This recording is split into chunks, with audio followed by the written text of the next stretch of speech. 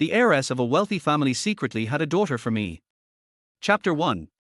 Island of Villains. Only the most ruthless criminals are locked on this island. There are no guards on the island. The surrounding waters are plagued by violent, towering waves and schools of man-eating sharks. To escape from this island, one either gets slammed into the rocks by the waves, becoming a pile of meat, or becomes shark food. Xiaofei is only 23 years old. 5 years ago, he was framed and, in a haze, falsely accused of assaulting the eldest daughter of the Fang family. As a result, he was thrown onto this island, a place for the most notorious criminals. He initially thought he would die for sure, but after arriving on the island, he accidentally found a rare book, the Heavenly Secret Manual. This book not only greatly enhanced his combat abilities but also taught him exceptional medical skills. He survived by using his medical expertise. As for now, he has subdued all the criminals and become the king of the island of villains. Once the world's top billionaire, Brown, hunched his back, a massive tumor on his neck, cautiously approaching. "Master Yi, please, can you completely cure my illness? It's so painful. Sign this document, and I'll cure your cancer completely." Xiaofei tossed him a piece of sharkskin. It was a stock transfer document, transferring all of his shares. These shares were worth hundreds of billions. Old Brown's mouth twitched, but he signed without hesitation. After all, no one could leave the island, and this paper was worthless, just a scrap of paper. Xiaofei took it, waved his hand, and a few fishbone needles had already pierced the pressure points near Brown's neck. The tumor shrank visibly, until it eventually turned into a dried-up skin. "My God! It's really gone!" Old Brown exclaimed, excitedly. Hearing the commotion, others rushed over. When they saw Brown's condition, they were all ecstatic, then burst into cheers, crowding around Xiaofei. On this island, everyone had various ailments. Xiaofei usually treated the symptoms, not the cause, but today he was merciful, curing Old Brown completely. Hans, a hulking figure, pushed through the crowd and handed Xiaofei a ring. This is the ring of the Storm Mercenary Group's leader, made from special materials, unique in the world. With this ring, you can command all 3,000 of our mercenaries. Xiaofei nodded in satisfaction. A few more needles, and the problems were solved. One by one, Xiaofei treated everyone. They all gladly gave him their most valuable possessions. They all thought the same thing: what they gave Xiaofei was just an empty check, useful only outside. However, no one had left the island in decades. The priority was to cure their ailments and live a few more years. These villains were either top billionaires or world-class elites in various industries. Their wealth and resources were beyond imagination, and their influence stretched across the globe. A ship's whistle sounded from afar. Xiaofei gathered his things, packed them into a sharkskin bag, stretched lazily, and glanced over the faces of the crowd. Then he mischievously winked and said, "Goodbye, everyone. I'm leaving." Without waiting for a response, he soared into the air and jumped off the cliff. "Master Yi!" Everyone screamed in shock, rushing to the cliff's edge. Xiaofei, with his hands behind his back, walked on the waves, growing farther and farther away.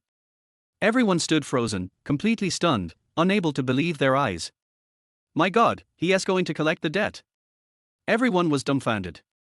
An hour later, Xiaofei had swum up to a cruise ship.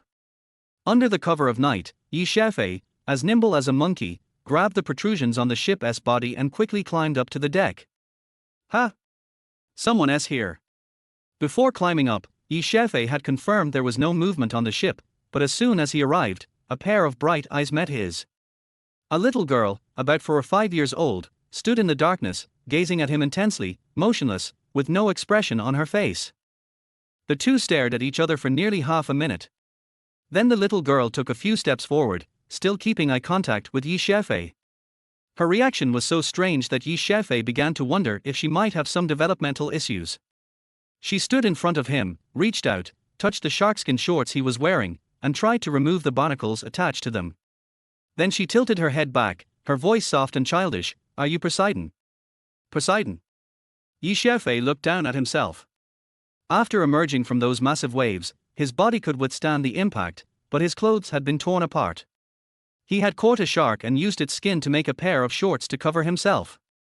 Over the past 2 days in the sea, the shorts had barnacles stuck to them. Xiaofei couldn't help but laugh and said, "You're right. I am Poseidon. The little girl's eyes sparkled. Then are you my daddy? Daddy. Xiaofei was dumbfounded. What was going on? The little girl tilted her head back even further and said, Mommy said that daddy is Poseidon, and he'll come from the sea to find me. Mommy didn't lie to me. You really came. The little girl spoke with an unexpected maturity for her age, her face serious, a bit too clever for her years. Xiaofei couldn't help but smile. It was clear that her mother had told her a fairy tale, and the little girl believed it wholeheartedly. But Xiaofei had to admit, the little girl was as delicate and flawless as a porcelain doll. He couldn't help but feel fond of her. At that moment, he didn't want to shatter her fantasy. He gently patted her head and smiled. What's your name? The little girl chirped, I'm Fang. Xiaofei nodded approvingly. Fang, that's a beautiful name. Mommy! A voice cried urgently, and a woman hurriedly ran toward them. Xiaofei's gaze met the woman's, wondering what kind of woman could have such an adorable daughter. The woman appeared to be about 25 or 26 years old, wearing an evening gown. Her exquisite face could be described as world-class beauty. Xiaofei's eyes nearly popped out. It was Fang Yunshu. It was her. Chapter 2, A Daughter I Didn't Expect. 5 years ago, Xiaofei had just taken the college entrance exam. On his 18th birthday, he went out to celebrate with a few high school classmates and ended up drinking too much. The next morning, when he woke up, he found a naked beauty lying next to him, and the bed was a complete mess. Xiaofei was utterly confused. The only thing he remembered was that his classmates had kept pouring him drinks. Later, he followed the class beauty, who he secretly admired, out of the party. But now, the person lying next to him wasn't the class beauty, but a completely unfamiliar woman. He clearly remembered the angry and humiliated look on the woman's face at that time. Xiaofei would never forget it. When he was captured by the Fang family, he learned that the woman was actually Fang Yunshu, the eldest daughter of the Fang family. The Fang family grabbed him and directly threw him onto that island of villains. Over the years, Xiaofei kept thinking about it and felt that the whole incident was too strange, as if he had been set up. His first goal after returning was to get to the bottom of what happened that year. But what he didn't expect was that he was sent to the island because of Fang Yunshu, and the first person he met after returning from the island was also Fang Yunshu. Let go of my daughter. Fang Yunshu stopped about 3 meters away from Xiaofei, her voice filled with intense fear and anger. Xiaofei quickly let go of Fang, giving Fang Yunshu an awkward smile, not knowing what to say. Fang ran towards Fang Yunshu, who immediately hugged her and stepped back a few paces. Fang turned her head and pointed her small, fair hand at Xiaofei, saying, Mom. This is Daddy. Poseidon Daddy came to find me. Xiaofei stood up and scratched his head. Long time no see. You already have a daughter. Fang Yunshu froze, staring intently at Xiaofei. Her eyes initially showed doubt, which suddenly turned into intense anger and then into a cold, icy glare. I don't know you. With those words, Fang Yunshu immediately turned and walked away, hugging her daughter. Daddy. I want Daddy. Fang stretched out her little arms, shouting loudly. Fang Yunshu gritted her teeth and snapped, He's not your daddy. He's a bastard. A thug. Fang pursed her small lips and said, No. He is Daddy. You said Daddy is Poseidon, he will come from the sea to find me, and he came from the sea. Fang Yunshu's footsteps halted, her anger intensifying. I lied to you. No. He is Daddy. Fang Linger's voice, though childish, carried an undeniable determination. I said he's not. Fang Yunshu shouted angrily. Fang fell silent, lying on her mother's shoulder, but her gaze remained fixed on Xiaofei, her expression full of unspoken stubbornness. Facing Fang gaze, Xiaofei felt a strange, indescribable discomfort in his heart. Yunshu, who is this guy? A man approached with 2 bodyguards, his face dark with anger. I don't know him, Fang Yunshu coldly replied. That's Daddy. Fang pointed at Xiaofei with a proud tone, Daddy came to find me and Mommy. You don't need to bother Mommy anymore. The man roared in fury, Yunshu, what does this mean? Wang Yuchan, do I need to explain to you? Fang Yunshu coldly tossed the words over her shoulder as she entered the cabin with Fang Wang Yuqiang walked directly up to Xiaofei, looking down at him arrogantly. Kid, I don't care who you are, but you'd better not appear in front of Fang Yunshu again. Yi Xiaofei narrowed his eyes, leisurely replying, are you threatening me? Wang Yuqiang sneered, what are you? Do I need to threaten you? If you're smart, stay as far away from her as possible. Yi Xiaofei's lips curled into a smile. What if I don't? No. Wang Yuqiang sized him up, then his eyes widened as he viciously spat, then I'll throw you into the sea to feed the sharks. All right. Yi Xiaofei grinned, suddenly reaching out and grabbing Wang Yuqiang by the collar. Lifting him up effortlessly, he found that Wang Yuqiang, weighing around 160 pounds, felt as light as a leaf in his grip. Let go of me. Or I'll kill you. Wang Yuqiang struggled and roared in anger. Yi Xiaofei's smile grew wider, and in one swift movement, he stepped toward the ship's edge. With one hand, he hoisted Wang Yuqiang over the side and said with a grin, you said you'd throw me into the sea to feed the sharks, right? Well, I'll throw you first. The surrounding darkness only allowed the sound of waves to be heard. Wang Yuqiang immediately screamed, no. Don't throw me in. Yi Xiaofei's smile was devilish. Do you think I want tea? Bold. The bodyguards shouted. Let go of young Master Wang. The two bodyguards rushed toward him in panic. But their movements were too slow. By the time they reached him, Yi Xiaofei had already shaken his hand, throwing Wang Yuqiang into the sea. Arr! Wang Yuqiang screamed in mid-air before crashing heavily into the water. Help! Help! Struggling in the water, Wang Yuqiang shouted hoarsely. The bodyguards stood frozen, completely stunned. They never expected this unknown person to actually throw Wang Yuqiang into the sea. They rushed toward the water to rescue him. Yi Xiaofei patted his hands and walked into the cabin. On the island of villains, he faced ruthless individuals, and showing mercy to enemies was tantamount to being cruel to oneself. No mercy was allowed. In Fang Yunshu's cabin, both mother and daughter sat on the bed, silent. Fang Yunshu gritted her teeth, her fists clenched so tightly that her nails dug deep into her palms, yet she couldn't feel any pain. That night 5 years ago had been the greatest pain and humiliation of her life. Over the years, she had tried to forget, but Fang Linger's existence kept reopening the wound in her heart. And now, Yi Xiaofei had appeared again, as if stabbing another knife into that wound. The hardest part for Fang Yunshu to accept was that her daughter, usually so withdrawn and reluctant to speak to anyone, now her large eyes sparkled with a rare light. This was the first time she'd seen that bastard, and not only was Fang Linger not withdrawn, but she had directly recognized him as her father. Fang Yunshu's teeth ground together, her anger boiling. Was there no justice in this world? Chapter 3, The Devilish Little Girl. Yi Xiaofei's appearance easily attracted attention, so he skillfully avoided other people and, using the lingering scent of Fang Linger in the air, quickly found her room. After spending so long on the island of villains, he felt that nothing in this world could bother him anymore.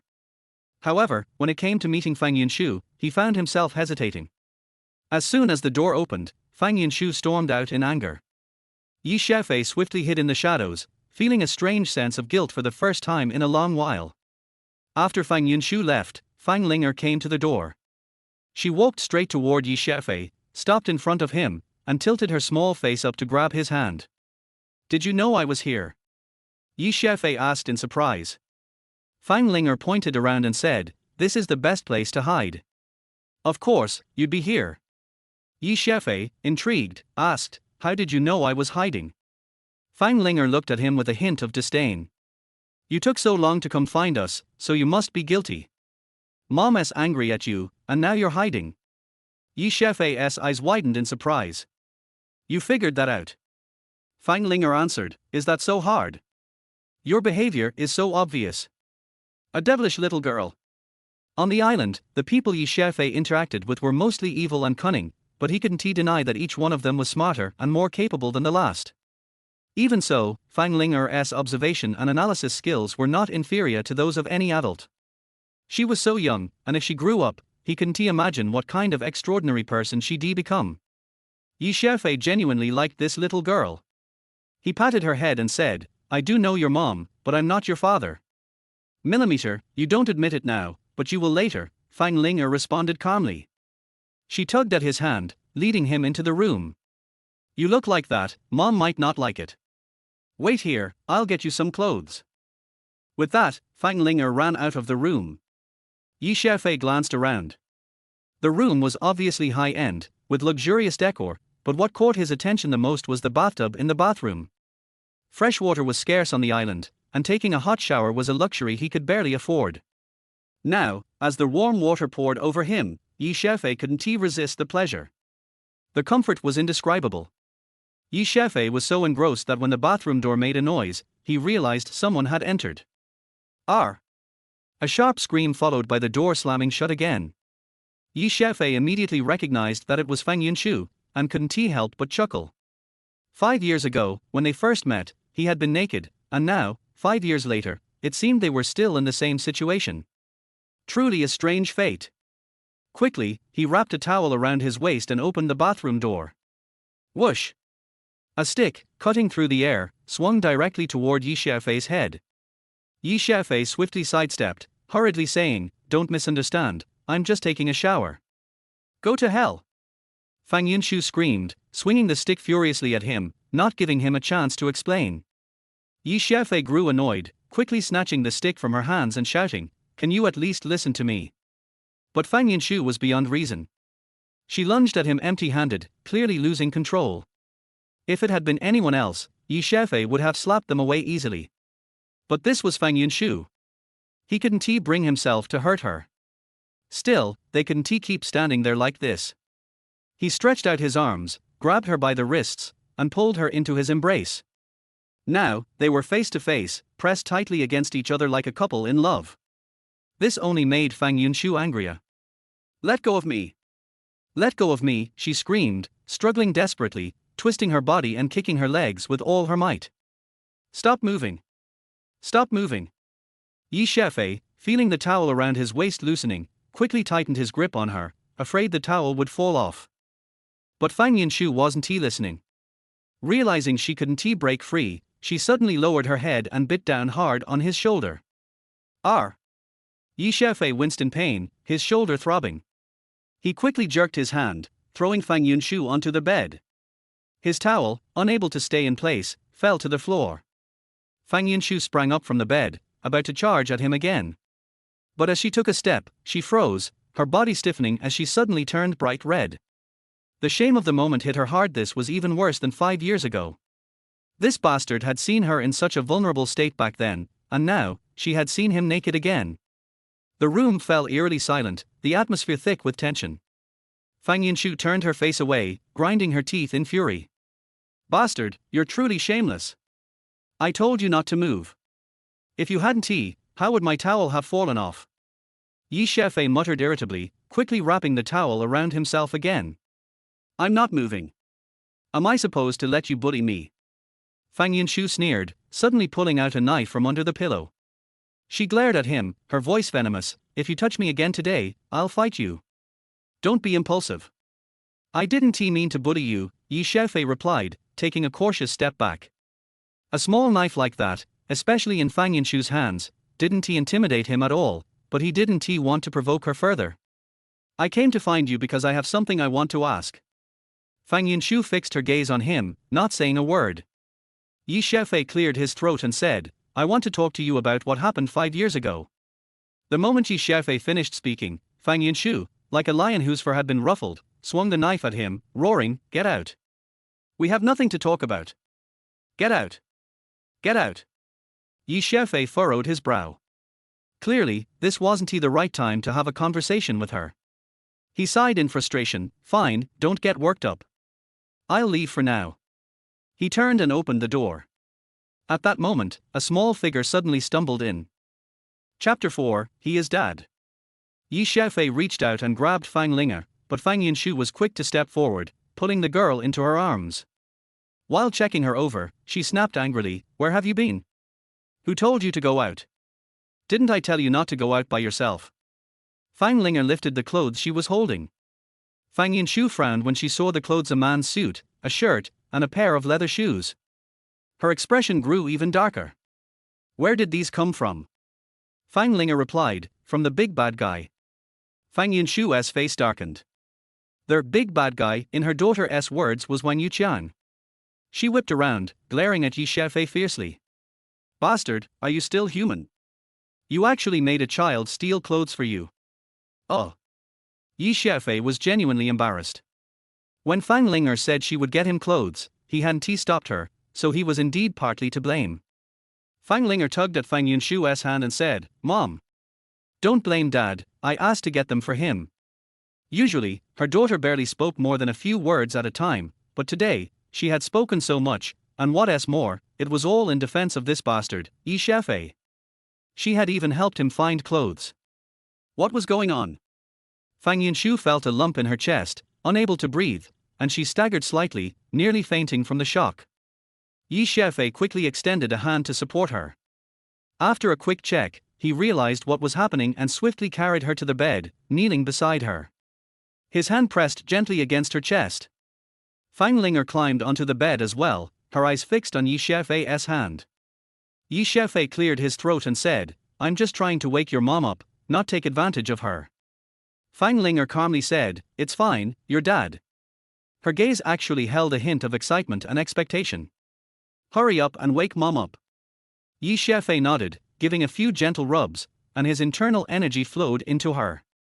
For him, this was nothing serious.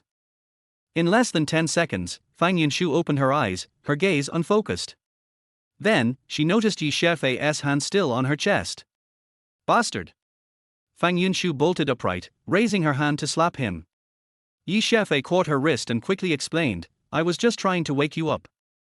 Your daughter can vouch for me." "Yes." Fang Linger nodded vigorously, excitedly saying, "Daddy is amazing. A few rubs and you woke up." "Rub. Go to hell." Fang Yunshu's attention was fixed on that one word. Her legs kicked out toward Xiaofei's lower body. Xiaofei sensed the danger, quickly leaping out of the way and grabbing the clothes on the floor before dashing out of the room. Now was not the time to argue with Fang Yunshu. Behind him, there was a muffled sound as if Fang Yunshu had thrown something at the door. "This woman really has a temper," Xiaofei muttered, rolling his eyes. Inside the room, Fang Yunshu was panting, her teeth grinding with rage. Turning to her daughter, she hissed, "Stay away from that bastard. Don't talk to him anymore." Fang Linger replied cheerfully, "Yes, Dad." "No. He is not your father." Fang Yunshu's voice became sharp and shrill. Fang Linger, stubborn, retorted, "You said Dad was the sea god, he came from the sea, so he must be the sea god." Fang Yunshu's anger intensified. Her daughter had always been envious of other kids with fathers. She had said that to let Fang Linger have some hope, but now this bastard, Xiaofei, had appeared in her daughter's life in this way. It was utterly heartbreaking. Taking a deep breath, Fang Yunshu suppressed her fury and softly said, "I lied to you. Your father died a long time ago." "No. You're the one lying now," Fang Linger said, her gaze firm with conviction. Suddenly, her phone rang. Fang Yunshu glanced at the screen and was shocked. She quickly said, "We'll talk about this later. I have something important to do right now. Stay in the room and don't wander off." Fang Linger nodded calmly, her expression unchanging. Fang Yunshu suddenly realized how much her daughter had changed today. She had spoken so much, and her eyes had a spark in them. If this had happened an hour ago, Fang Yunshu would have been overjoyed. But now, thinking about the fact that all these changes had come from Xiaofei, her emotions became a mix of anger and resentment. All the joy she had felt was now diminished. After changing into her clothes, Fang Yunshu hurried to the cruise ship's restaurant. A bodyguard escorted her to a table where several middle-aged foreign men with blonde hair and blue eyes were seated. Fang Yunshu quickly apologized, "Mr. Paul. I'm so sorry for being late." Paul smiled faintly and said, "If I were waiting for someone else, I would be angry, but if it's someone as beautiful as Miss Fang, waiting a little longer is no problem at all." Fang Yunshu sighed in relief, her face breaking into a smile. "Thank you for your understanding, Mr. Paul." Paul gestured for her to sit, and Fang Yunshu sat across from him. This trip to the cruise was twofold for Fang Yunshu. One reason was to spend time with her daughter, but the more important goal was to meet Paul. Since giving birth to Fang Linger and having a child out of wedlock, her status in the Fang family had plummeted, and she had been marginalized more and more. If she couldn't secure a business deal with Paul, her position in the family company would become even more unstable. She had managed to get this meeting with Paul, and today, she had to make this deal happen. Miss Fang, I've gone over your proposal. It seems mostly fine, and I'm interested, but. Paul paused, and Fang Yunshu quickly asked, Mr. Paul, if you have any requests, please feel free to ask. Paul closed the proposal and looked directly at her. I've heard that the eldest daughter of the Fang family is breathtakingly beautiful, and now I see that the rumors were true. I'm quite taken with you, Miss Fang. It's a long night, and if you could join me in my room for a private conversation, then this partnership is definitely a done deal. Fang Yunshu's smile froze. Mr. Paul, does that mean if I don't agree, the deal won't go through? Paul smiled faintly and nodded. Chapter 5, Humiliation. Fang Yunshu clenched her fists, the overwhelming humiliation pressing against her chest, almost causing her to faint once again. She had once been the pride of the heavens, the eldest daughter of the Fang family, surrounded by countless affections. She should have been treated with respect by the Fang family her entire life, eventually marrying an excellent man. However, ever since that night 5 years ago, the course of her life had completely changed. She had been forced to endure things she never imagined, and now she found herself in a situation where she was being coerced into compromising her dignity. Paul smiled slightly and said, Miss Fang, from what I know, you already have a child. A romantic night should not be too difficult for you, right? Taking a deep breath, Fang Yunshu forced a smile and said, I'm sorry, Mr. Paul. I have my own principles. I cannot bring myself to sell myself. You can propose other conditions, Mr. Paul. Miss Fang, Paul's tone grew more casual. To be honest, the only reason I'm interested in this partnership is because of you. If you don't agree, his eyes began to wander over Fang Yunshu's body slowly as he continued, then tell me, besides your personal advantage, what other advantages do you have that would make you stand out from other companies? Fang Yunshu clenched her teeth, her fists tightening. She really wanted to just walk out, but this opportunity was too rare. If she missed it, it might never come again. It was truly a situation where staying or leaving was both difficult. Suddenly, a voice rang out from behind her. Why are you still cooperating with trash like him? Fang Yunshu turned sharply to see Xiaofei standing there, dressed in a suit, with a sneer on his face. Are you insulting me? Paul's face darkened immediately. Xiaofei narrowed his eyes and said, Insult you?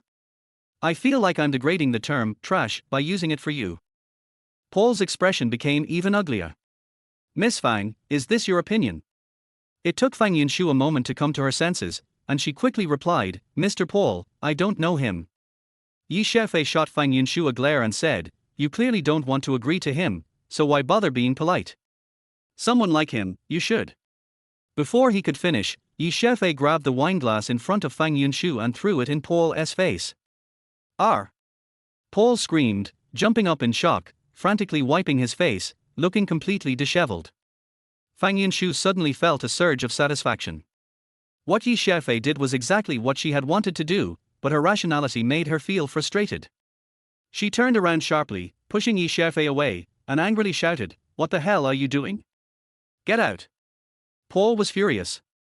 Kid, you've pissed me off. Fang Yunshu, you better give me a good explanation. All right, I will, Fang Yunshu replied quickly. Mr. Paul, please go clean yourself up. I'll talk to you later. She grabbed Xiaofei's arm and forcibly dragged him out of the restaurant. At the secluded side of the ship's deck, Fang Yunshu roared in anger, Xiaofei, what exactly are you trying to do? You ruined my life 5 years ago, and now you want to do it again. Xiaofei smiled and said, How did I ruin you? I'm helping you.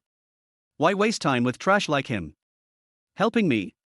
Do you know how important this cooperation is to me?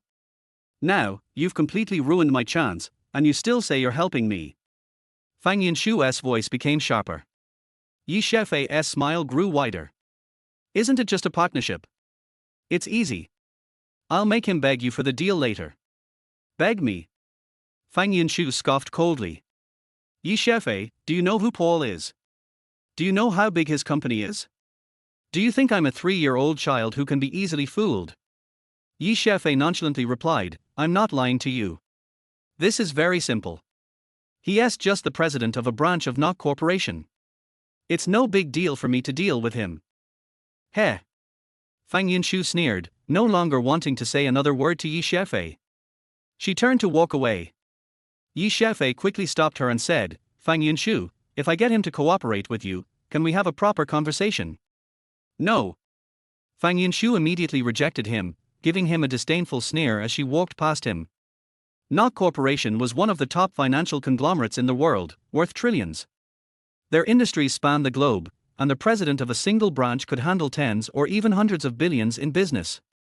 Paul's position was one that would make even local magnates scramble to flatter him. Xiaofei was talking about making him beg her?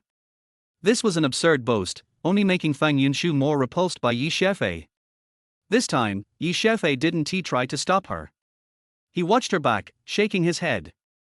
It seemed that unless he actually took action, there was no way for Fang Yunshu to have a serious conversation with him. Back in his room, Paul took a shower, but the anger inside him hadn't subsided. After pouring a glass of wine, there was a knock at the door. It had to be Fang Yunshu. He didn't believe for a second that she would dare to not show up. He slowly walked over to open the door, but to his surprise, it was Xiaofei standing there. Paul's face immediately darkened, and he angrily shouted, "Who told you to come here? Get lost." Xiaofei casually waved his finger and squinted. "Little Paul, talking to the biggest shareholder of your company like that is rather rude, don't you think?" Paul sized him up, sneering. "Biggest shareholder? Don't talk to me like I don't know every shareholder in the consortium. I know even their families. Who do you think you are?" His eyes widened again, and he scowled. "Kid, you should be grateful I didn't come after you. Now, before I lose my temper, get the hell out of here." Xiaofei slowly replied, "Is that so? Do you know Old Brown?" "Old Brown?" Paul exclaimed. "You mean our former chairman? Who are you to him?" Xiaofei casually sat down on the couch, pouring himself a glass of wine. He took a sip and relaxed, saying, "Call him now, and you'll understand." "All right, wait here," Paul said, now slightly unsure. He started to wonder if Xiaofei was a secret son of Old Brown. He had heard Old Brown was quite a ladies' man in his day. Paul retreated into the suite to make the call. After a few minutes, he returned and handed the phone to Xiaofei. "Mr. Brown wants you to speak with him." "Who are you?" came a cold voice from the phone. "You don't need to know who I am," Xiaofei replied casually. "Just know that your father gave me his shares." "He gave you his shares? Are you joking?" The voice on the other end of the line roared in anger. "Do you know how serious the consequences of that statement are?" Xiaofei took another sip of wine and said, "You don't have to believe me, but your father's shares are locked in safe number 96 at the bank. Haven't you always wanted to open it?" The line was silent for a moment before a shocked voice came from the other end. "You know about that safe? Can you open it?" Xiaofei chuckled softly and asked, "What do you think?" There was a long pause on the other end. When the voice finally returned, it was much more subdued. "What do you want?" Xiaofei smiled and said, "What I want will be discussed later.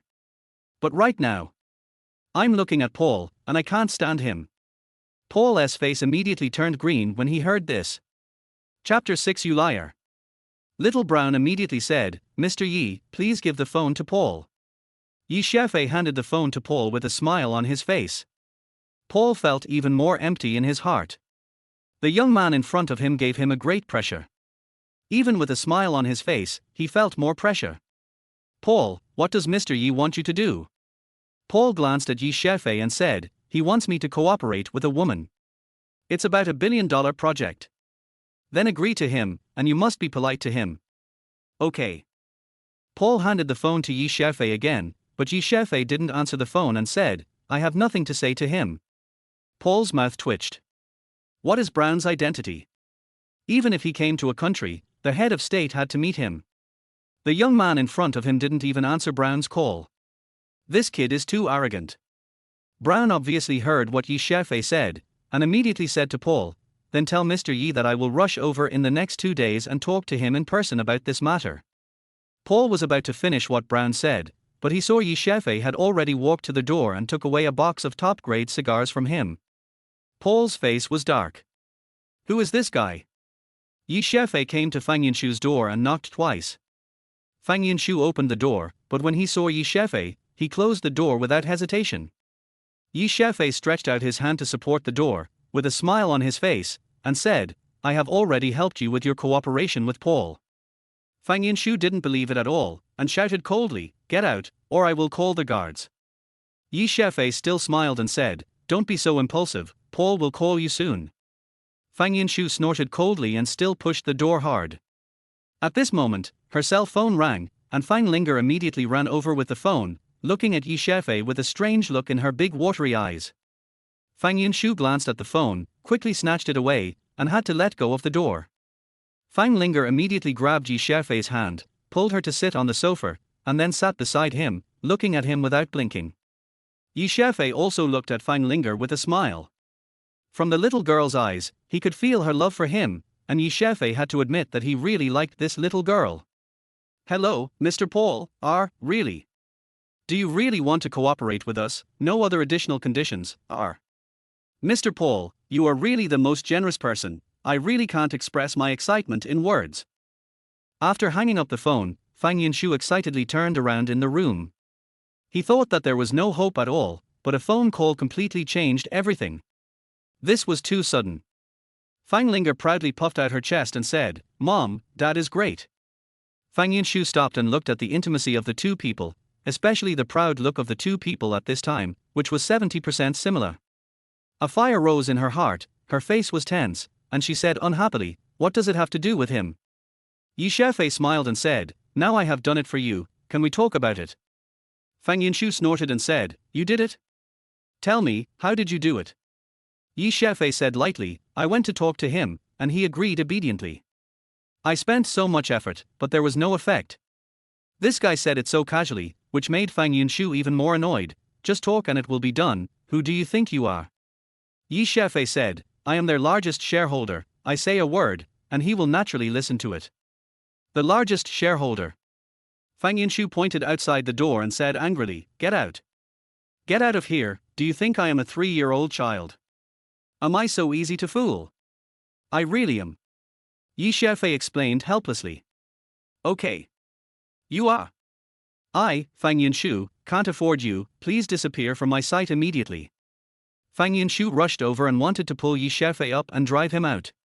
But she was too excited and ignored her feet. She tripped over the edge of the carpet and fell down. Her forehead was right in front of the corner of the table. If she hit it, she would have a bloody head. Fang Yinshu screamed out in surprise, but the next second, she felt a strong force pulling her off course. Her body seemed to be weightless, and she circled in the air and fell into a soft embrace. At the critical moment, Yi Xiaofei reached out and grabbed Fang Yinshu, but with a little more force, he pulled her into his arms. Fang Yinshu's body was so soft, and it was indescribably comfortable to hold her in his arms, especially the feeling in his hands. "Damn it!" Yi Xiaofei was startled and quickly let go of his hand. Although this place was a place men liked, it was definitely not a place he should touch now. But it was too late. Fang Yinshu jumped up suddenly, "Asshole," roared, and slapped Yi Xiaofei in the face. Yi Xiaofei quickly grabbed Fang Yinshu's wrist and said, "Hey, this is a misunderstanding. You fell just now and I helped you up. Go to hell." Fang Yinshu was like a mad little female leopard, and the rest of her punches and kicks were also aimed at Yi Xiaofei. Yi Xiaofei had no choice but to leave Fang Yinshu and slip away. This was obviously not a good time to communicate with Fang Yinshu. Fang Yinshu sat on the sofa, her chest heaving up and down with anger. She also knew that it was an accident just now.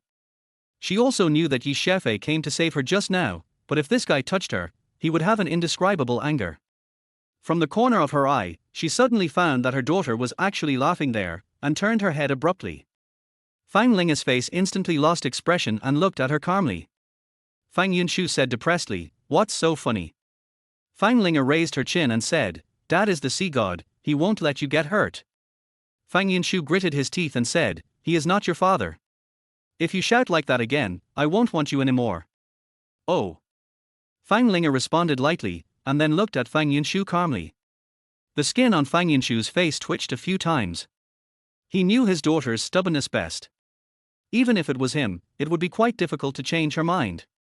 How could this be so coincidental? He just made up a fairy tale to let his daughter have an illusion, so he said that her father was the sea god, but Yi Xiaofei, the bastard father, actually appeared in that appearance. Kankai, Duddy, has my mouth been blessed? If it is so effective, I should make more wishes when I am fine. Fang Linga pulled Fang Yunshu's hand and said, Mom, I'm hungry. I want to go to the buffet. Okay.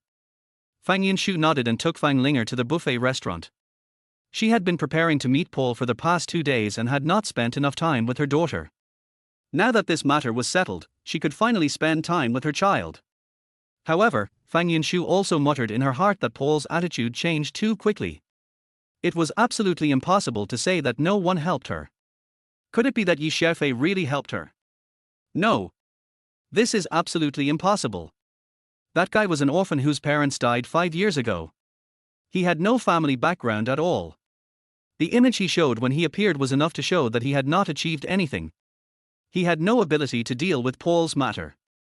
This guy must have secretly followed Paul, and then heard Paul's phone call or something, and knew that he wanted to cooperate with me. Maybe he can also know who helped me. If I meet him again, I have to ask him. Several people came up to greet Fang Yunshu.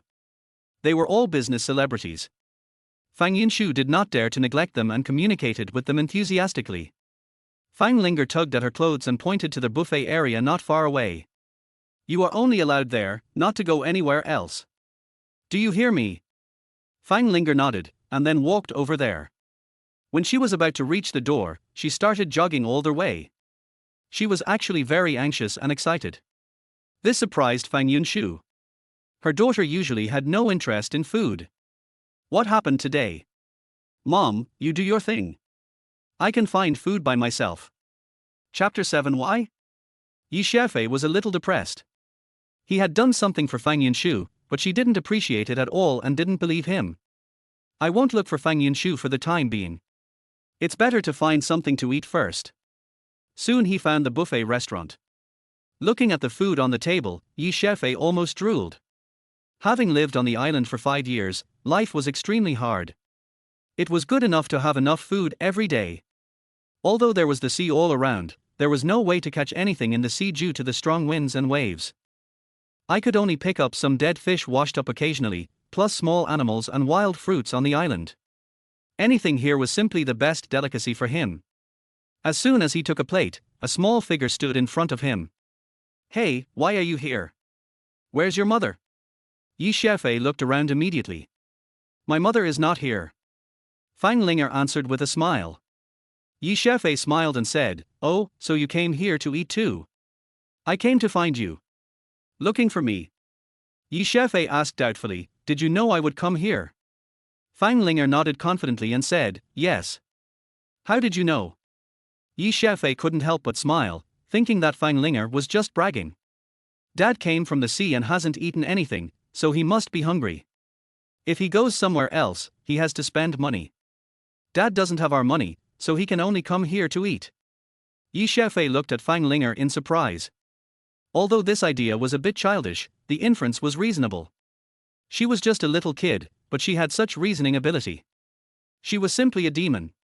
You are so smart. Xiaofei couldn't help but praise her. Fang Linger pouted and looked a little disdainful, saying, This is very simple. Har. This little girl is quite arrogant.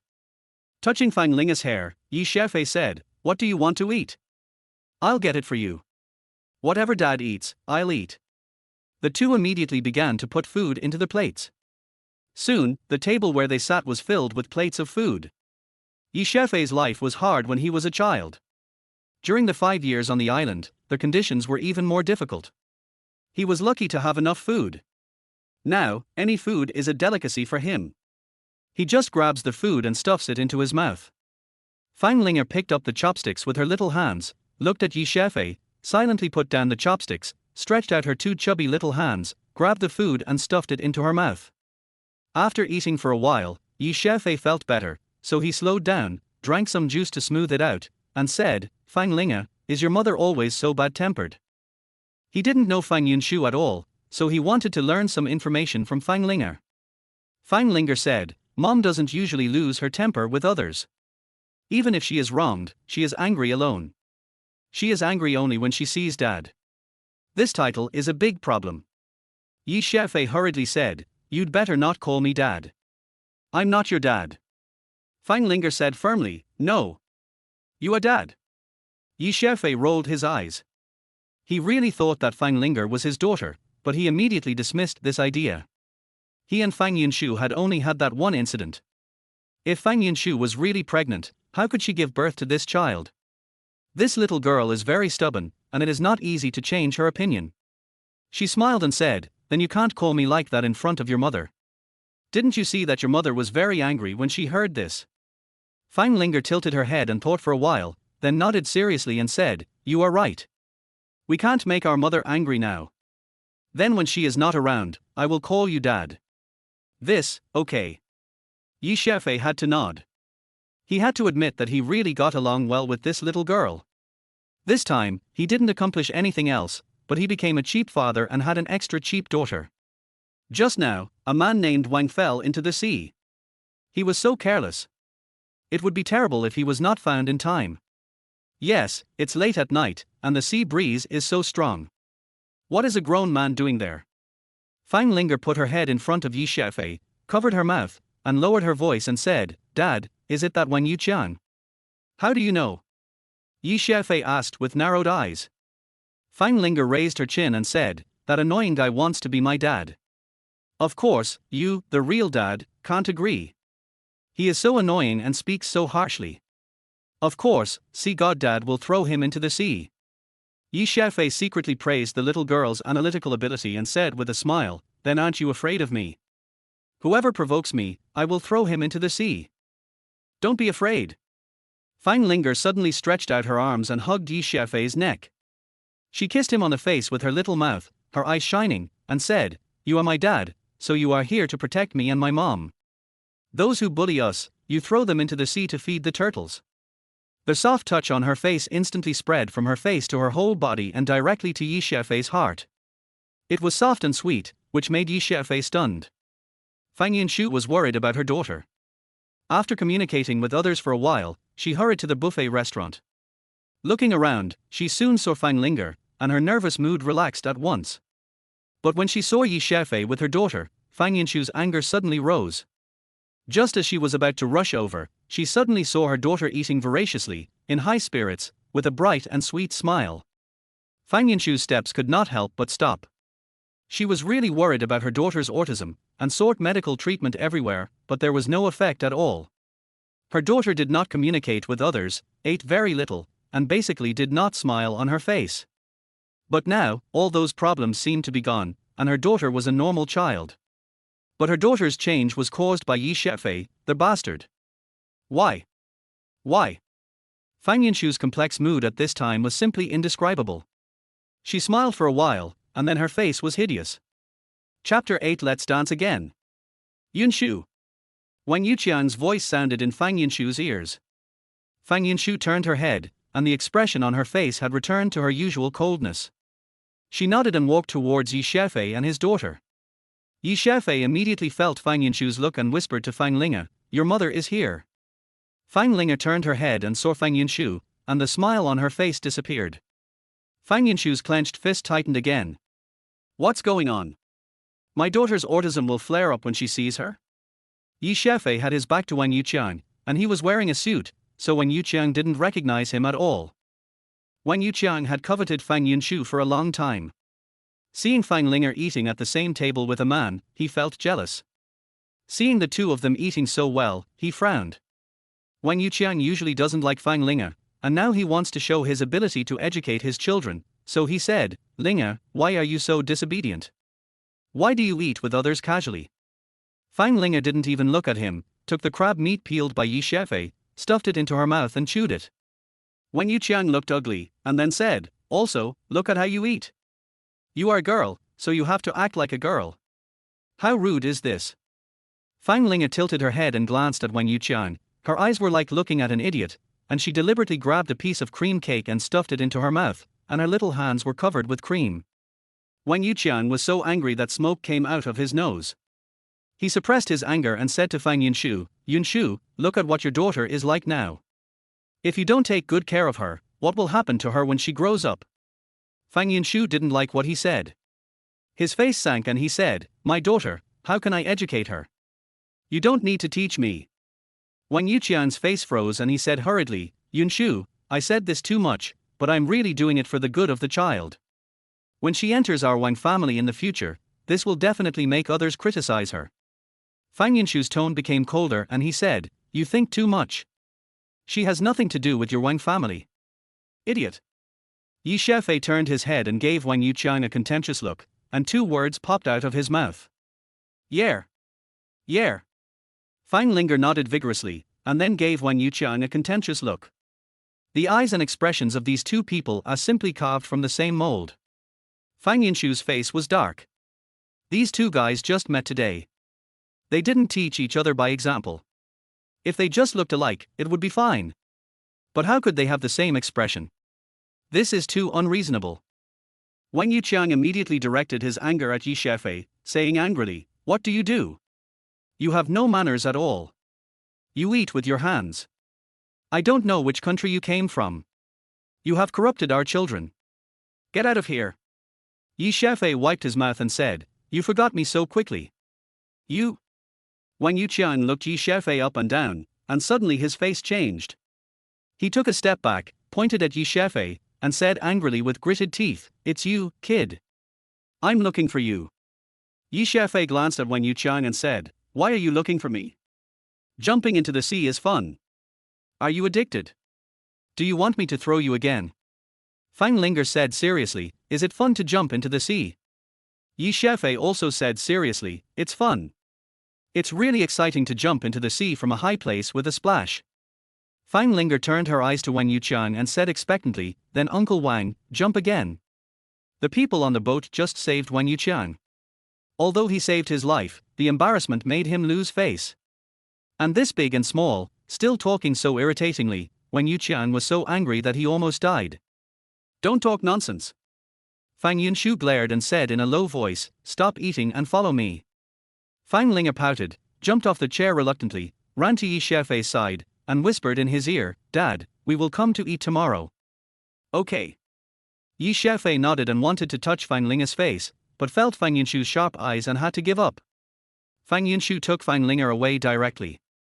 Wang Yuqiang stared at Xiaofei, watching Xiaofei eating leisurely, and was even more angry. He said hatefully, "Boy, do you think I can't deal with you?" Xiaofei said lightly, "If you are not convinced, just look for me, but I remind you that no matter how you want to deal with me, I will definitely treat you the same way." "Are you threatening me?" Wang Yuqiang sneered disdainfully. Xiaofei said, "I'm too lazy to threaten you with a fellow like you. I'm just reminding you." Wang Yuqiang really wanted to kill this guy directly, but his Wang family's power on the cruise ship could not reach out, so he had to grit his teeth and said, "Okay, you can be arrogant on this cruise ship. When we get to the shore, I will let you know how serious the consequences of offending me are.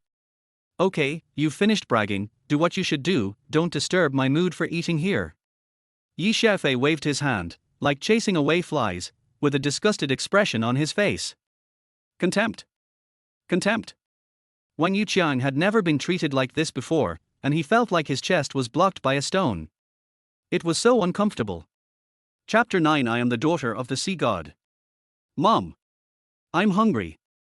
Early in the morning, Fang Linger got dressed. Her little face was tense, but there was already an excitement in her eyes that could not be hidden. Fang Yunshu's mouth twitched slightly. This girl clearly wanted to find Xiaofei. With a gloomy face, Fang Yunshu said, "No, eat in the room today, and don't go anywhere." The excitement in Fang Linger's eyes disappeared instantly. She went directly to the bed, leaned on the window, and looked out the window. Fang Yunshu frowned, and finally made up his mind. How could a bastard like Xiaofei be qualified to be a father? But on this day, Fang Linger didn't say a word, and was as autistic as usual, which made Fang Yunshu feel distressed. A little after 4 o'clock in the afternoon, Fang Yunshu asked Paul to meet in the coffee shop. She was still unsure about this matter. Before going out, she repeatedly warned and told Fang Linger not to go out. But Fang Yunshu read a kind of excitement in her daughter's eyes. This girl obviously wanted to sneak out. So before going out, she locked the door directly to prevent her daughter from going out to find Xiaofei again. In the coffee shop, Fang Yunshu met Paul. Paul's attitude was completely different from before. He was no longer proud, but rather very humble. "Ms. Fang, don't worry about the cooperation. When we get to Ningchen, we will sign a specific contract." Thank you, Mr. Paul. After receiving Paul's personal promise, Fang Yunshu finally felt relieved. After hesitating for a moment, he said, Mr. Paul, can I ask what made you change your attitude? Paul's mouth twitched, anger flashed across his face, and then he laughed dryly and said, Ms. Fang is so capable. I think cooperating with you must be a win-win situation, so I cooperate with you. Is that it? Fang Yunshu obviously didn't believe it, especially Paul's expression, which clearly had a hidden story. Paul suddenly smiled and said, Of course it is this. This is purely a change of my personal opinion. Miss Fang is a mother who works so hard and does not give up her dignity for the sake of profit. I admire her very much. I really appreciate Miss Fang and am willing to cooperate with you. Yesterday, he made Yi Xiaofei suffer a lot and lost face. He has always hated Yi Xiaofei. Yi Xiaofei worked for Fang Yunshu and wanted to please Fang Yunshu, but he didn't say it, so that Fang Yunshu would not remember Yi Xiaofei's benefits. Especially Yi Xiaofei's identity has not been truly confirmed yet, and Old Brown has only one son, Little Brown. Even if the equity is transferred, it must be given to Little Brown. He doesn't believe that Yi Xiaofei will become the largest shareholder of the consortium. Fang Yunshu never thought that Paul was still trying to harm Yi Xiaofei, and Paul was so honest that she had to believe him. She was moved and said, Mr. Paul, I promise you that I will do my best to make our cooperation a success. Paul gave a thumbs up and said, with Miss Fang's ability and character, I believe it will be a success. Fang Yunshu and Paul separated and met Yi Xiaofei. Yi Xiaofei smiled and said, You went to see Paul, now you should believe that I helped you, can we have a good chat? Humph, shameless. Fang Yunshu glared at Yi Xiaofei fiercely and walked past him directly. Yi Xiaofei hurriedly followed and said, Hey, you are too rude. I help you, but you don't even ask me to thank you. I just want to chat with you, but you can't. You help me. Fang Yunshu's eyes were full of disdain, and he said, I'm so easy to deceive. Get out of here. Watching Fang Yunshu leave, Yi Xiaofei couldn't help but roll his eyes. This Fang Yunshu was really unreasonable. Dad, I'm hungry. Fang Linger's crisp voice came from the side. Yi Xiaofei looked down and saw Fang Linger, touched her head, and said, Let's go eat. After getting a lot of food, the two began to eat. Before Yi Xiaofei asked, Fang Linger said, Dad, when will you come to pick me and Mom up? I don't like being at Grandma's house. Why don't you like it? Yi Xiaofei immediately followed her words and asked. Until now, Yi Xiaofei still couldn't figure out why Fang Yunshu ran into his room, and even if it was an accident, the Fang family didn't need to take him to the evil island to deal with him. Who are the people on the evil island? The worst ones are the big guys in a city, most of them are extremely evil. He is a young man who just graduated from high school, with no power or influence, and no background. Even if the Fang family buried him, there would not be any waves. What is there for the Fang family to do this? These are too unreasonable. From Fang Linger's mouth, he can learn about the Fang family. Fang Linger pouted and said, No one in my grandma's family likes me, they all hate me, and they always bully my mother. Oh? Why? Fang Linger said, Because I don't have a father.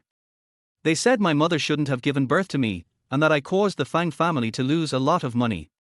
Yi Xiaofei asked, Then you haven't seen your father since you were a child? Of course I haven't seen him. Fang Linger pouted aggrievedly and said, I want to be with my father. Fang Yunshu must have had a child with a man before marriage, and then the man ran away. Fang Yunshu gave birth to Fang Linger for love, so the Fang family was unhappy. Fang Yunshu is beautiful and the eldest daughter of the Fang family. Which idiot let her get pregnant and then didn't want her?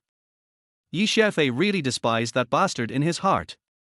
Fang Linger wiped her mouth and said, Hurry up and deal with Mom, or she won't let you take us away. This is a bit difficult.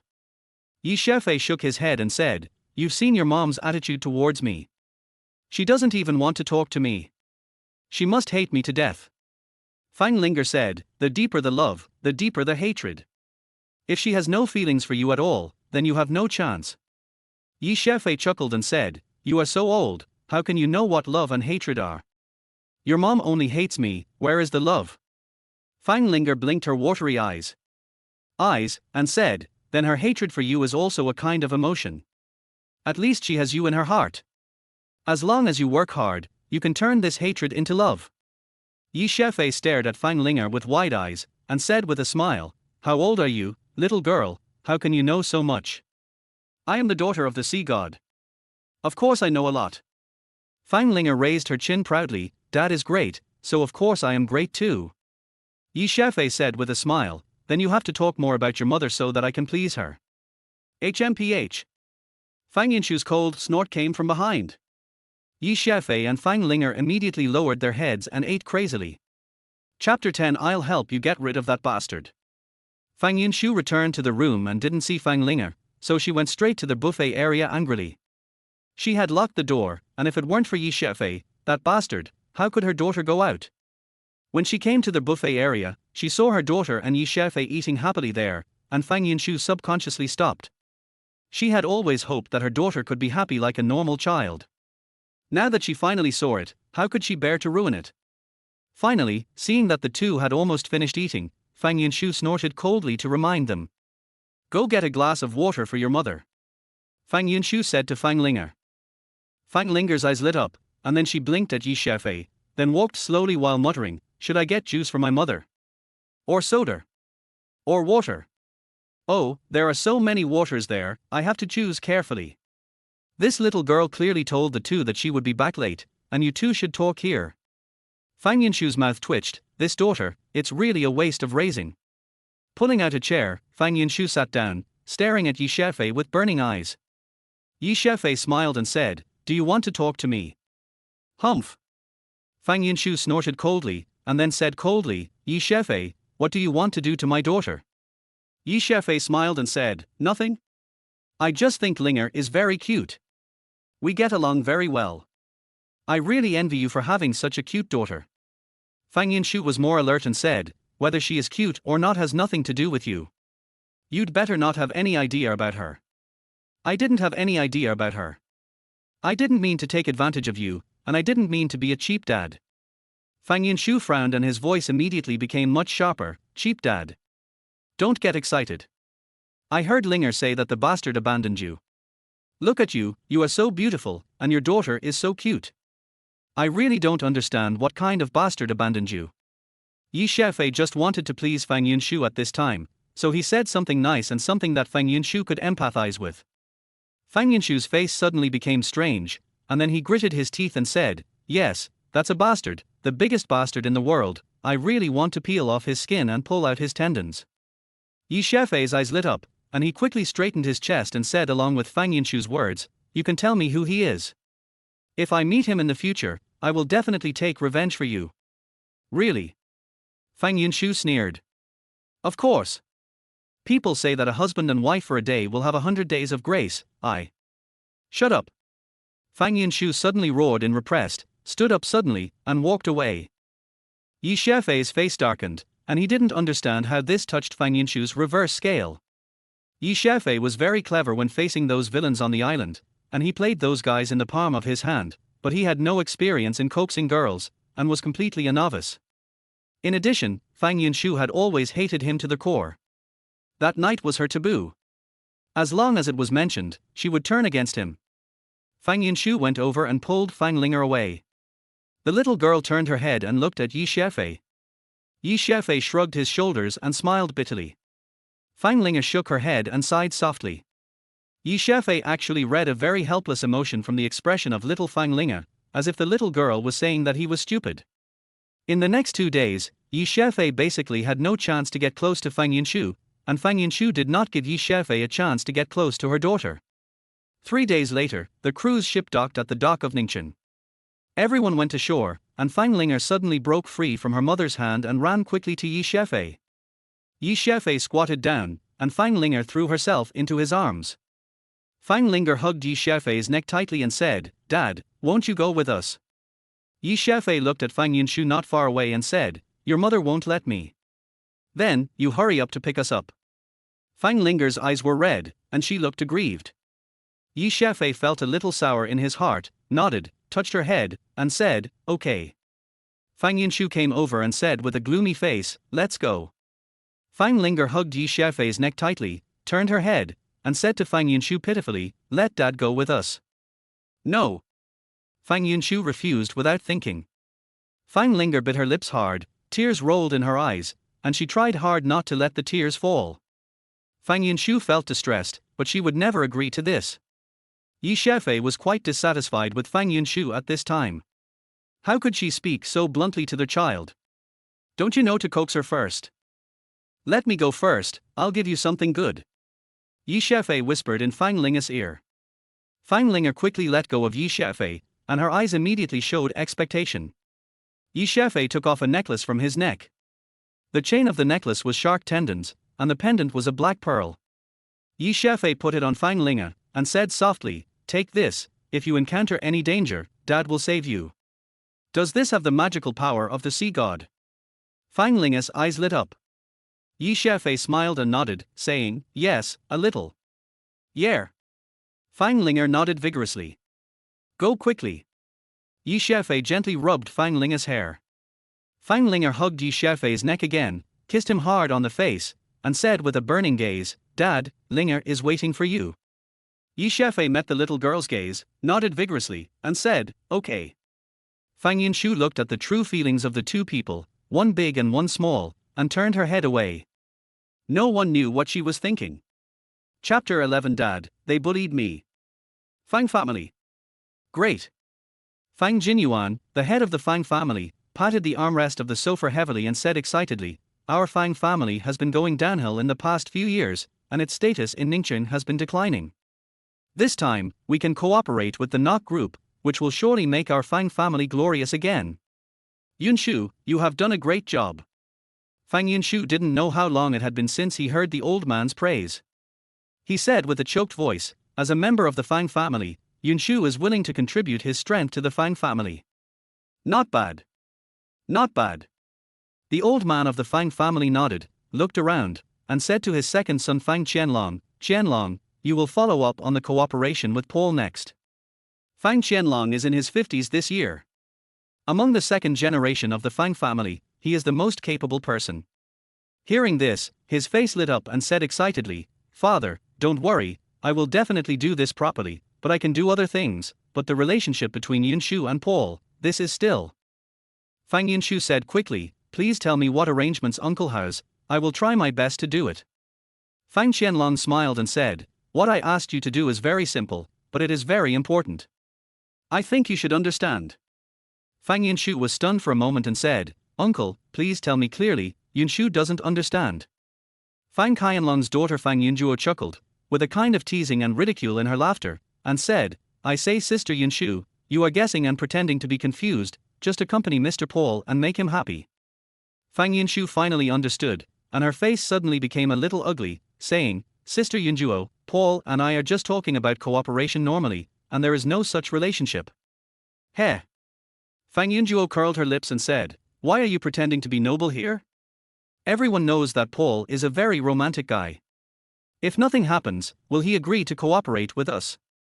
"Absolutely not." Fang Yunshu's voice was much higher, and his face was sharp. Fang Qianlong said worriedly, "If it didn't happen, then this matter is not so safe. Paul is clearly waiting for your response. If you don't take the initiative, then this promise will be ruined. Then you must accompany Paul today to ensure that everything is safe." Fang Yunshu clenched his fists and said, "Second uncle, I am also a member of the Fang family. Using this method, isn't it embarrassing for our Fang family?" Fang Yunjuo said disdainfully, "How dare you say it's embarrassing? You gave birth before marriage at the age of 20, and you have already embarrassed our Fang family. Now you are just making use of the waste. Why are you still being hypocritical here?" Fang Yunshu felt so uncomfortable because she couldn't get up or down. She negotiated a cooperation with Paul and made great contributions. It would be fine if others came back and reaped the fruits directly. In the end, she was asked to sell her body to accompany Paul. This was simply too much. After taking a deep breath, Fang Yunshu gritted his teeth and squeezed out a few words, "What if I don't agree?" The faces of the Fang family members all showed surprise, as if Fang Yunshu had made the most ridiculous request. Fang Qianlong snorted and said, "Yunshu, what have you brought to the Fang family over the years besides humiliation? Now there is an opportunity to make merit, why don't you take it?" "Such an opportunity, Fang Yunshu's eyes revealed an incomparable determination, "I don't want it." After taking a deep breath again, Fang Yunshu said, "Then there is nothing for me here, I'm leaving." Stop. Fang Qianlong glared and said, from now on, you must stay here, don't go anywhere, wait for Mr. Paul to come. That's right. Yunshu, don't mess around, this is such a good opportunity, you can't miss it. You are not a virgin, you have given birth to a bastard, what's wrong with sleeping with Mr. Paul for a few days? It's your honor for a withered flower to contribute to the Fang family in this way, don't be ungrateful. All kinds of accusatory words came from all directions. No one in the Fang family spoke for her. Everyone thought that it was natural for her to accompany Paul. If she didn't, it would be a great rebellion. Fang Yunshu's face was livid, and her hands were tightly clenched into fists, with her nails deeply piercing into the flesh of her palms. The old man of the Fang family waved his hand, and everyone immediately quieted down. He said lightly, Yunshu, I will help you contact Dr. Zhu in a few days. After saying that, the old man turned around and left without even looking at Fang Yunshu. In the past few years, Fang Yunshu has found many famous doctors for her daughter's illness, but none of them have any effect. Dr. Zhu is said to have very successful experience in this regard, but she can't get him.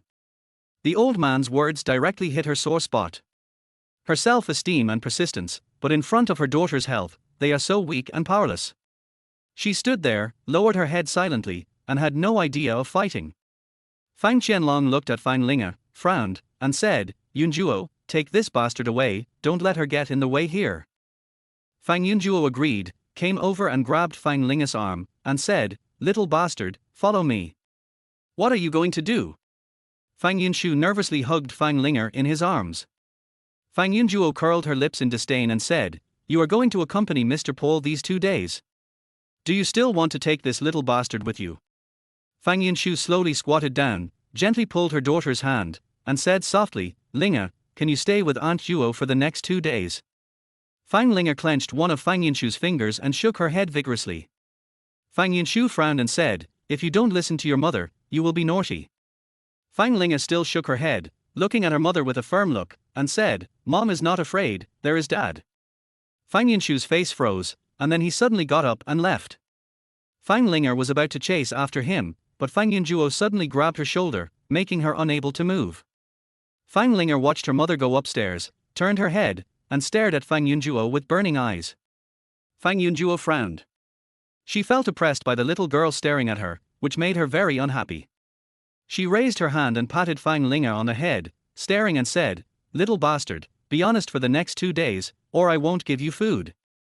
Fang Linga lowered her head after being hit, but immediately raised her head again. Not only did she not cry, but her face showed a proud expression, I have a father. Fang Yunjuo curled her lips in disdain and said, your father? Har. He is a piece of trash. Fang Linga's little face suddenly swelled red, and she said loudly, he is the god of the sea. If you bully me and my mother, my father will avenge us. Oh, the little mute who usually speaks not only speaks today, but also says so much. Fang Yunjuo was a little surprised, but she was even more displeased with Fang Linga's threatening words. He stretched out his hand and grabbed Fang Linga's ear, saying, little bastard, come here, tell me, your father is trash. Fang Linga shouted loudly, my father is the god of the sea. He is trash, will you tell me? Fang Yunjuo added strength to her hand and rotated the direction, with a playful expression on her face. Fang Linga clenched her fist, her face was distorted because of the pain, but she clenched her teeth and said nothing, but her eyes were filled with hatred and anger. Fang Yunjuo felt a little scared when she was looked at, and she became more annoyed and cursed, you dead girl, tell me quickly, or I will twist your ear off. Fang Linga was already trembling with pain, her teeth were clenched, but she didn't say anything. There were tears in her eyes, but she was able to endure it and didn't let the tears flow down. Stop! With a loud shout, Xiaofei rushed in. With a wave of his hand, Fang Yunjuo's hand was already pushed away. Kneeling down, Xiaofei looked at Fang Linga with heartache. Fang Linga pursed her lips tightly, tears welling up in her eyes. The stubborn and strong little girl finally couldn't hold back any longer when she saw Xiaofei. Dad! A choked call came out of the little girl's mouth, and tears instantly gathered into a stream and flowed down her cheeks. Xiaofei hugged Fang Linga with heartache. Fang Linga hugged Xiaofei's neck tightly, and her little face pressed tightly against Xiaofei's face. Dad! They bullied me. Wow. Chapter 12 Revenge for my daughter. On the evil island, Yi Xiaofei could be said to have developed a heart of stone. He came here to investigate the situation of the Fang family. He didn't move when he heard them scolding Fang Yunshu and Fang Linger. He really wanted to hear what happened back then. When Fang Yunjuo bullied Fang Linger, everyone around was Fang Linger's father. He also wanted to know who could give birth to such a special little girl like Fang Linger, so he didn't take action. When he took action, he was a little reluctant. After all, this little girl got along well with him, and she refused to scold him, the fake father, no matter what. But when Fang Linger threw herself into his arms and cried, the little girl's grievance suddenly broke Yi Xiaofei's defense. After picking up Fang Linger, Yi Xiaofei gently patted her back, his eyes swept over the Fang family, and finally fell on Fang Yunjuo's face, and slowly said, "Linger, don't cry, Dad will avenge you, okay?" Fang Linger's crying stopped, wiped her tears, and nodded vigorously. "What do you want to do?" Fang Yunjuo felt like she was stared at by a ferocious beast, and unconsciously took 2 steps back. Yi Xiaofei came forward and came in front of Fang Yunjuo, grabbing Fang Yunjuo's right hand directly. "Bold, let me go!" Fang Yunjuo shouted angrily. "Just now, it was this hand that twisted Linger's ear, right?" Yi Xiaofei said in a flat tone, with a faint smile on his face. "So what?" Fang Yunjuo's neck stiffened, with a look of disdain on her face, and slightly increased the strength of her hand. "Ar! My finger is going to break, you bastard!" Fang Yunjuo screamed in pain. "Let her go!" Fang Qianlong shouted angrily. Yi Xiaofei looked at Fang Qianlong with a squinting eye and said, "What if I don't let her go?" Fang Qianlong snorted and said, "What kind of ability is it for a grown man to hit a woman?" Yi Xiaofei sneered and said, "Linger is such a little girl, but she can hit her so hard. Is there anyone in your Fang family who thinks it's wrong? Now I hit her, so why not?" Yi Xiaofei gradually increased the strength of his hands and said slowly, "Just now you twisted Linger's ears a little bit, right?" Fang Yunjuo screamed even louder. Fang Qianlong became even angrier and shouted, "Boy, let her go quickly, otherwise I will not let you leave the Fang family alive." "Really?" Yi Xiaofei smiled evilly and increased the strength of his hands again. Fang Qianlong was distressed by his daughter's cry and hurriedly said, "Don't. What can you do to let her go?" "Let her go. That's easy. When she twisted Linger just now, Linger didn't cry or scream. As long as she can hold on without crying or screaming, I will let her go." With a chuckle, Yi Xiaofei said sarcastically, "You are so old, you can't be worse than a child, right?" "Okay." Fang Qianlong agreed quickly, and then said to Fang Yunjuo, "Bear it." Fang Yunjuo bit her lip and nodded with endurance. "Not bad." Yi Xiaofei nodded, and suddenly increased the strength of his hand. Crack! Fang Yunjuo was answered by a crisp sound of fracture. "Ar!" The severe pain from her fingers made Fang Yunjuo scream in pain first, and she subconsciously looked at her gently shaking fingers, and then she realized that her fingers were broken by Yi Xiaofei. "Ar!" This time, the scream resounded through the sky. The moment she saw her fingers, the psychological impact of fear on her was even stronger.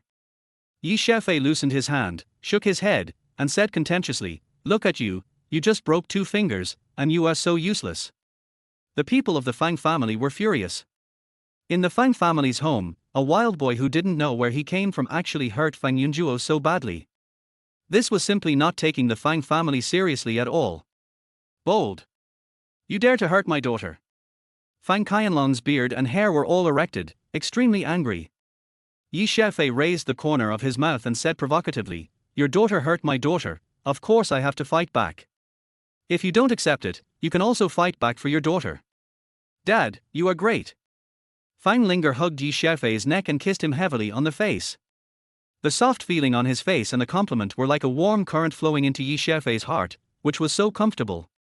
Just for this reason, Yi Xiaofei also acknowledged Fang Linger as his adopted daughter.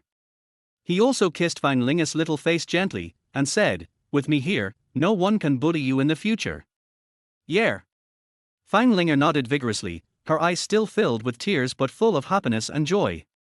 She hugged Yi Xiaofei's neck more tightly with her arms, and rubbed her face against Yi Xiaofei's face. "Asshole! You are simply bullying me too much." Fang Qianlong shouted angrily, staring at Yi Xiaofei with a sharp gaze, and said, "Where did you come from, you wild boy? Tell me your name."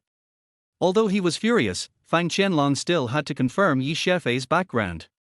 The Fang family is no longer as powerful as before in Ningqian. There are already several families more powerful than the Fang family.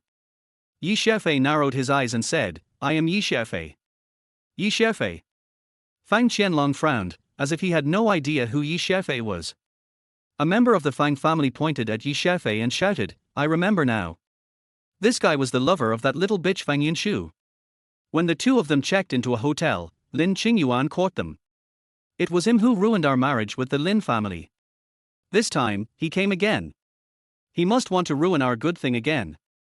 Fang Qianlong's face sank and said, Boy, we spared your life last time, but you dared to come to our Fang family again and hurt our Fang family members.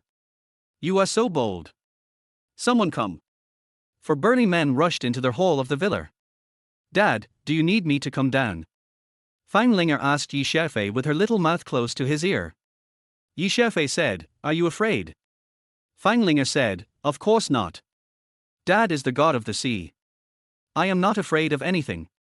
Yi Xiaofei had a smile on his face and his tone was indescribably gentle. How can I, the god of the sea, let my daughter down? What a big tone. Take him down for me. Fang Qianlong gave the order directly. Fang Yunjuo recovered a little at this time, and shouted angrily, If you dare to break my fingers, break his arms and legs. Break them all. The four big men rushed towards Yi Xiaofei without saying a word, regardless of the fact that Yi Xiaofei was still holding Fang Linger in his arms. Obviously, Fang Linger had no status in the hearts of these thugs. After all, the Fang family is also a big family, and the four permanent residents of the Fang family are all very powerful. Any one of them can easily kill several special forces soldiers. Now the four of them are dealing with Yi Xiaofei. Not only them, but even the people of the Fang family think that this is clearly an easy task. The four people's attacks were also quite heavy at this time. Two of them swept directly towards Yi Xiaofei's legs, and two hit Yi Xiaofei's arms. The force clearly wanted to cripple his limbs. The people of the Fang family were all thinking about Yi Xiaofei's next miserable state, especially Fang Yunjuo, who had a ferocious smile on his face at this time. Chapter 13 Come with me. R. Screaming and figures flying everywhere. Good job. Hit him hard. Fang Yunjuo heard the screams and subconsciously thought that Yi Xiaofei was being beaten. The pain in her hands was relieved a lot and she screamed excitedly. But her excited screams soon stopped and she stared at the four guys on the ground with a dull look. The ones who fell to the ground were the masters of their Fang family, either holding their arms or legs, screaming. Yi Xiaofei was holding Fang Linger at this time, standing there steadily, and there was nothing wrong at all. Fang Linger was holding Yi Xiaofei's neck, and the light in her eyes was even brighter. This is impossible. You four idiots, get up and beat him. Fang Yunjuo yelled angrily. The only answer he got was the screams of the four people. Fang Qianlong's face was ashen, and he was caught off guard by the current situation. Fang Qianlong has been the real helmsman of the Fang family in recent years. Although he was angry at this time, he suppressed his anger and said coldly, Boy, I didn't expect you to be so capable, but don't think that you can do whatever you want in our Fang family just because you have some skills. We have plenty of ways to deal with you. Are you threatening me? Fang Qianlong did not respond to this. Boy, are you standing up for Fang Yunshu and her daughter? Yes. Yi Xiaofei came here, and his original intention was not really this, but now he admitted it without hesitation. Fang Qianlong chuckled and said, Har, do you think she is your daughter? Fang Yunjuo endured the pain in her hand and suddenly laughed, and the laughter was full of sarcasm. Do you think that you have slept with Fang Yunshu, that bitch, and this child is yours? Do you know that Fang Yunshu had a boyfriend at that time, and they had been dating for almost a year? So what? Yi Xiaofei asked lightly. What else? Fang Yunjuo's mouth curled behind her ears and said, Are you stupid to take over the junk that others don't want, and the little bastard you gave birth to? Are you stupid? No. This is Dad. Fang Linger turned her head and looked at Fang Yunjuo. Little bastard, tell him when your birthday is. Fang Yunjuo's face had a playful expression waiting for a good show. Fang Linger turned her head to look at Yi Xiaofei and said softly, January 18th. Yi Xiaofei had sex with Fang Yunshu less than a month after the college entrance examination, which was early July.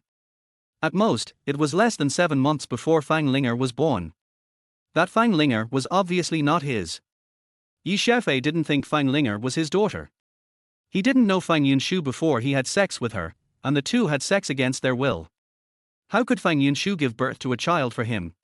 When he turned his eyes to Fang Linger, he saw that Fang Linger's little face was full of loneliness, and her eyes were also dull. Yi Xiaofei raised his lips, then showed a brilliant smile, kissed Fang Linger gently on the cheek, and said, "Don't care about what others say, she is jealous of me having such a good daughter. Am I still your daughter?"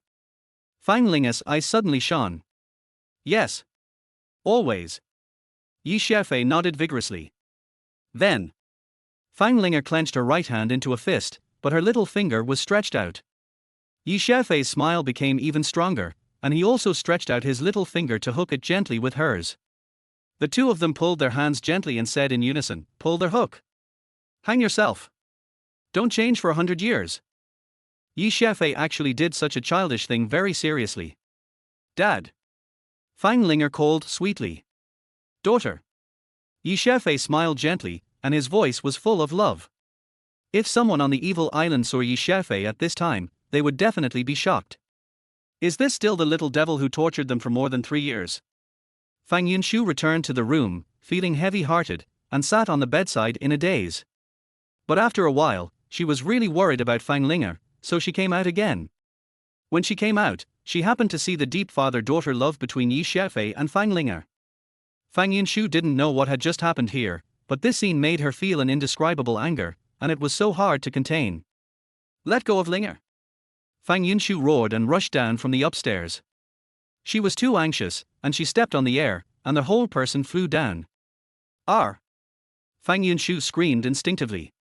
Her mind was blank, but when she came to her senses again, she found that she didn't fall to the ground, but was held in an arm. Turning her head, she saw the smiling faces of Yi Xiaofei and his daughter.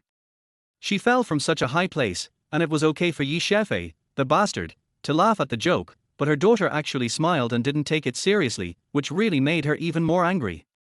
Fang Linger suddenly stretched out her arms, hugged Fang Yunshu's neck, and said in Fang Yunshu's ear, "Dad saved you." Yi Xiaofei was holding Fang Linger with one hand and Fang Yunshu with the other. Fang Linger now had her arms around their necks. This scene was simply a happy family of 3. Fang Yunshu wanted to break free, but Fang Linger hugged her tightly, with her face pressed against theirs. Seeing the happiness and intoxication on Fang Linger's face, Fang Yunshu's strength was drained away at once, and she let her daughter hug her. TSK. Fang Yunjuo temporarily forgot the pain in her hand due to the anger in her heart. She said sarcastically, "Fang Yunshu, you are really amazing. You found a stupid boy to take over your own bastard." Fang Qianlong shouted in a deep voice, "Fang Yunshu, why don't you drive this boy away?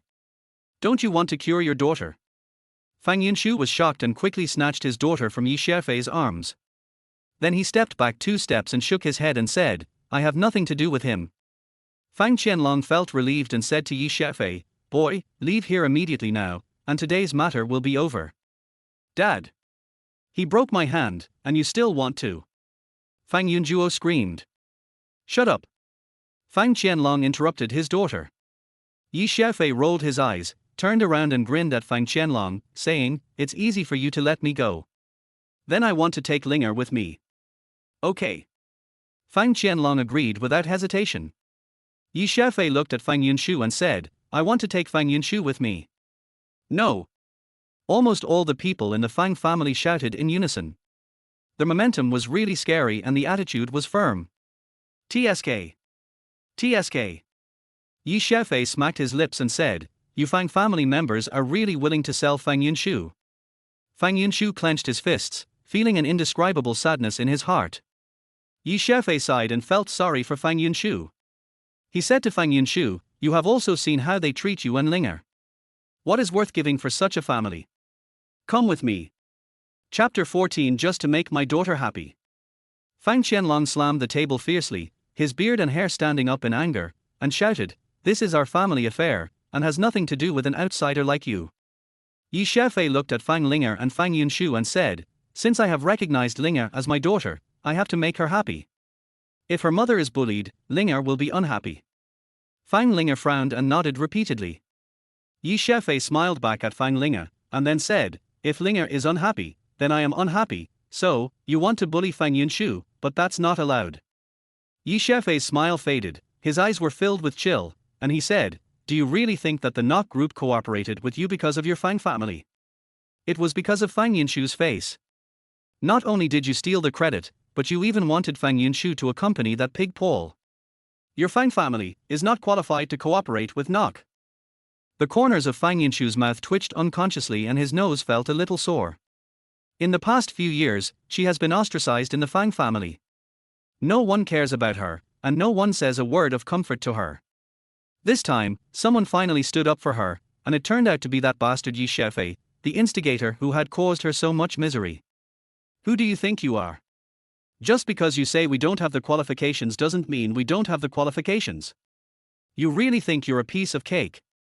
Do you think a piece of trash like you can have the final say on whether Paul will cooperate with our Fang family or not? The Fang family members started arguing and sneered at Yi Xiaofei's words. Then let's just wait and see. Let's go. Yi Xiaofei was too lazy to pay attention to the Fang family and looked at Fang Yunshu. No. A word popped out of Fang Yunshu's mouth. Yi Xiaofei frowned slightly and asked, "Are you still staying here?" Fang Yunshu said coldly, "This is my home, why should I go with you, a bastard?" Everyone in the Fang family immediately showed joy on their faces.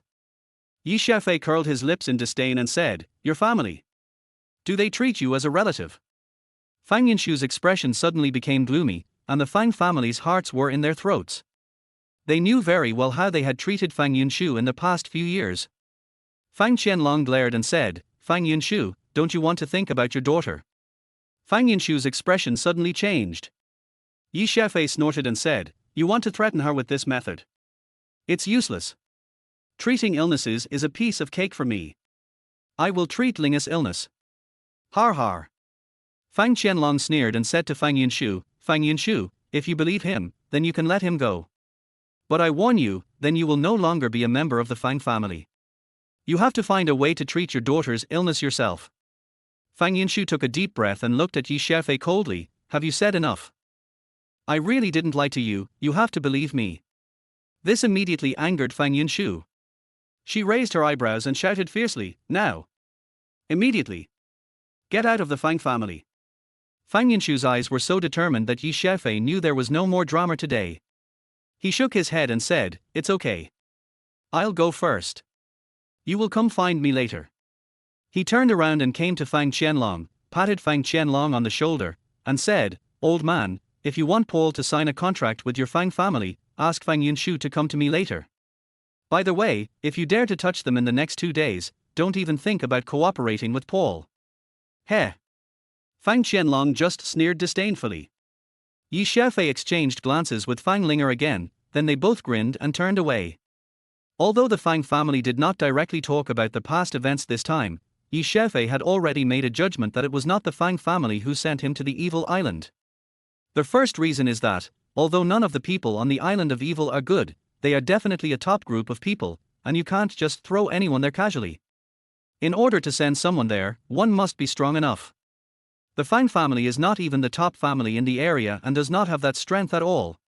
The second reason was that the Fang family was not at all surprised when they saw me, the only one who had left the evil island, which further proved that they knew nothing about the evil island. A car suddenly stopped in front of Yi Xiaofei, and Paul jumped out of the car.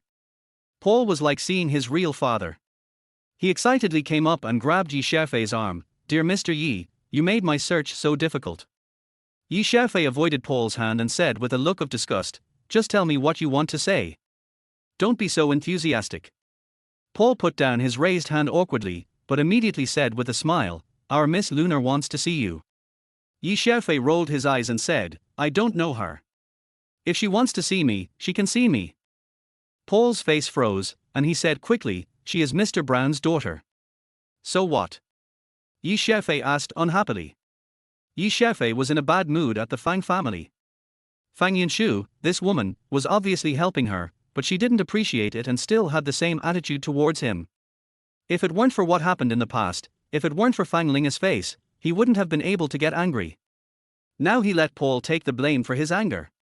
Paul couldn't help but feel a little angry. Lunar is Little Brown's daughter and the daughter of the Nok group.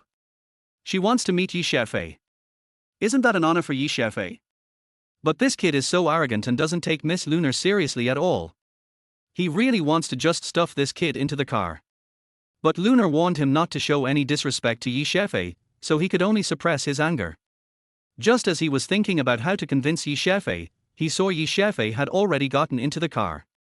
Paul couldn't help but be stunned for a moment, then curled his lips and looked down on him. This kid is just being tough, he can't wait to see Miss Lunar. Half an hour later, Xiaofei arrived at the best 5-star hotel in Ningqing and entered the presidential suite on the top floor. Standing in the room was a blonde, blue-eyed foreign girl, about 25 or 26 years old, about 1.75 meters tall, with long legs and a slim waist. This is definitely a beautiful woman with both good looks and a great figure. Ms. Lunar, I brought Mr. Yi to you. Xiaofei, this is Miss Lunar from our knock group. Lunar smiled brightly, stretched out her hand to Xiaofei, and said, "Hello, Mr. Yi. My father, Mr. Brown, was delayed by something, so he asked me to come and see Mr. Yi." Xiaofei looked around, then grinned at Lunar and said, "Miss Lunar, can I stay here tonight?" How bold! Paul roared angrily. Lunar is the goddess in his mind. Xiaofei, this guy, actually wanted to sleep with Lunar as soon as they met. This is simply too rude. Lunar's brows suddenly frowned and a look of disgust appeared in her eyes. Chapter 15. You are mine. Xiaofei rubbed his hands together and said with a chuckle, "Hey, Lunar, just let me sleep for one night. Just one night will be enough." You? Paul pointed at Xiaofei, his fingers trembling with anger, and said through gritted teeth, "Xiaofei, you are so rude. If you do this again, I will drive you out on behalf of Miss Lunar." Xiaofei looked puzzled and said, "Hey, you guys are too stingy. Aren't there a lot of rooms in this presidential suite? Can't I stay in one?" "Of course not," Paul yelled without thinking.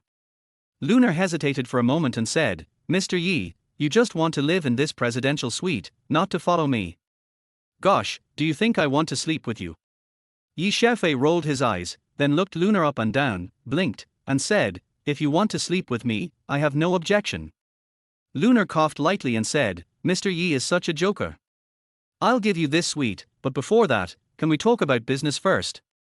Xiaofei took out a piece of shark skin and threw it to Lunar, saying, "Look for yourself.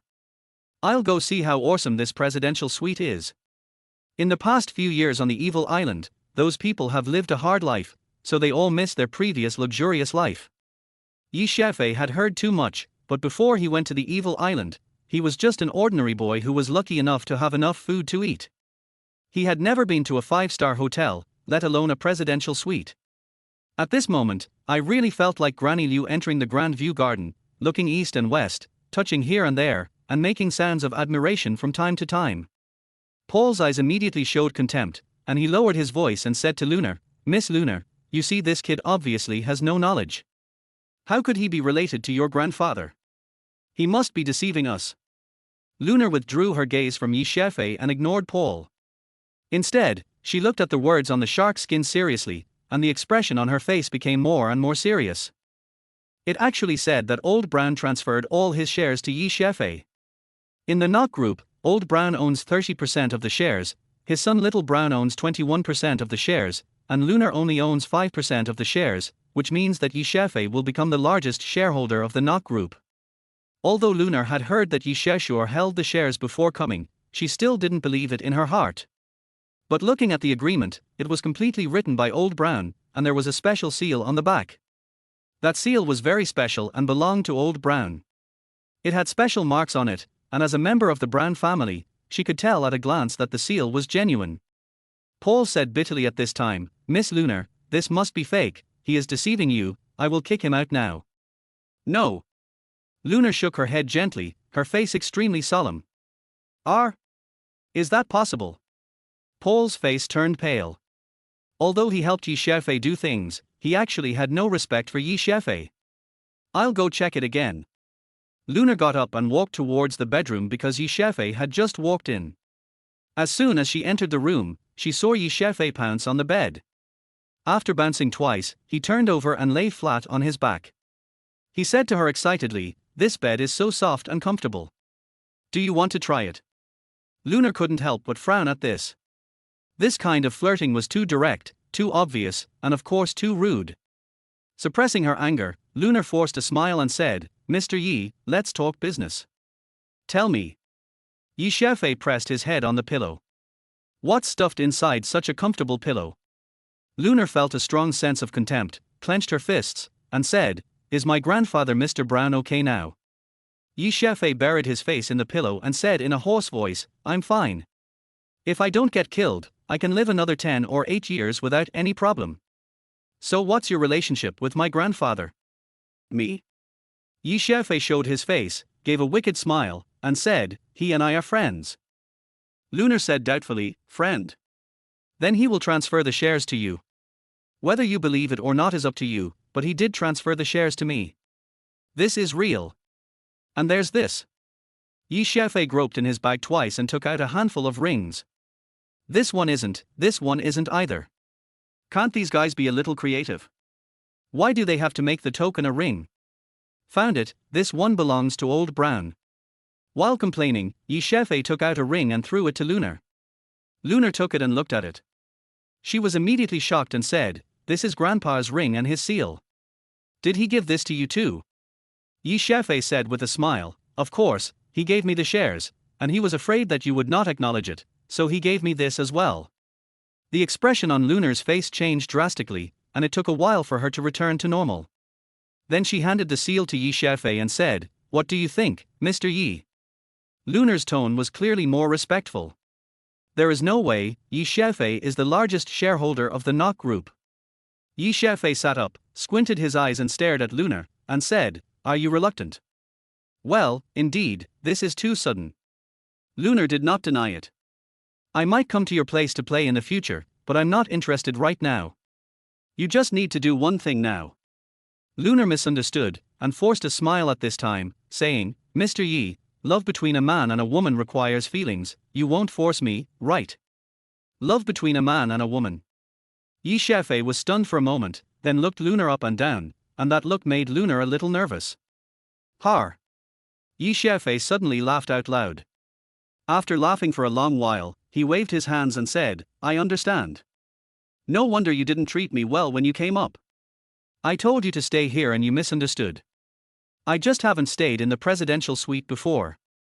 I just want to try it out. I don't want to sleep with you.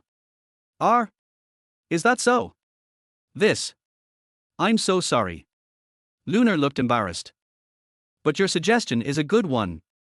You are so beautiful and have a good figure. You are also the granddaughter of Old Brown. By the way, Old Brown also told me something that I forgot to tell you. Xiaofei had a smirk on his face. Lunar felt that this was not a good thing, and she was a little nervous.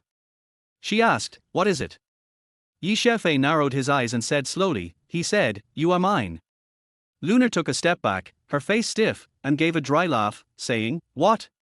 I don't understand what Mr. Yi meant.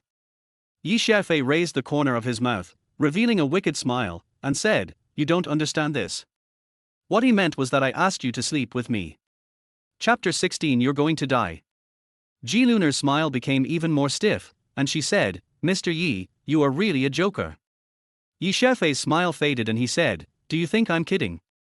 Lunar immediately shook her head and said, That's impossible. My grandfather would never say such a thing. Xiaofei stared into Lunar's eyes and said, He gave me the company's shares and the seal that represents his identity. Do you think he won't give you to me too? Lunar's mouth twitched. She suddenly felt unable to refute these words. Xiaofei raised the corner of his mouth, and suddenly revealed a brilliant smile, saying, Har har, although Old Brown said so, I don't like to force people. I can't rely on being the largest shareholder of your consortium to force you to do something you don't want to do. Lunar couldn't help but secretly complain in her heart, If you didn't have grandfather's shares and dared to talk to me like this, I would throw you into the sea. He put on a forced smile and said, Thank you, Mr. Yi. Xiaofei waved his hand and said, Forget it, I won't force you. Let's talk about business. What I want you to do is to cooperate with the Fang family this time. Lunar breathed a sigh of relief and said, This is a very simple matter. I will arrange it right away.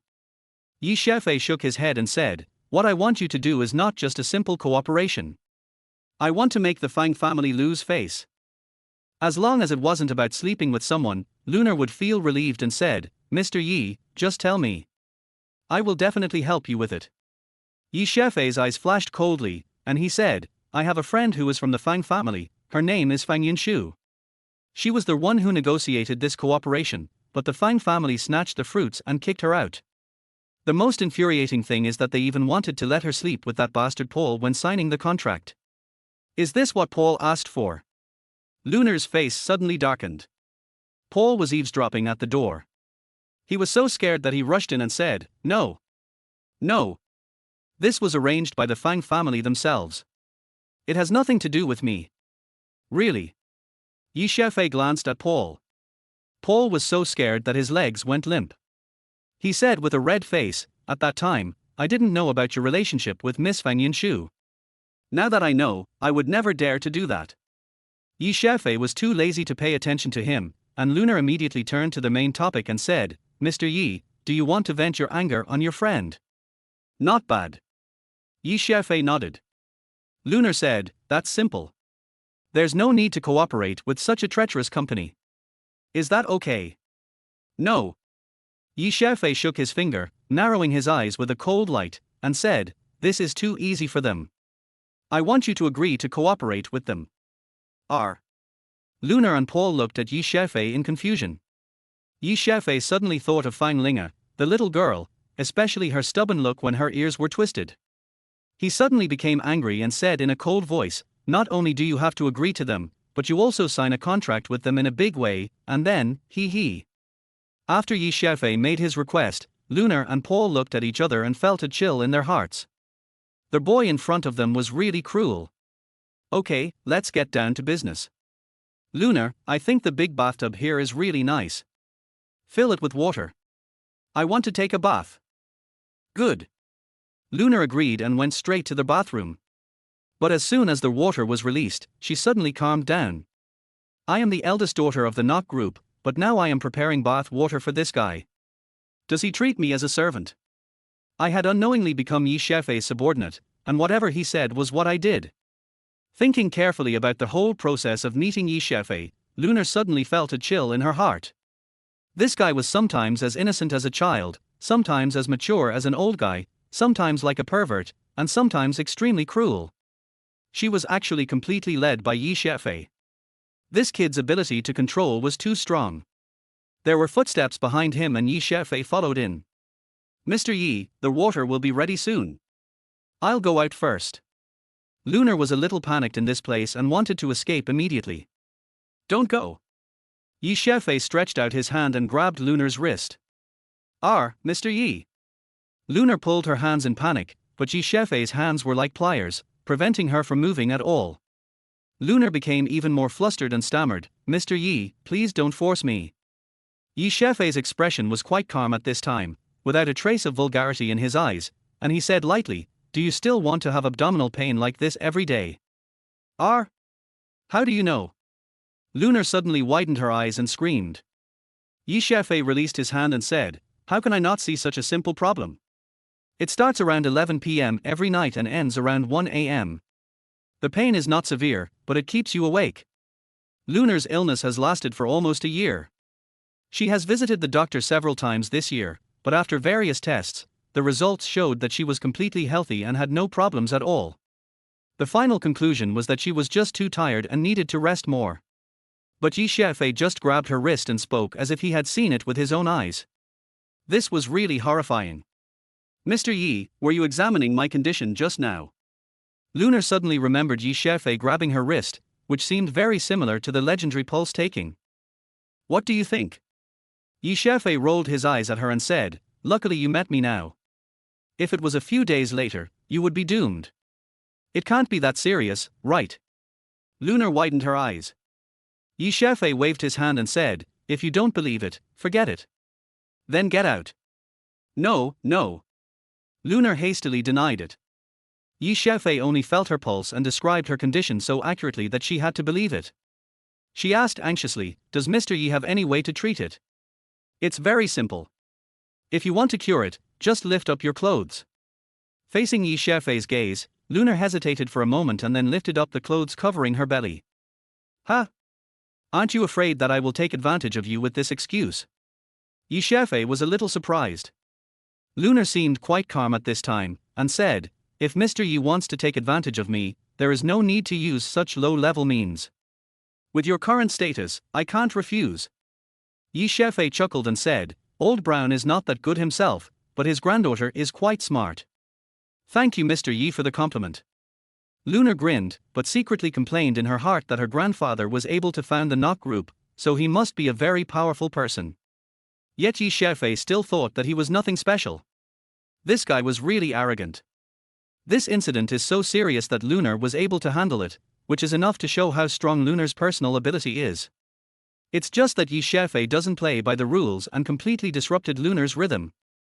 After accepting the reality, Lunar calmed down and was able to get along with Xiaofei normally. Xiaofei's gaze turned to Lunar's lower abdomen, then he stretched out his hand and gently pressed it. Not bad, not bad. Xiaofei moved his palms gently, squinting his eyes, looking extremely enjoying himself. Chapter 17, Kindness and Severity. Even a fool would know what Xiaofei's hands are doing now. This guy is simply caressing and enjoying it. This is not curing any disease at all. Xiaofei smiled and said, your skin is so white. Lunar gritted her teeth and said, I am white. To her, these words were not a compliment. Xiaofei then squinted his eyes and commented, it's very elastic and feels really good. Mr. Yi, you said you would cure me. Lunar forced herself not to kick Xiaofei away immediately. I'm treating a patient. Xiaofei tilted his head and said, doesn't treatment require examination?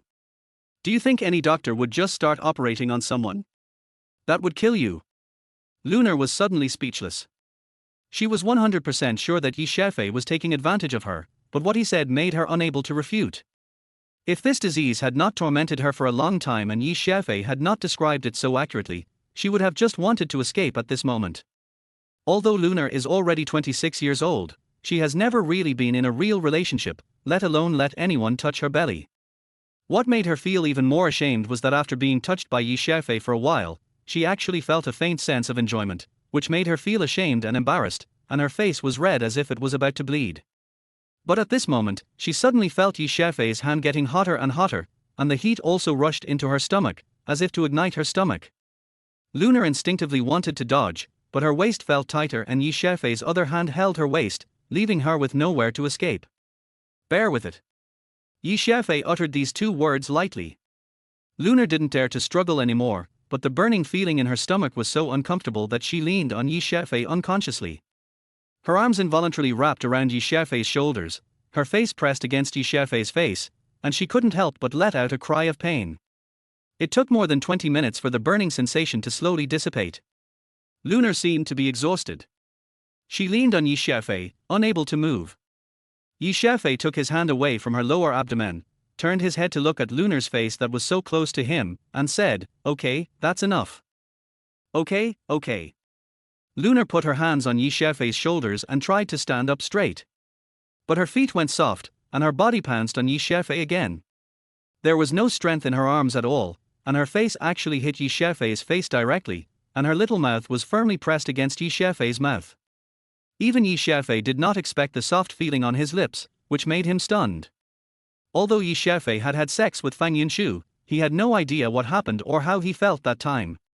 When he was in high school, he just had a crush on a girl, but it was just a crush and he never confessed his feelings to her. So when it comes to women, Xiaofei is a complete novice. The two looked at each other and froze in place. Lunar was a girl after all, and she was the first to react. She didn't know when her strength had recovered.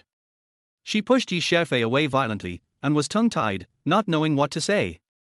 Xiaofei looked at Lunar's shy and embarrassed look, and a smile suddenly appeared on his face. Oh my god, you kissed me forcefully. No. It was just an accident. I had no strength just now, Lunar explained in a panic. Xiaofei blinked and said, since you kissed me, why don't we go a step further? Take a bath with me, and I'll give you a good massage. No need. Lunar immediately ran out of the bathroom in embarrassment. Ms. Lunar, Paul was walking back and forth anxiously in the living room. He didn't know what Xiaofei and Lunar were doing in the bathroom, but Lunar's screams kept coming out. Even if he used his butt to think, he knew what the two were doing. Lunar is the goddess in his mind. When he thought about doing that kind of thing with Xiaofei in the bathroom, he felt indescribable discomfort in his heart. But he didn't dare to go in and disturb them. Finally, Lunar was seen running out. Her clothes were disheveled, her face was red and covered in sweat, which showed how intense the battle was. "Ms. Lunar, I?" Paul stuttered, having no idea what he was saying. Lunar ran directly into another room and closed the door forcefully. My goddess, how could she be so careless? Paul shook his head in frustration, feeling that he was too much of an eyesore here, so he simply turned around and left. Xiaofei was touching his lips at this time, recalling the feeling just now. He only remembered that Lunar's lips were very soft and very comfortable to touch. This is what a kiss feels like. You have to savor it carefully next time. I'm not ready this time. Muttering something, Xiaofei took off his clothes and soaked in the bathtub, feeling very happy. Fang family.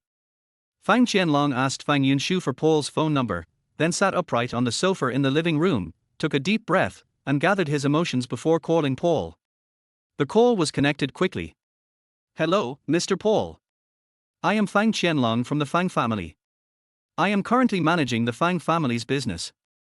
Hello, Mr. Fang, I have heard of your name for a long time. Hearing Paul's polite words, Fang Qianlong couldn't help but straighten his back. Mr. Paul is the Eastern president of the Knock Group. He is really famous. The two exchanged a few polite words. Fang Qianlong felt that Paul's attitude was very good, and he felt relieved. He said, Mr. Paul, how about we hold the signing ceremony tomorrow? Paul said cheerfully, no problem.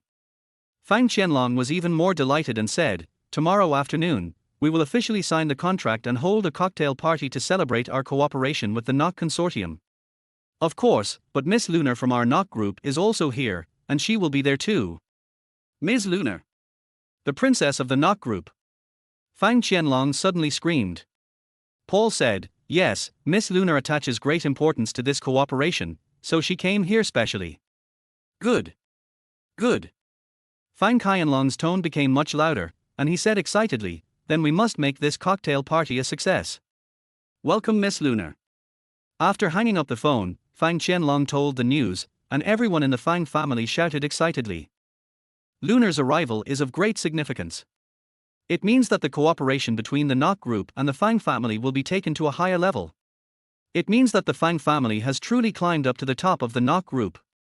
With the support of the Knock Group, the strength of their Fang family will be greatly increased, and at that time they may even become the top family in Ningqing again.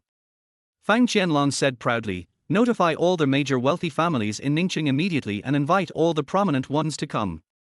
This time I want everyone to see the revitalization and rise of our Fang family. The Fang family members were so excited that their necks became thick and their faces turned red. Fang Qianlong waved his hand to quiet everyone down, and said in a deep voice, we must keep an eye on Fang Yunshu. We must not let her go out, especially not let that kid come and cause trouble. We have arranged for someone to watch over her 24 hours a day. She cannot leave the Fang family. We will immediately mobilize our experts to come back. If that guy dares to come here again, he will be killed without a burial place. Fang Qianlong nodded, stood up, put his hands behind his back, raised his head and chest, and said proudly, our Fang family will rise again, and no one can stop us.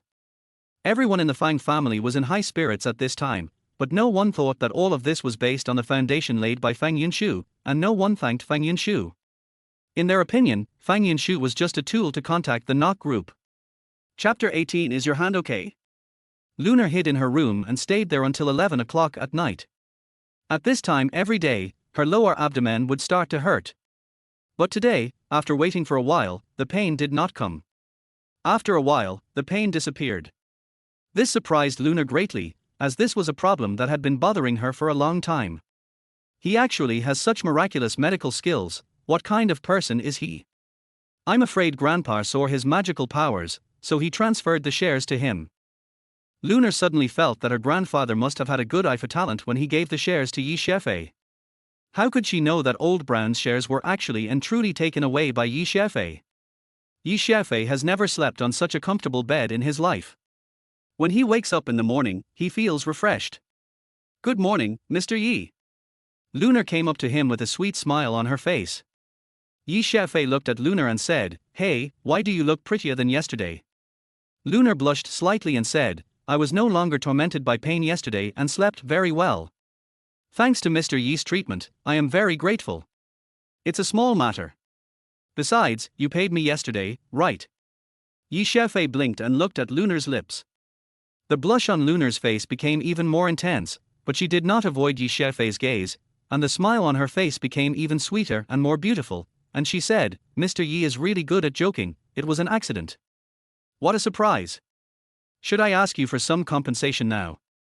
Yi Xiaofei took a step towards Lunar, only half a meter away from her. Lunar finally couldn't take it anymore, so she stepped back and changed the subject. "Mr. Yi, you're up.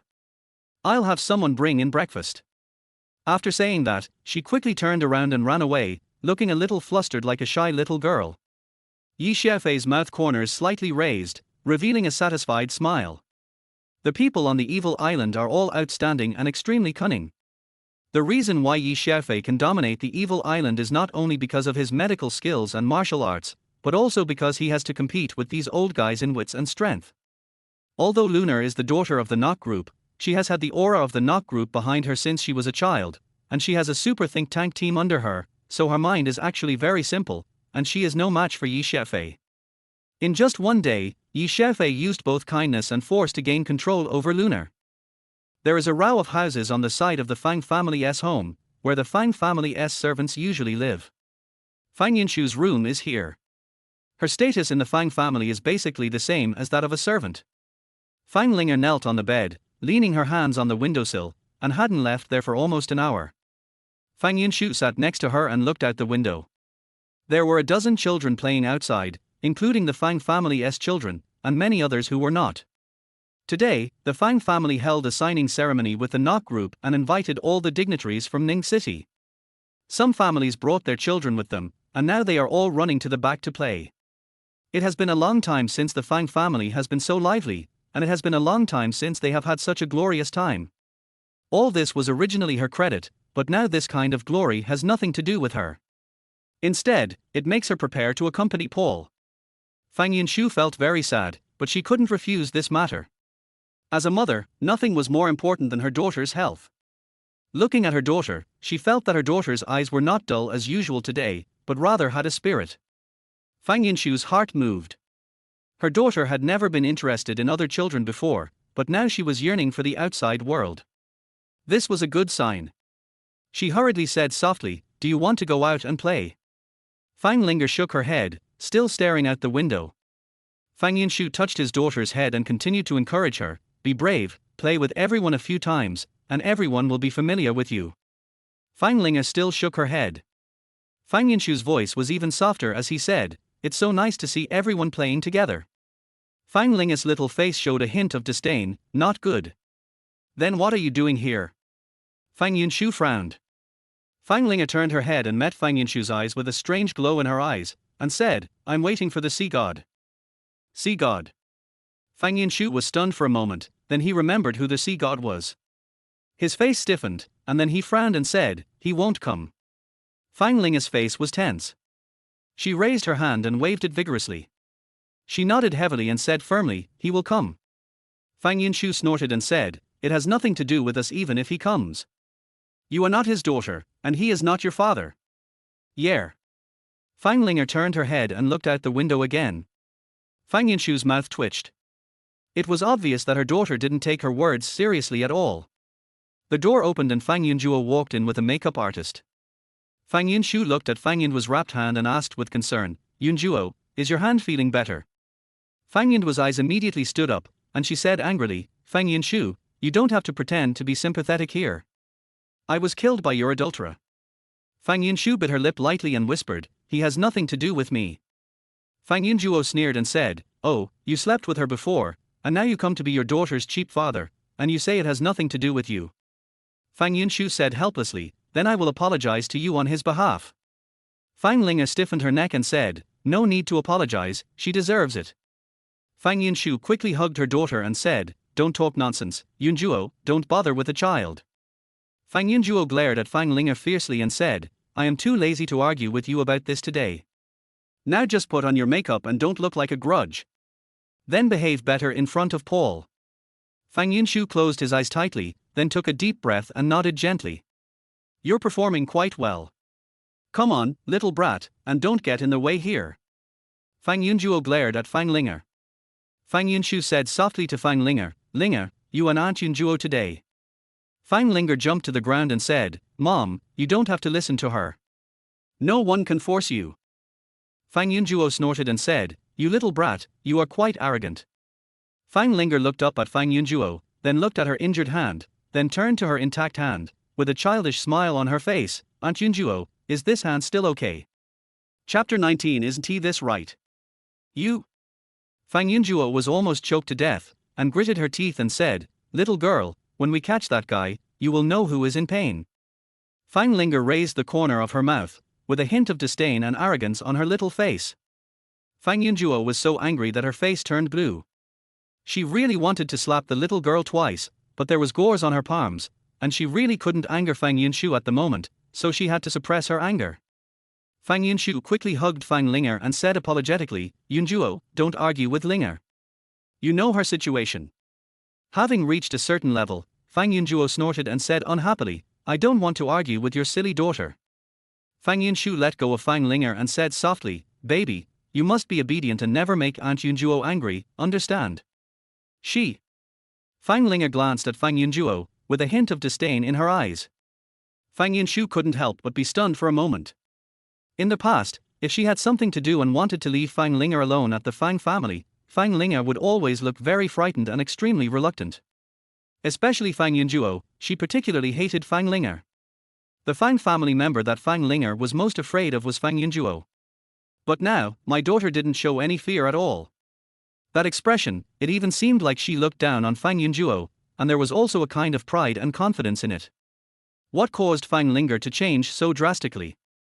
Obviously, it was that guy Xiaofei.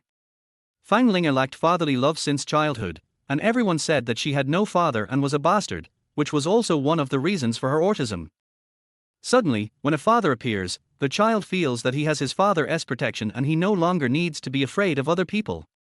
But Xiaofei, that guy, can at best manage things, but what's the use? Compared to the Fang family, he is nothing. What ability does he have to protect Fang Linger? Fang Yunjuo had already lost her patience and said, Hey, stop talking nonsense and leave. Fang Yunshu wanted to give Fang Linger a few more words, but Fang Linger pulled her hand, looking relaxed, and said, It's okay. Fang Yunshu was stunned again. Fang Linger's words were actually a kind of comfort to her. This kind of emotion was extremely rare before, and it made Fang Yunshu feel a pang in his heart. Then he straightened his chest, smiled, and watched his daughter and Fang Yunjuo leave. As a mother, she couldn't let her daughter worry about her. Fang Linger was directly locked in a room by Fang Yunjuo and the room was locked. She was too lazy to take care of this little girl. Besides, since it was such a big event for the Fang family, she naturally had to participate. This was the honor of the entire Fang family. Fang Linger was leaning against the window, looking outside, and suddenly a bright smile appeared on her face. As soon as the window opened, Xiaofei jumped in directly, and Fang Linger's soft little body fell on him. Dad! I knew you would come. Fang Linger gave Xiaofei a kiss on the face. Of course, today is so fun, how could I not come? Xiaofei picked up Fang Linger with a smile on his face. After Fang Linger called him Dad many times, Xiaofei became more and more used to this title. Every time he heard her call him that, his heart felt like being caressed by the hand of his lover, and he felt indescribably comfortable. Fang Linger's eyes lit up and she said, Fun. Are you going to vent your anger on your mother today? Xiaofei said with a smile, Yes, you have to vent your mother's anger, so that Xiao Linger can be happy. Dad is the best. Fang Linger was beaming with joy, her eyes shining. Holding Fang Linger, he jumped out of the window and went around to the back of the Fang family's banquet hall. Xiaofei asked, Are you afraid of heights? Fang Linger looked at the roof, her eyes brightened, and said, With Dad here, I'm not afraid of anything. Okay. Xiaofei tiptoed and jumped directly onto the roof. Fang Linger didn't make a sound. She wasn't afraid at all. Instead, she looked excited. This little girl is indeed different from ordinary people. Two people, one big and one small, were looking down from the air window on the eaves of the house, and the play below had just begun.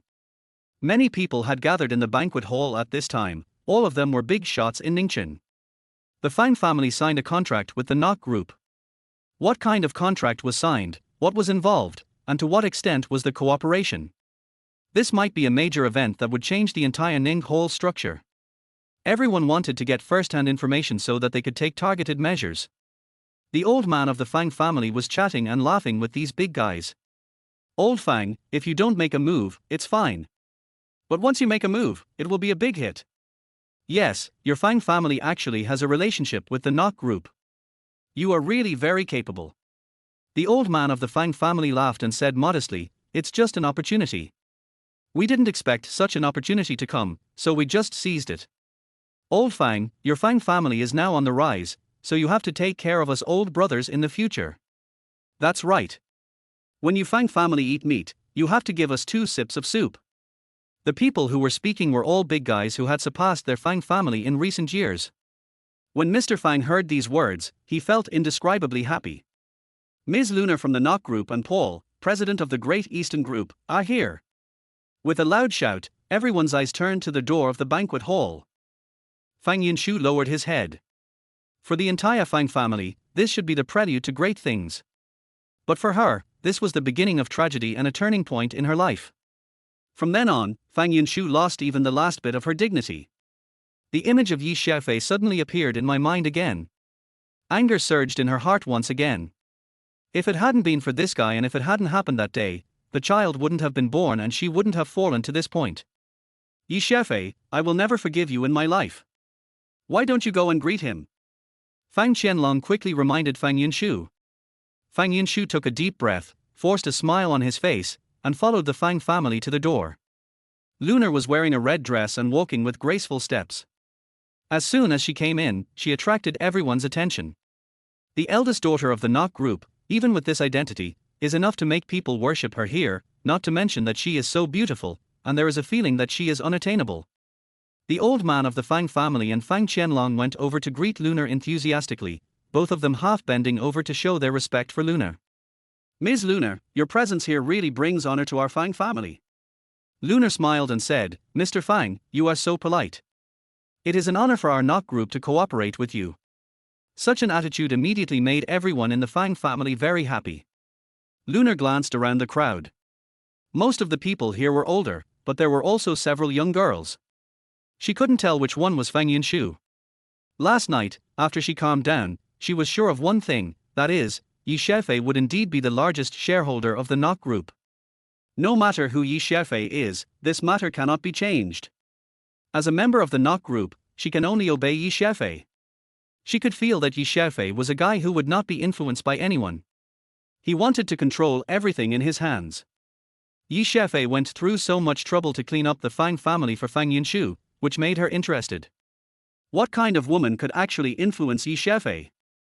Luna retracted her gaze and said with a smile, Mr. Fang, our preliminary preparations are almost complete. Can we sign the contract now? Okay. We are ready. Please.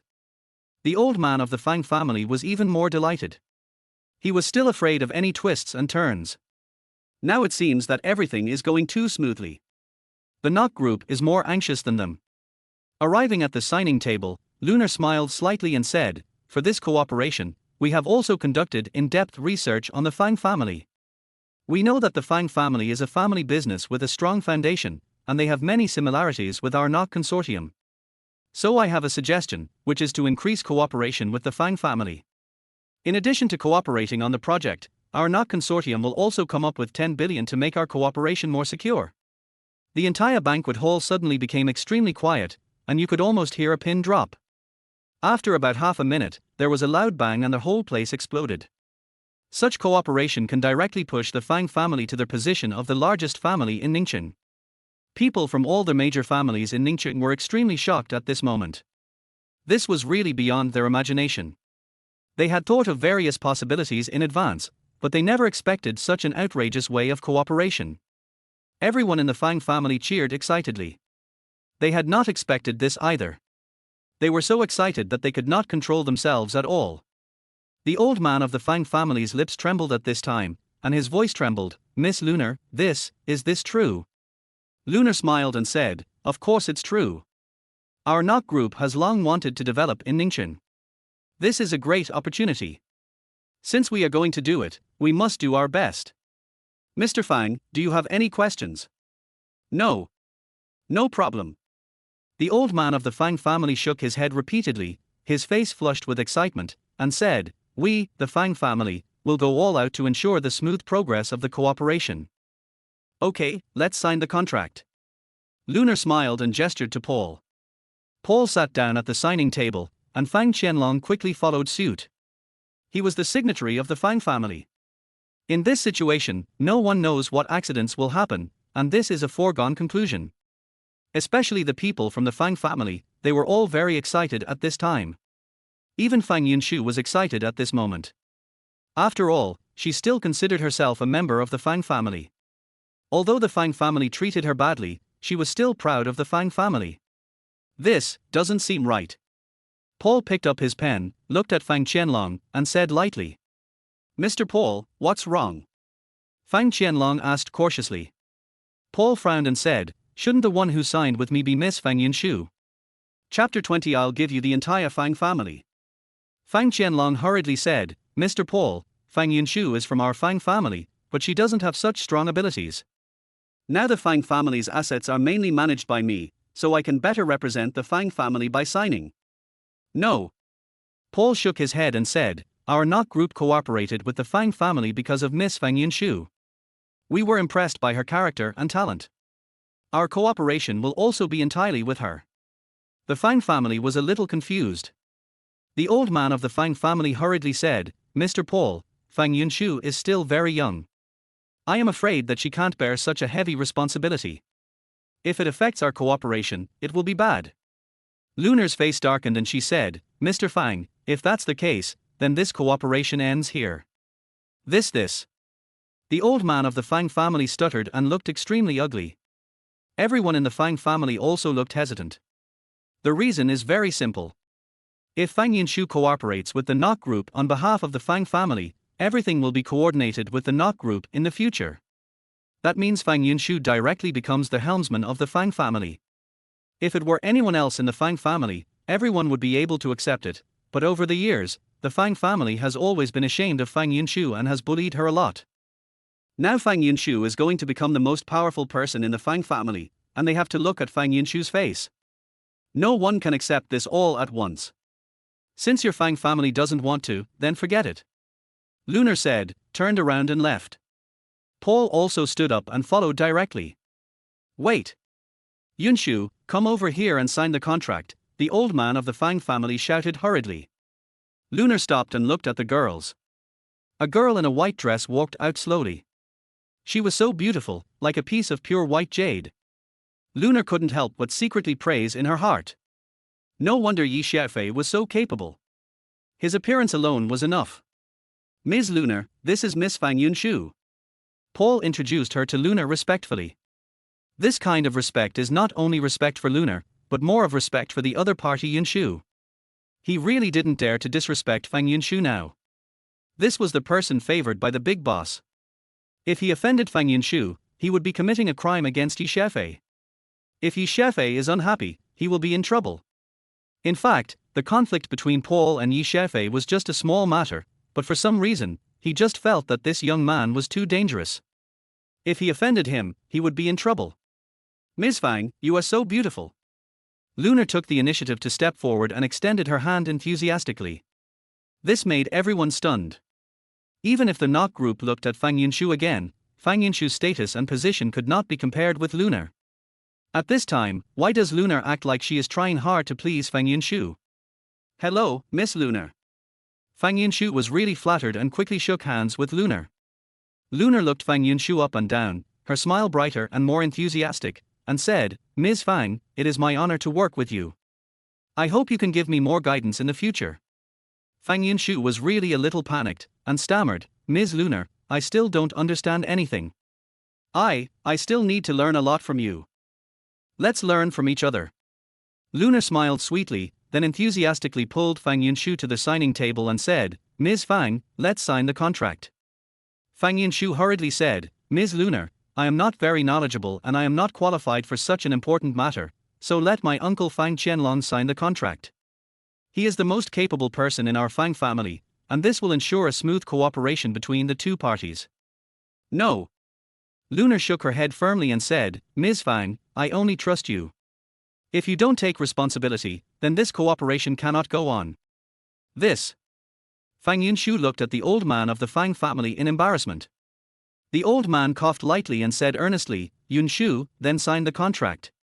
You are also a member of the Fang family, so there is no problem signing the contract on behalf of our Fang family." Fang Yunshu hesitated for a moment, then nodded and said to Lunar, "Okay, I'll sign it." The changes that had just occurred had made people from other families look forward to it. In fact, no one wanted the Fang family to cooperate with the Nok group.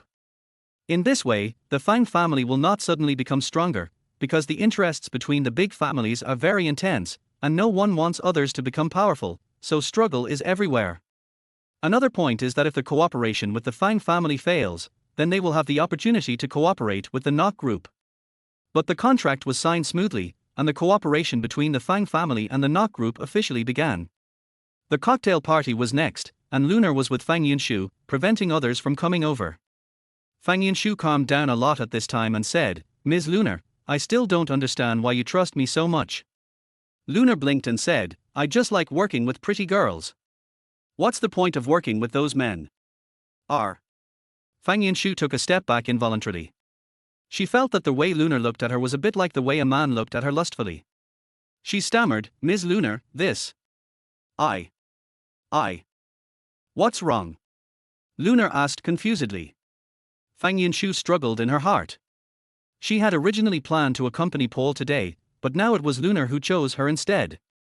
Although such a beautiful lady was a little weird, she was better than that guy Paul. Fang Yunshu's face turned red and he stammered, "Well, if Miss Lunar needs it, I agree." "Agree to what?" Lunar was a little confused. "Ms. Lunar." Fang Yunshu bit her lip hard, secretly hardened her heart, and said, "If you want me to accompany you, I agree." Lunar was stunned for a moment, then she realized that Fang Yunshu had misunderstood her. She burst out laughing, and then she couldn't hold it in any longer. Then she put her arm around Fang Yunshu's shoulders, couldn't help but tease Fang Yunshu with a smirk, and said, "Yeah, I agree too." On the roof, Fang Linger put her little mouth close to Yi Xiaofei's ear and said, "Dad, you are so awesome. You gave the Fang family directly to Mom. You can understand this." Yi Xiaofei was really shocked.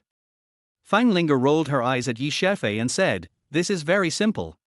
In this way, Mom will be the head of the Fang family.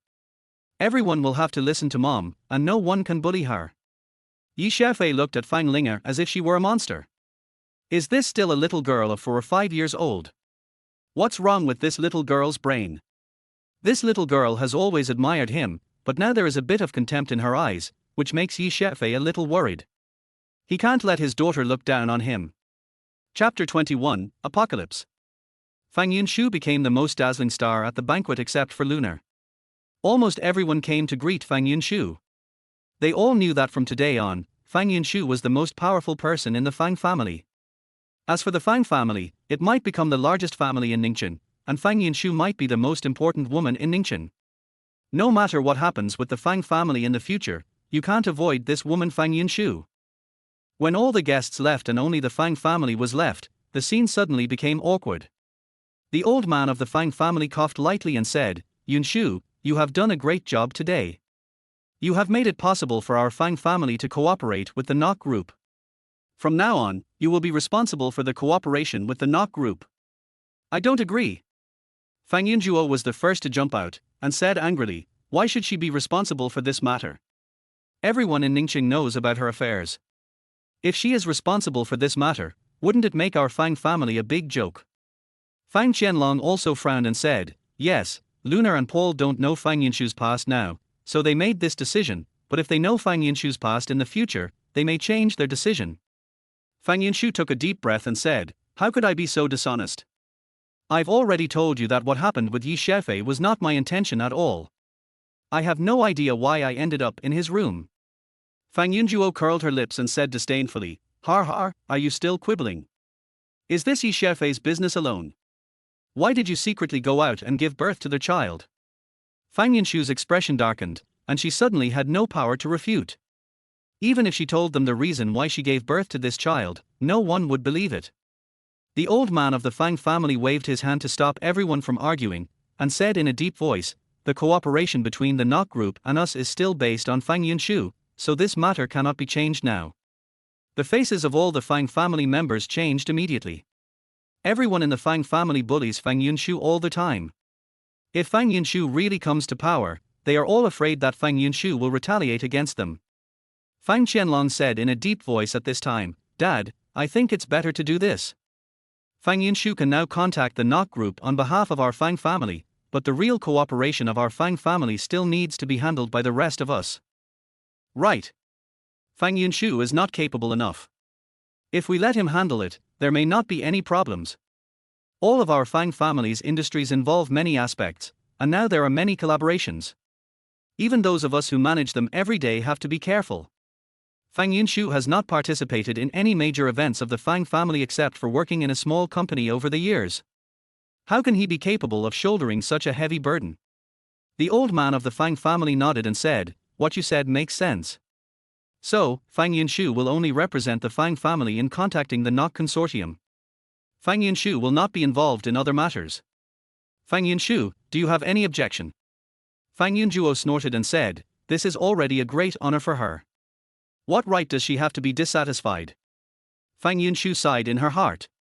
This completely sidelined her. However, compared to before, at least her status in the Fang family had improved. At this time, she said softly, "Grandpa, I have no objection." Everyone breathed a sigh of relief. The old man of the Fang family nodded and said, "Then you should do your best and entertain Miss Lunar well in the next 2 days. Yes. When everything was settled, Fang Yunshu once again returned to the small cottage where she and Fang Linga lived with the servants. At the door, she heard Fang Linga's laughter. Fang Yunshu paused, doubting his own ears. Did he hear wrongly? His daughter actually laughed, and laughed so loudly. Laughter is a very common thing for a normal child. But for Fang Linga, that was simply too luxurious. As far as Fang Yunshu could remember, he seemed to have never heard Fang Linga laugh like that. She walked quickly towards the door, but Fang Linga's laughter stopped abruptly. Fang Yunshu shook his head gently. It might have been an illusion. How could his daughter smile so happily? After opening the door, Fang Yunshu paused. In addition to his daughter, Yi Xiaofei was also in the room. Yi Xiaofei sat on a chair while Fang Linga sat on the edge of the bed. Both of them sat very straight, looking so proper. Fang Yunshu quickly went over to block Fang Linga, staring at Yi Xiaofei with vigilant eyes, and asked, "What are you doing here?" Yi Xiaofei smiled at this time and said, "I want to talk to you." "I have nothing to talk to you about. Please go out." Yi Xiaofei said with a smile, "I said you are going too far. I vented your anger and let you take charge of the Fang family. You don't thank me. Can't you talk to me?" Fang Yunshu's face changed, staring at Yi Xiaofei and said, "You mean, it was you who facilitated the cooperation between the Nok group and our Fang family?" "Of course. I see these people in the Fang family bullying you and Linger one by one. I feel very unhappy. In order to prevent them from bullying you in the future, I will make you the most powerful person in the Fang family. Only you can bully them, and they can't bully you." After signing the agreement, Yi Xiaofei and Fang Linger returned, so he didn't know about the Fang family's last meeting. Fang Yunshu stared at Yi Xiaofei, the corner of his mouth suddenly curled up, and he said sarcastically, "You said you helped me, then let me ask you, how did you make it happen?" Yi Xiaofei said casually, "This is not difficult. I am now the largest shareholder of the Nok group. If I want the Nok group to cooperate with someone, it's just a matter of a word." "You are the largest shareholder of the Nok group." Har har. Fang Yunshu suddenly chuckled, but then his face turned cold again and he said, "Do I really look that stupid? Do you think you can fool me with that?" "I didn't lie to you, this is true," Yi Xiaofei said helplessly. "Then let me ask you, where have you been these years?" Yi Xiaofei had a happy look on his face. Fang Yunshu asked himself, which was the beginning of a conversation. He said hurriedly, "I was thrown into a place called Evil Island. The environment there is terrible. The people there are the most dangerous people in the world. It happened that old Brown from the knock group was there, so he transferred his shares to me. Enough. Fang Yunshu waved his hand fiercely, interrupting Yi Xiaofei's words, and said with gritted teeth, "Are you making up a story? If you have this ability, write a novel yourself, maybe you can sell it to make some money to support yourself. I don't want to hear such stories. Chapter 22 Prove it to you." Yi Xiaofei frowned and said, "I didn't lie to you. Everything I said was true. If I lied to you, I would be struck to death by lightning." Boom! A muffled sound was heard in the sky. Yi Xiaofei was stunned. Is this such a coincidence? Fang Linger shrugged at Yi Xiaofei behind Fang Yunshu, and a helpless smile appeared on her childish face. Fang Yunshu sneered and said, "Look. Even God can't stand it anymore. Do you still have the nerve to continue making up stories?" Yi Xiaofei was really upset. "Hey, woman, can you be reasonable?" "No. I can't reason with you." Fang Yunshu answered straightforwardly, pointing to the door, "I'm in a good mood today, and I don't want you to ruin my mood. Please get out now." Yi Xiaofei stood up and said, "Fang Yunshu, I am so tolerant of you because of what happened back then." "How tolerant?" Fang Yunshu stood up suddenly, glared at Yi Xiaofei, and said with gritted teeth, "I am like this today because you hurt me back then. If it weren't for that incident, I would not have been ostracized by my family, and Linger would have been bullied by others. Everything I have is thanks to you. How dare you show up in front of me?" Yi Xiaofei's momentum suddenly weakened. He gave a dry laugh and said, "I am making you the controller of the Fang family to compensate you. You made me the person in charge of the Fang family. Har har." Fang Yunshu sneered and was too lazy to say another word on this topic. Yi Xiaofei rolled his eyes and said, "Today I have to prove myself no matter what I say. Don't you believe that I did this? Okay. Then I'll let Lunar call you." Fang Yunshu curled his lips in disdain and said, "Okay, if you ask Lunar to call me now, I will believe you." Fang Linger said excitedly, "Hurry up and fight. Hurry up and fight. Of course, Lunar tells you, I want to see if you believe it." Yi Xiaofei raised his chin towards Fang Yunshu. There was a hint of doubt in Fang Yunshu's eyes. This guy was so confident, could it be that he really did this? Yi Xiaofei stretched out his hand and said, "Lend me your phone, I don't have one." Fang Yunshu laughed angrily and said sarcastically, "Well, you are the largest shareholder of the knock group, but you don't even have a mobile phone. Well, I'll lend it to you. I want to see how you continue to act." Yi Xiaofei was very unhappy with Fang Yunshu's tone. He took the phone, snorted, and said, "You will see it soon." Fang Ling's eyes lit up even brighter, and she was particularly looking forward to Yi Xiaofei's performance in front of her mother. After doing all these things for Fang Yunshu actually didn't believe him. So he had to let Fang Yunshu know today and make this bad-tempered woman change her attitude towards him, and then they could talk about what happened in the past. When he thought that Fang Yunshu would know the truth soon, his expression would definitely become extremely surprised. Yi Xiaofei actually felt happy in his heart and couldn't help but reveal a smug smile on his face.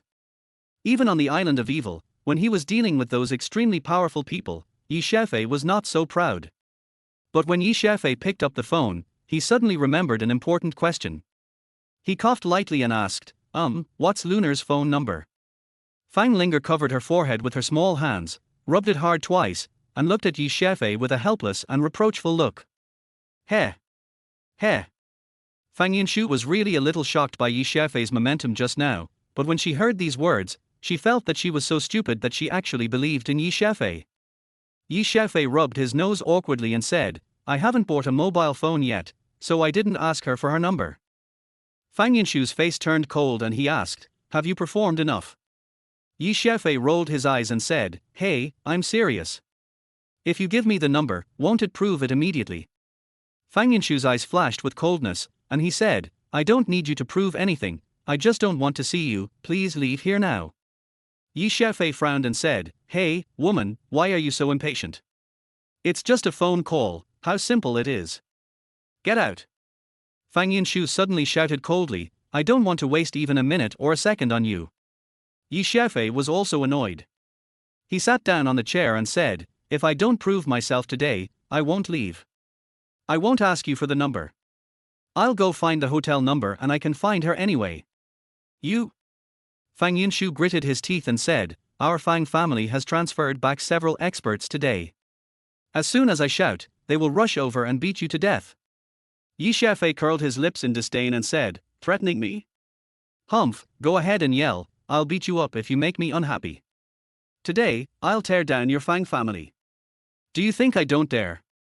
Fang Yunshu became even more annoyed when he saw Yi Xiaofei's attitude. "Mom!" Fang Linger hugged Fang Yunshu's neck from behind and gently rubbed her face against Fang Yunshu's. "Try it." Fang Linger was definitely Fang Yunshu's weak spot, especially when his daughter begged him so softly. He snorted and said, "Okay, then I'll see how long he can act." Yi Xiaofei was about to retort, but when he saw Fang Linger winking at him, he snorted and dialed the number of the directory. It was easy to find the hotel number, and Yi Xiaofei called the hotel front desk. As soon as the call was connected, Yi Xiaofei gave Fang Yunshu a look that said, "Wait for me," and then he turned on the speakerphone and said, "Hello, I want to check the phone number of the presidential suite." A nice girl's voice came from the phone. "Sorry, we can't tell you the phone number of the presidential suite." "Why?" "The presidential suite is for our most distinguished guests. We cannot disclose it without their permission, otherwise it will affect their rest."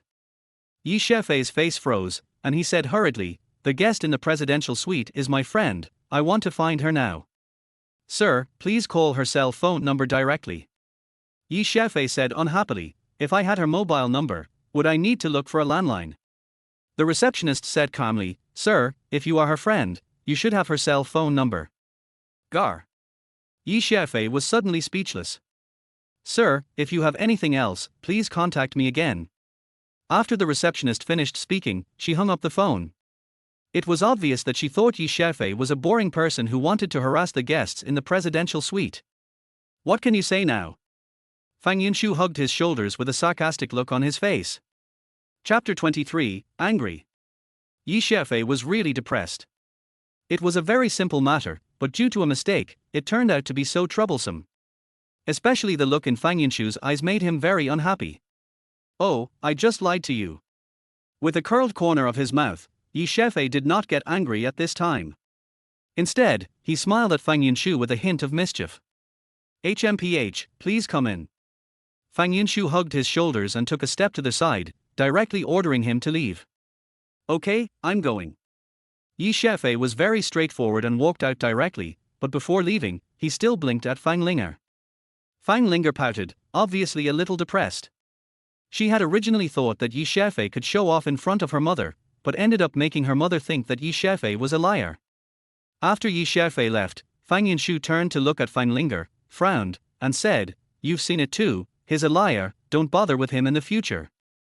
Fang Linger nodded, then lowered her head to play with the bead that Yi Xiaofei gave her. Fang Yunshu frowned. It seemed that her daughter didn't take her words to heart at all. Yi Xiaofei left Fang's house and walked not far away. A business car parked on the side of the road opened its door, and Lunar was sitting inside. "Mr. Yi, I guess you must be here. I have been waiting for you here for a long time." Yi Xiaofei got into the car directly and looked at Lunar, feeling a little amused. He had been looking for her for a long time, but she was right here. "Mr. Yi, you look a little unhappy. Is there something I did wrong?" Lunar's expression suddenly became a little nervous. He said unhappily, "Why don't you give me your phone number?" Lunar immediately apologized and said, I forgot. I wanted to contact you just now, but I just remembered that I didn't ask you for your contact information." Yi Xiaofei rolled his eyes and stopped blaming Lunar. He said, "I don't have a cell phone yet. Lend me some money so I can buy one." "Borrow?" Lunar was stunned for a moment. "What? You won't even lend me some money? I'm your largest shareholder after all, are you afraid that I can't pay it back?" No. Lunar said hurriedly, "I just didn't expect Mr. Yi to have no money now. I'll go get it right away." Yi Xiaofei spread his hands and said, "That's right. I'm penniless now. My pockets are shabbier than my face. I don't have a dime." Lunar chuckled and said, "Mr. Yi's current wealth is enough to rank among the top 100 in the world. You saying you are poor is really the funniest joke." "Har, that's right." Yi Xiaofei leaned back, a depressed look appearing on his face again. "Mr. Yi, is there anything else I have done that makes you unhappy?" Lunar asked cautiously. No, it's my own business. By the way, don't mention me in front of Fang Yunshu. R. Lunar looked puzzled and asked, aren't you doing this just to make her happy? Xiaofei said, this woman makes me very unhappy. If I ask you to talk to her directly, I won't be able to get rid of the anger in my heart. Venting out your anger? You guys. Lunar was very curious. Xiaofei laughed at himself and said, she refused to believe that I helped her with this matter and even called me a liar. Lunar was even more confused and asked, shouldn't you let me prove right away that you did it? No. Xiaofei waved his hand and said, this woman has a bad temper. If she knows it's me now, she might not want this benefit. When she gets enough benefits, then even if she doesn't want it anymore, there's nothing she can do. She can't thank me even if she wants to. I really want to see what kind of expression she will have when she suddenly knows that I, a big liar, am the one who really helped her. Lunar was stunned for a moment, then smiled and said, Mr. Yi, you have a saying, pretending to be a pig to eat the tiger, is that what you want? Xiaofei shook his head and said, no. I just want to embarrass her. Humph, you keep giving me a bad face. I'll see if you can give me another bad face. The smile on Lunar's face became even more intense. At this time, Xiaofei was like a sulky child, making people feel closer to him. Back at the hotel, Lunar handed Xiaofei a mobile phone and said, Mr. Yi, this is a customized phone with many special functions. I hope it suits your taste. Xiaofei took it immediately and said, thank you. In addition, there is another card here, which is linked to the finances of the Knock Group. You can withdraw funds below 100 million at will, but if it is more, you need to confirm with the finance department. You can use it freely if it's less than 100 million. This is pretty awesome. Xiaofei was immediately delighted. Although he had gained countless wealth on the island of evil, it was only empty money. Now it was truly in his hands. He was a poor boy before, and it was hard to contain his joy to get such a huge fortune. To let Lunar leave, Xiaofei couldn't wait to take out his cell phone. He hasn't touched a mobile phone for more than 5 years. For a boy, this is definitely very attractive. Mobile phone technology has made a lot of progress in the past 5 years, and there are too many things in it that Xiaofei has never seen before. Xiaofei held his mobile phone and had a lot of fun playing with it. After struggling for a while, Xiaofei finally logged into QQ, which he had not used for 5 years. Fatty, are you there? Xiaofei found a number and sent a message, feeling indescribably excited. The fat guy is named Wang Debao, and he is Xiaofei's high school classmate. The two have been desk mates since their first year of high school, living in the same dormitory, eating together, and playing together. He is Xiaofei's only real friend. Wang Debao is 1.8 meters tall, but weighs more than 200 kilograms. When he walks, the fat on his body shakes. When he thought of him, Xiaofei couldn't help but smile. Xiaofei? Is it really you? Within a few minutes, a message came back, followed by a string of question marks and a surprised expression. Of course it's me. Did you miss me? Xiaofei sent a picture with a smirk. Fuck. Where the hell have you been? I haven't seen you for 5 years. I thought you were dead. This time, Wang Debao sent a voice message. His voice was full of strong excitement and agitation, and he was even a little choked. Xiaofei's nose was sore. Just one sentence made him feel that Wang Debao's friendship with him was still there. I went out for a while, and I came back because I missed home. Wang Debao's voice became even more excited. Oh my god. Oh my god. It's really you. Where are you? Let's meet tomorrow. No. I want to see you now. Xiaofei said, then come to see me in the presidential suite of Ningqing Hotel. Chapter 24 Brothers and Enemies. Ningqing Hotel. Presidential Suite. Xiaofei, you are still so funny. Hurry up, I am not in the mood to joke with you now. Remember the bar on the back street of our school? Let's go there. Okay, I should be able to find that place. Xiaofei agreed immediately. Rushing out of the room, Xiaofei almost bumped into Lunar. Mr. Yi, what are you doing? Lunar asked hurriedly. Xiaofei said, I'm going to go out for a while, and I don't know when I'll be back. Oh, by the way, come with me downstairs to get a door card, so that I can get in when I come back. Okay. The two came to the hotel front desk to get a room card. The girl at the front desk immediately processed it respectfully, and her attitude was so nice. Xiaofei kept his eyes on the little girl, which made her face turn red, but she was also very excited. This person lives in the presidential suite and is so young. If he takes a fancy to me, I'll be able to rise to the top and become a phoenix. Finally it was done. Xiaofei took the room card and said to the girl with a smile, "Can I have the phone number for the presidential suite?" Then, without waiting for the girl to reply, Xiaofei waved his hand and rushed out of the hotel like the wind. The girl was stunned for a moment, then her face turned pale. She finally recognized that this man was the one who called and asked for the presidential suite. Wouldn't that mean she had offended the guest? Oh my god, not only would she not be able to rise to the top and become a phoenix, but she would even be fired for offending the distinguished guest of the presidential suite. What's wrong? Lunar looked at the girl at the front desk in confusion. Miss Lunar, I offended that gentleman just now. The little girl was about to cry and couldn't speak. Oh? Tell me about it. Lunar was quite curious. The girl stammered, "This afternoon, this gentleman called and asked for the phone number of the presidential suite. Our hotel occasionally encounters such people, who always want to harass the guests of the presidential suite, so I didn't give it to him. As for this matter, it's okay. You don't have to worry." Lunar guessed at once that Xiaofei was looking for her at that time, and he probably wanted to prove it to Fang Yunshu, but he gave up in the end. She didn't know what happened between Xiaofei and Fang Yunshu. Xiaofei took a taxi and came to the bar behind the school. When he was about to pay, he encountered an embarrassing thing. He had no cash on him, and although he had a cell phone, he didn't have a phone card, and his phone had no network, let alone linking a bank card. He had no way of paying for the taxi. "Uncle, can you pay with a credit card?"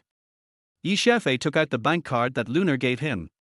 The driver rolled his eyes and said, "Are you kidding me? Have you ever seen a taxi with a POS machine?" "That's true." Xiaofei smiled embarrassedly. "Young man, you don't have any money, do you?" The driver looked at Xiaofei's embarrassed expression and his face turned a little dark. "It's not easy to drive a taxi here. You can't owe me the fare, right?" Xiaofei said hurriedly, "No. I will go find a friend to pay now." The driver immediately said, "Then call him and ask him to come out and pay. My phone doesn't have a card." "Brother, please wait for me and I'll give you some more money."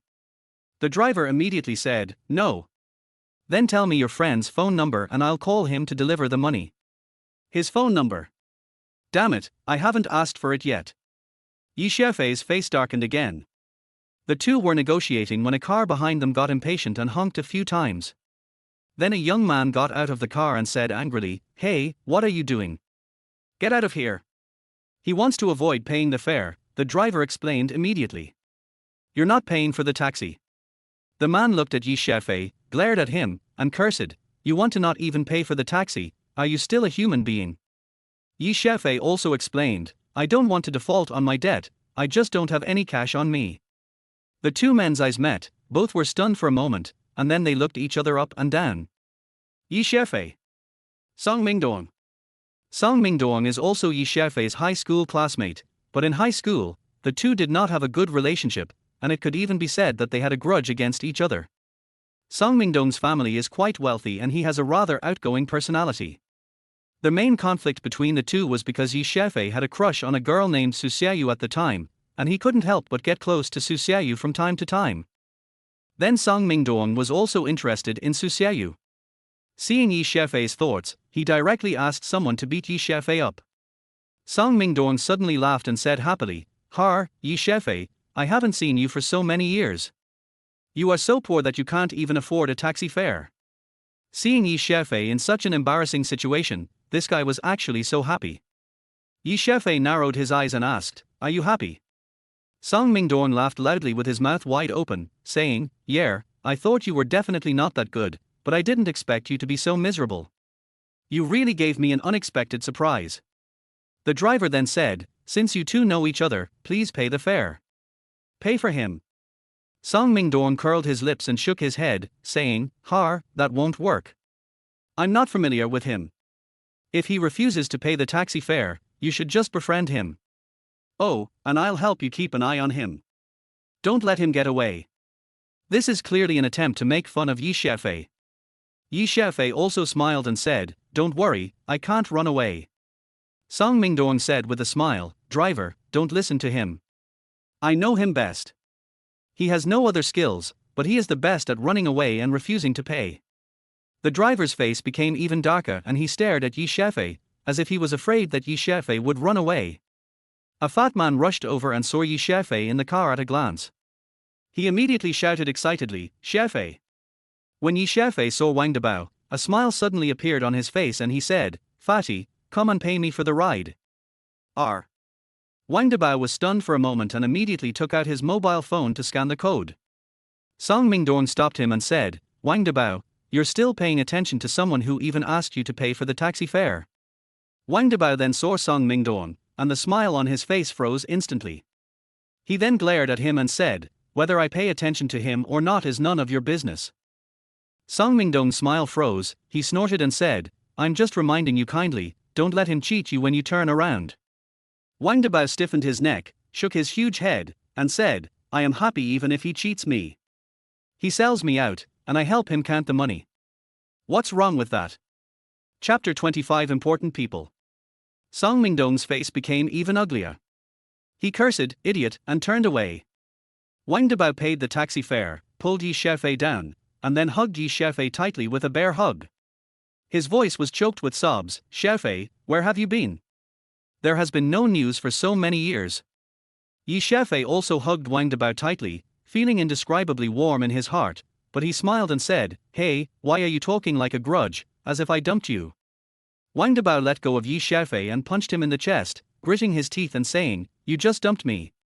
We agreed to be brothers for life, but you disappeared for more than 5 years without even a word." Xiaofei actually saw tears in Wang Debao's eyes and was indescribably moved. He put his arm around his shoulders and said, "This is a long story. Then tell me everything clearly. Let's go in and talk slowly. If you leak even a little bit, I won't forgive you." The two of them walked into the bar arm in arm, found a booth, and Wang Debao served them a bunch of beer and food. "Cheers." The two men clinked the bottles together, drank the entire bottle of beer, and then burst out laughing at the same time. "Where have you been in these years?" Wang Debao asked again. "Har har, I went out to work." Xiaofei did not tell the truth. Wang Debao frowned and said, "Then why didn't you even reply to my message? Could it be that you were taken to a black coal mine?" Xiaofei said, "That's not the case, but there is really no signal where I work. When I came back, I came to find you as soon as possible." Wang Debao looked at Xiaofei's dark face and said, "You must have had a hard time in the past few years, so I won't ask any more questions.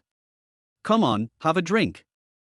In the evil island, in order to survive and get something to eat, Xiaofei was exposed to the sun almost every day. He was indeed tanned, making people feel that he was always doing hard labor. The two took another big sip, and Xiaofei asked, "So how have you been these past few years?" Wang Debao threw a broad bin into his mouth, chewed it and said with a smile, "I am also very simple.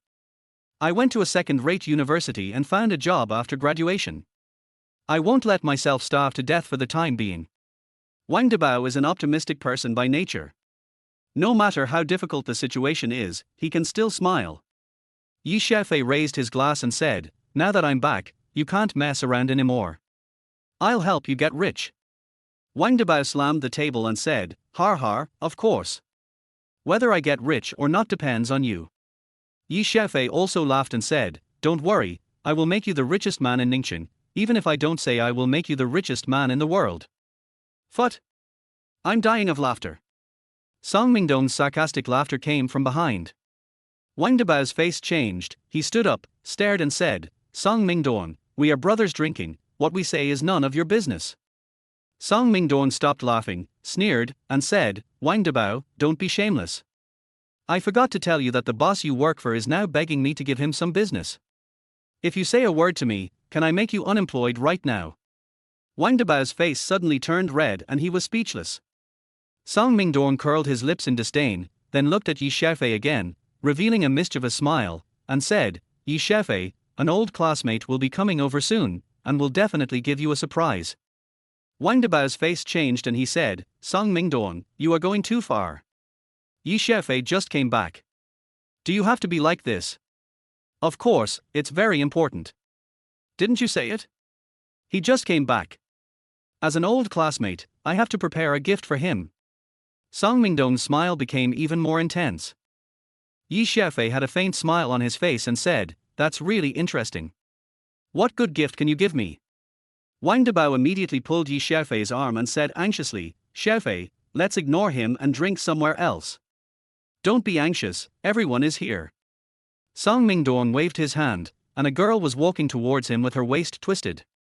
When Yi Xiaofei saw the girl, his eyes lit up.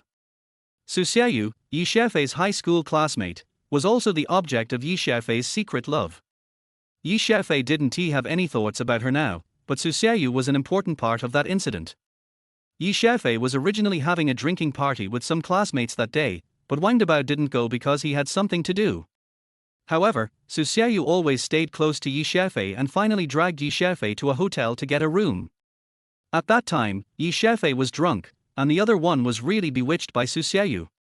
The two of them checked into their hotel, but Su Xiaoyu immediately said that she had something to do and would be back soon.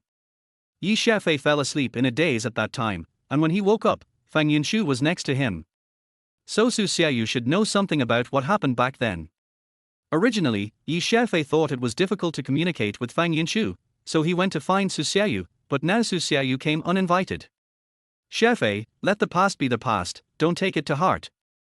Wang Debao put his arm around Yi Xiaofei's shoulders, and looking at Yi Xiaofei's excited look, he became even more worried. Yi Xiaofei smiled and said, "It's okay. I just happened to have something to ask her." Wang Debao hurriedly said, "Su Xiaoyu is now Song Mingdong's girlfriend." As they were talking, Su Xiaoyu had already walked over and directly took Song Mingdong's arm, with a smile on her face brighter than a flower, and said in a sweet voice, "Dear, you said that you wanted me to come and see someone, who do you want to see?" Su Xiaoyu was wearing heavy makeup, gold and silver jewelry, and branded clothes. She had completely lost the innocence she had in her student days. "Yes, it's him." Song Mingdong pointed at Yi Xiaofei. Yi Xiaofei." Su Xiaoyu only took a look at Yi Xiaofei, then screamed suddenly, took 2 steps back, and almost fell down. This reaction was too strong and completely beyond the expectations of Song Mingdong and Wang Debao. There is indeed something wrong, otherwise Su Xiaoyu would never have such a frightened reaction. "Xiaoyu, what's wrong with you?" Song Mingdong looked at Su Xiaoyu with a frown. He was obviously very dissatisfied with Su Xiaoyu's reaction. This was not the scene he expected to see at all. Yi Xiaofei raised the corner of his mouth and said with a smile, "Su Xiaoyu, am I so scary?" You.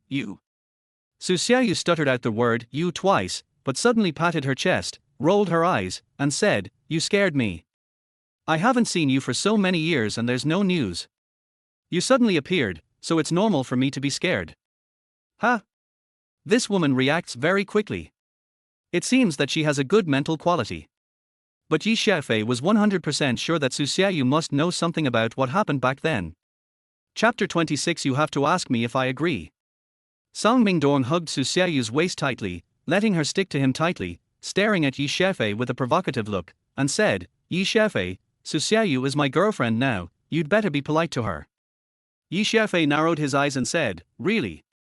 Then did you know that Fang Xiaoyu and I checked into a hotel before I left?" The smile on Song Mingdong's face froze, and he turned to glare at Su Xiaoyu. Is what he said true? Su Xiaoyu's face suddenly became very embarrassed, and she said in a panic, "Don't listen to his nonsense. Do you think I would be so blind as to fall in love with a poor guy like him? And even get a room with him?" Song Mingdong's expression suddenly eased a lot, and he turned around and glared at Yi Xiaofei again. "Yi Xiaofei, do you think I will be fooled by you if you say such things? You really think too highly of yourself. You are a poor guy who doesn't even have enough money for a taxi. How can you be worthy of Su Xiaoyu?" Har har. Yi Xiaofei kept staring at the two people's reactions. He knew Song Mingdong very well. He was a fool, a dandy boy with some money who wanted to show off everywhere, but he was not that scheming. His current behavior was enough to show that he was completely unaware of what happened back then. Su Xiaoyu twisted her waist and said to Song Mingdong, "Mingdong, I really don't want to see this person who slandered me. Let's go." Song Mingdong had almost finished showing off in front of Yi Xiaofei. He chuckled and said, "Okay, let's go to the private room." Only poor people like them would drink in a booth like this. Yi Xiaofei said calmly at this time, Su Xiaoyu, let's talk alone. Su Xiaoyu hugged Song Mingdong's arm tightly and said, I have nothing to talk to you about. I am Song Mingdong's girlfriend. Are you sure? Yi Xiaofei narrowed his eyes. Su Xiaoyu saw a sense of danger in Yi Xiaofei's eyes, and took a step back involuntarily, then shook Song Mingdong's arm and said, Mingdong, look at him bullying me. Song Mingdong glared at Yi Xiaofei and said angrily, Boy, do you want to die? Yi Xiaofei glanced at Song Mingdong, threw a broadbin into his mouth, chewed it slowly, and said, This is between Su Xiaoyu and me, you'd better not interfere. Hey, kid, are you threatening me again? Song Mingdong's eyes were more fierce, and he said, I could beat you before, and I can still beat you so hard that your grandmother won't recognize you anymore. Wang Debao quickly said, Xiaofei, let's forget it. What's happened is over. He thought Yi Xiaofei couldn't let go of his feelings for Su Xiaoyu. Yi Xiaofei shook his head, still staring at Su Xiaoyu, with the corners of his mouth raised. He picked up a tissue and wiped his hands, then said slowly, Some things can be overcome, but some things cannot be overcome. Su Xiaoyu, what do you think, is that right? Su Xiaoyu felt a strong pressure and her expression was stiff. Song Mingdong said viciously, Boy, you are really looking for death, don't blame me for this. Then he picked up the phone and dialed a number directly, Brother Bao, I'm in your bar. There's a kid who doesn't know what's best for him.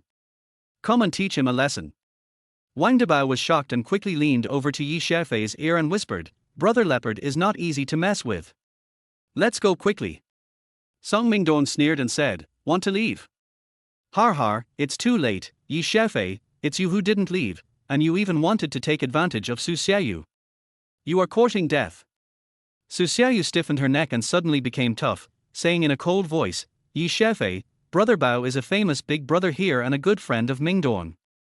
Now that he is here, you will be in trouble. Yi Xiaofei chuckled, picked up a bottle of beer, gestured to Wang Debao, and said, Fatty, come on. Let's continue drinking. The corners of Wang Debao's mouth twitched. He clenched his fists tightly, then sat down, clinked the bottle with Yi Xiaofei, and drank the whole bottle of beer in one gulp. After wiping his mouth, Wang Debao picked up another bottle and said, Come on, Xiaofei, let's continue drinking.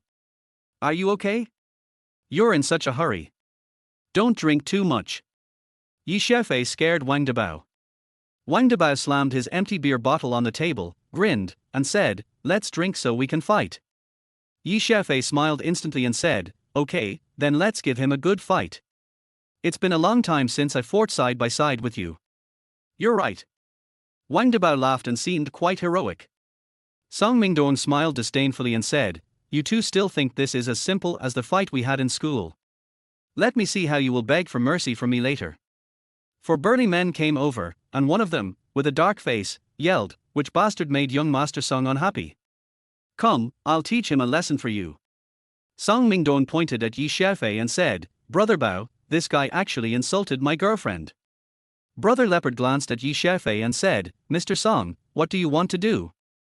Song Mingdong showed a ferocious smile on his face and said, It's very simple. I'll make this kid kneel on the ground and call me grandpa 3 times, and I'll let him go. Easy. Brother Bao turned to face Yi Xiaofei, glared at him, and said, Boy, hurry up, don't force me to do it. Yi Xiaofei didn't look at Brother Bao and the others, but kept looking at Wang Debao. This guy was actually pouring bottle after bottle of wine into his mouth, as if he had a grudge against alcohol. Yi Xiaofei, are you fucking deaf? Brother Bao is talking to you. Seeing that Yi Xiaofei ignored him, Song Mingdong started yelling. Are you talking to me? Yi Xiaofei had a smile in his eyes. Damn it, Brother Leopard is talking to you and you're talking nonsense. A guy next to Brother Leopard cursed, swung his arm, and slapped Yi Xiaofei in the face. Fuck you. A huge black shadow suddenly blocked Yi Xiaofei's way and hit the guy hard. The guy was hit directly by the tank and flew more than 3 meters away. Wang Debao wiped the corner of his mouth vigorously, grinned, revealed a ferocious smile, puffed out his chest, and shouted heroically, You want to touch my brother, hiccup? Then you have to ask me if I agree, hiccup, agree. Everyone was stunned for a moment, even Yi Xiaofei was confused. When they were in high school, the two of them had fought with others, but Wang Debao was very timid, not as aggressive as he is now. Could it be that this kid also had some special encounters like me and became so awesome? Chapter 27, Calling Grandpa. Brother Leopard was stunned for a moment, then immediately got furious.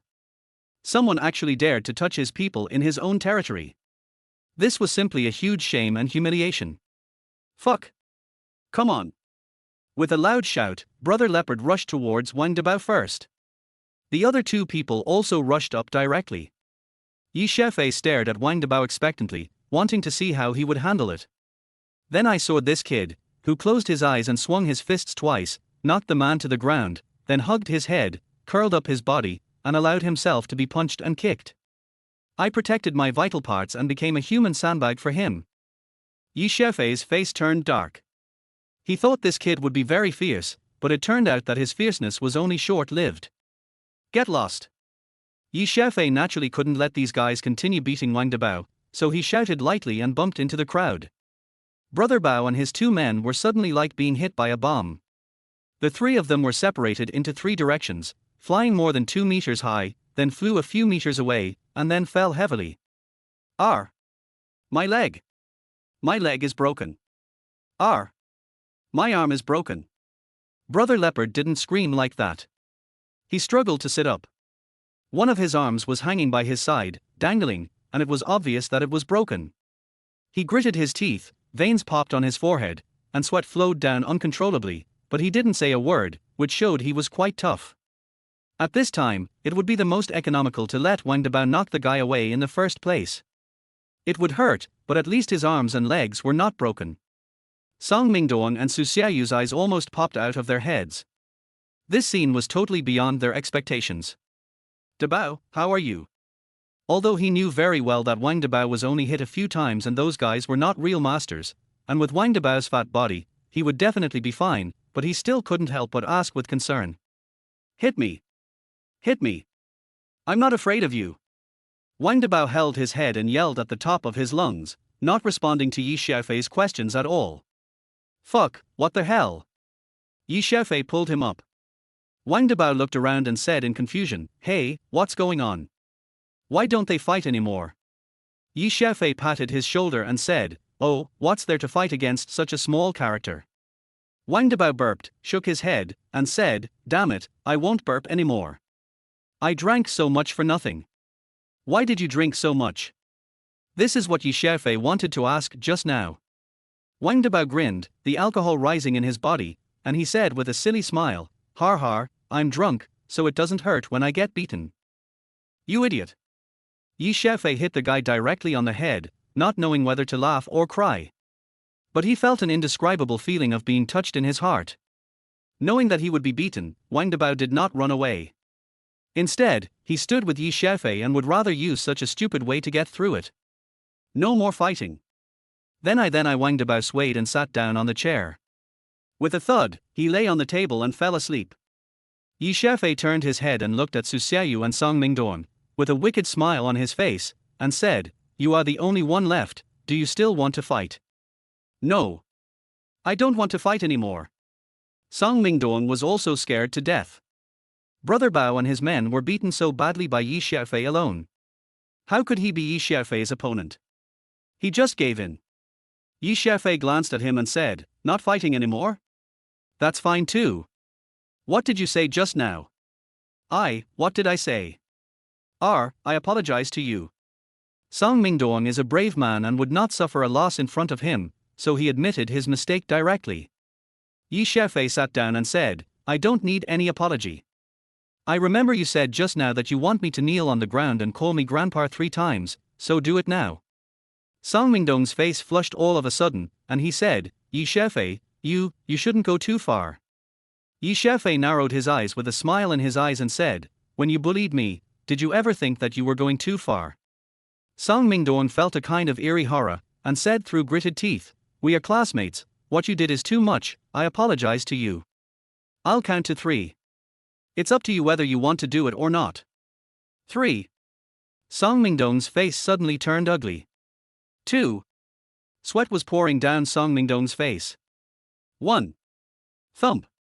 Every time Xiaofei called out a number, Song Mingdong would feel a strong pressure.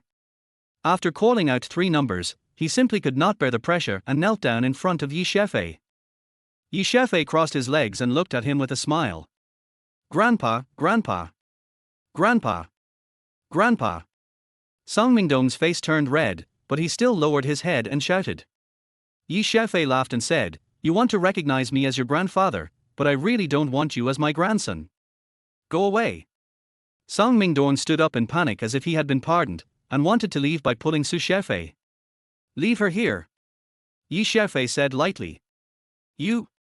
Song Mingdong's eyes flashed with humiliation and anger, and he gritted his teeth and said, "Xiaofei, if you dare to touch Xiaoyu, I will never let you go."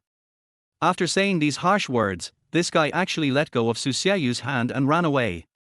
He was afraid that he would not be able to hold back his tears if he stayed here any longer. Xiaofei ignored Song Mingdong, waved his hand and said, "Sit down and talk." Xiaoyu's face was gloomy and uncertain. After a while, she slowly sat down, not daring to meet Xiaofei's gaze. "Who asked you to do that back then?" Xiaofei took a sip of wine and asked slowly. What? Who asked me to do this?" Xiaoyu looked up at Xiaofei, then sat down immediately. Xiaofei smiled faintly and said, Har, are you pretending to be confused with me?" "Xiaoyu, don't think that I will show mercy to women. If you don't explain this matter to me clearly, I don't mind making you the same as them." Xiaoyu couldn't help but shudder when she heard the wailing of those guys. She raised her head again, tears in her eyes, and choked up and said, "Are you blaming me for standing you up?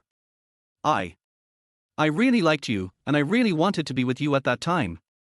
But then I got scared, so I ran away and didn't dare to go back to find you." "Oh." Xiaofei stared at Xiaoyu. "Really? Actually, I've always missed you and always regretted not being with you that day. But you disappeared for such a long time, and I had no choice but to be with Song Mingdong. Xiaofei, can we start over?" Xiaoyu looked excited, her eyes were like water, and she looked as excited as if an old love had been rekindled. Chapter 28 Sister Jing. If it were the Xiaofei of the past, I'm afraid he would really be moved by Xiaoyu at this time. But the people Xiaofei had to deal with every day on the evil island were all extremely treacherous. Compared with Xiaoyu, those guys' acting skills were simply heaven and earth. Xiaofei wouldn't even be fooled by those guys, so how could he be deceived by Xiaoyu? Har. Xiaofei laughed mockingly and said, "Xiaoyu, I'm giving you a chance now. Tell me what happened back then. For the sake of our friendship, I will make it difficult for you." When Xiaoyu heard this, panic suddenly appeared in her eyes, but she still said, "Xiaofei, why do you keep saying this? Could it be that your disappearance that year was related to my leaving that day? Did you leave because you were angry with me?" Xiaofei frowned slightly, already a little impatient, and stared at Xiaoyu without saying a word. Xiaoyu felt that Xiaofei's gaze seemed to be able to see through her. Any disguise she put on seemed to be of no use in front of Xiaofei. "Sister Jing." Several people came over, surrounding a woman, and everyone greeted the woman. "What's going on?" the woman named Sister Jing asked with a frown. Brother Bao struggled to sit up, gritted his teeth and endured the pain, and said, "Sister Jing, this kid beat us up." "Oh." Sister Jing looked at Xiaofei. Xiaofei also looked at her, his eyes lit up. This is an extremely beautiful woman, about 25 or 26 years old. She is wearing a cheongsam, which makes her slender waist and long thighs more prominent. The most important thing is that this woman is not just beautiful. Even if she stands there with no expression on her face, she exudes a kind of charm from the inside out. It is a temperament that can mobilize the strong secretion of male hormones. Even though it was the first time Xiaofei saw this woman, he actually had the urge to get her into bed. "Sister Jing! Help!" Xiaoyu suddenly cried out and started crying. Sister Jing's face darkened and she asked, "What's going on?" Xiaoyu looked extremely aggrieved, and choked up as she said, He forced me to accompany him, and I don't want to at all. Please, Sister Jing, save me." Sister Jing stared at Xiaofei with anger in her eyes. She opened her cherry lips and said slowly, "How dare you do such a thing here? Boy, do you have to give me an explanation?" Xiaofei looked at Sister Jing and said, "I am doing my job, why should I give you an explanation? How dare you?" The people around Sister Jing shouted angrily, and each of them looked like they were about to rush up and tear Xiaofei to pieces. Sister Jing waved her hand and said coldly, "This place is mine. I won't allow anyone to force a girl to do something she doesn't want to do." Xiaofei only felt the coldness of this woman, but it was just another kind of charm. He still looked at Sister Jing unscrupulously and said, "Really? What if I have to make her do something she doesn't want to do?" Su Xiaoyu immediately shouted, "Sister Jing, look, he doesn't even take you seriously." Sister Jing sneered and said, "Then come here, I want to see how he makes you do something you don't want to do." Su Xiaoyu immediately stood up and walked behind Sister Jing. Xiaofei glanced at Su Xiaoyu, but Su Xiaoyu raised her chin proudly towards Xiaofei, as if she had found her biggest baka and no longer took Xiaofei seriously. Xiaofei stood up slowly and said, "Su Xiaoyu, if you don't explain to me what happened back then, no one can protect you." Brother Bao immediately said, "Sister Jing, be careful. This guy is very dangerous. We didn't see what was going on before he knocked us down. And my arm was broken in just one blow." The people brought by Sister Jing all gasped and immediately stood in front of Sister Jing. They knew Brother Bao's strength very well. He was injured so easily. The guy opposite must be an extremely dangerous person. Sister Jing looked at Xiaofei, then at Wang Dabao who was lying on the table, and then at several of his injured subordinates. Her eyes instantly turned cold, and she said in a deep voice, "Chen Bao, what's going on?" Brother Bao shrank his neck and said, "Song Mingdong came to me and said someone was molesting his girlfriend, so we came to take a look. But this guy was very arrogant, so we had a conflict." Sister Jing's eyes flashed coldly, and she asked, "Is that so?" Brother Bao's mouth twitched, and he lowered his head and said, "It was Song Mingdong who asked us to come and vent his anger." "Humph." Sister Jing snorted coldly, and then said to Xiaofei, "Little brother, I'm afraid there are some misunderstandings about this matter. Why don't we find a place to have a good chat?" "Okay, it must be very interesting to chat with a beauty like you, but I still have to deal with her business first." Su Xiaoyu felt that something was wrong and said in a panic, "I have something else to do, I'll leave first." Then she turned around and wanted to leave. "Stop, you can't leave until the matter is clarified." The two people immediately blocked Su Xiaoyu's way. Su Xiaoyu turned pale and sweat broke out on his forehead. Xiaofei said, "Find us a place, I want to have a good chat with her." There was no politeness in these words, and it could even be said that he was directly ordering Sister Jing to do the job. Sister Jing's subordinates were all glaring at Xiaofei angrily at this time. Sister Jing smiled sweetly and said charmingly, "This is a simple matter. Let's talk in my office. I guarantee no one will disturb us." After saying this, he twisted his body and turned to walk forward. His posture and gait were even more varied. Xiaofei didn't let anyone touch Wang Dabao. He just let this guy sleep for a while. Besides, it might be better if he didn't see what was going to be dealt with next. Arriving at the door of an office on the third floor, Sister Jing pushed open the door and said, "It's very quiet here, perfect for discussing things." Xiaofei nodded and said, "Okay, I'll talk to her first, and then I'll let you in, and you can come in later." After saying that, he pulled Su Xiaoyu's arm, brought her in, and closed the door. Sister Jing and her men looked at each other in surprise. "This guy is too damn arrogant. Sister Jing, this kid actually dared to talk to you like this, it's so arrogant. Damn it, do you think Sister Jing is your subordinate? I've never seen anyone dare to talk to Sister Jing like that." Several of his men's faces turned black with anger. Sister Jing raised the corner of her mouth, hugged her shoulders, narrowed her eyes into a crescent, and said, "The more capable a person is, the more special his personality is. Don't you think that if I can subdue this kid, it will make us even stronger?" Chapter 29 I'll be the boss. Xiaofei sat on the sofa, just looking at Su Xiaoyu quietly without saying a word. But within half a minute, the sweat on Su Xiaoyu's face was already flowing down like a stream.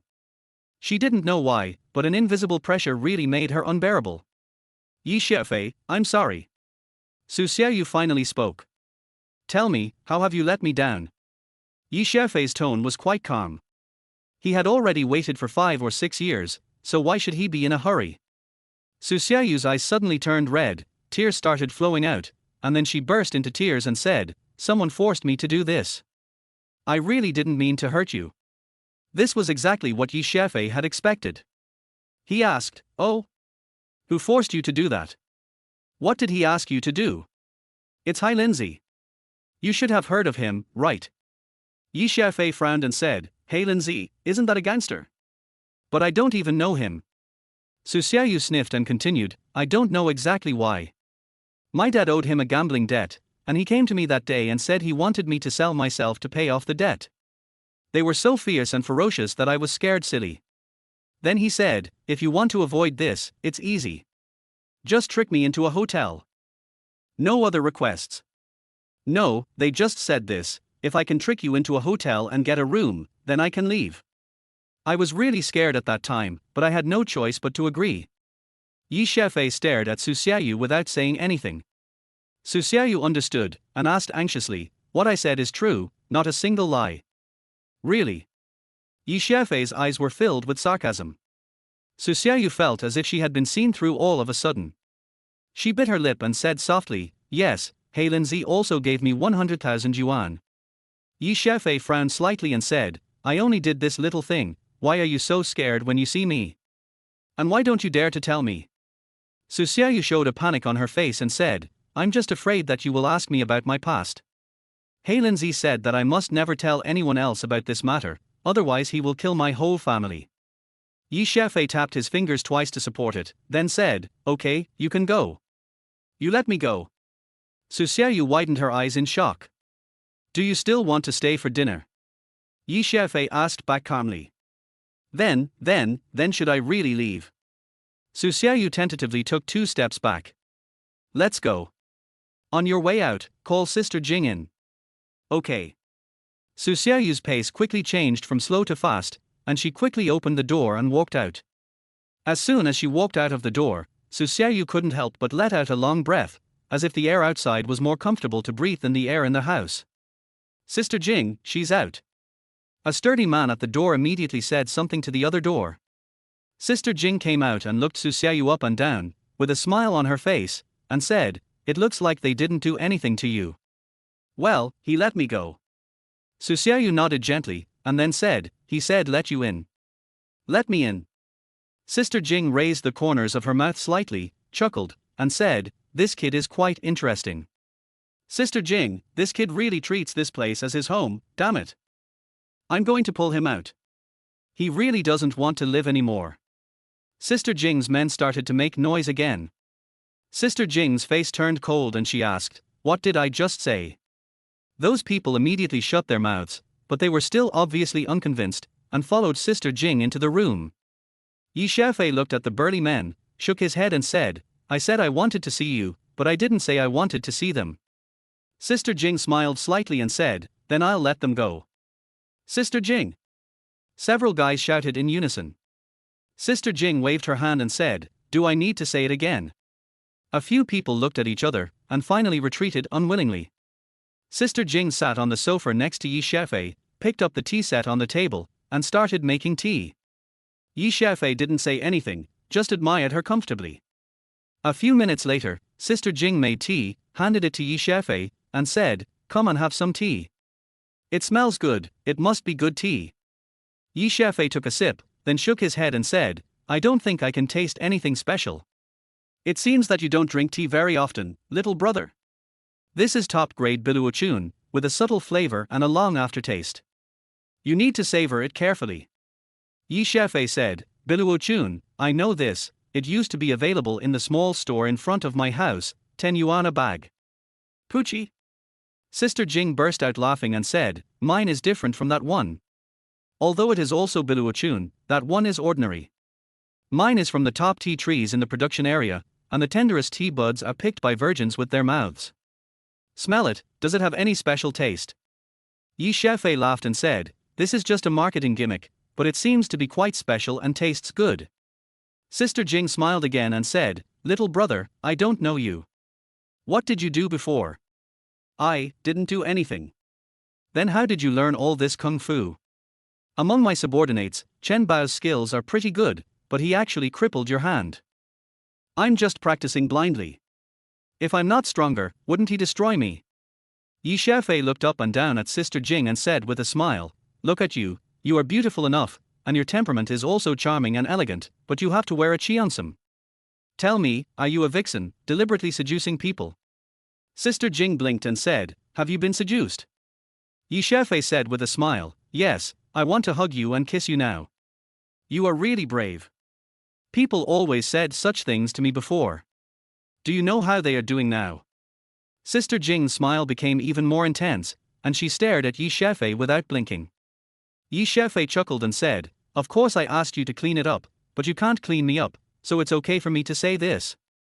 Sister Jing and Xiaofei looked at each other for a few seconds, then she lowered her head to fill Xiaofei's teacup and said, if you can't make it in this world just by fighting, come to me. Okay. Xiaofei agreed readily. Sister Jing was stunned for a moment and said, it's really great that you can agree to this. But Xiaofei narrowed his eyes and said, I have one more condition. Sister Jing said proudly, what are the conditions? Just tell me.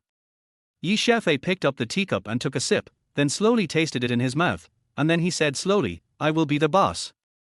Chapter 30 I'm giving you a chance. Sister Jing smiled coquettishly and said, this condition is a bit high. Please change it. Xiaofei shook his head and said, I can't change it. You are not qualified to be your younger brother. Sister Jing sat up straight, a cold light flashed in her eyes, and said, then tell me, what qualifications do you have to be my boss? Xiaofei said casually, as for qualifications, of course I will let you be the boss of the entire Ningqian. These words were completely beyond Sister Jing's imagination. She stared at Xiaofei in a daze for a full minute. Suddenly, she started to giggle, and her laughter was even a little crazy. Her body kept shaking with her laughter. This made her look even more charming. Xiaofei didn't say anything, just looked at her with a smile. Sister Jing laughed so hard that she fell down. It took her a while to hold it back. She rubbed her stomach with one hand and her cheek with the other, and said angrily, you little bastard, you made me laugh so hard that my stomach hurts. Xiaofei said with a smile, do you think I'm bragging? Sister Jing rolled her eyes at Xiaofei and said, let's not talk about whether you can do this first. Har har.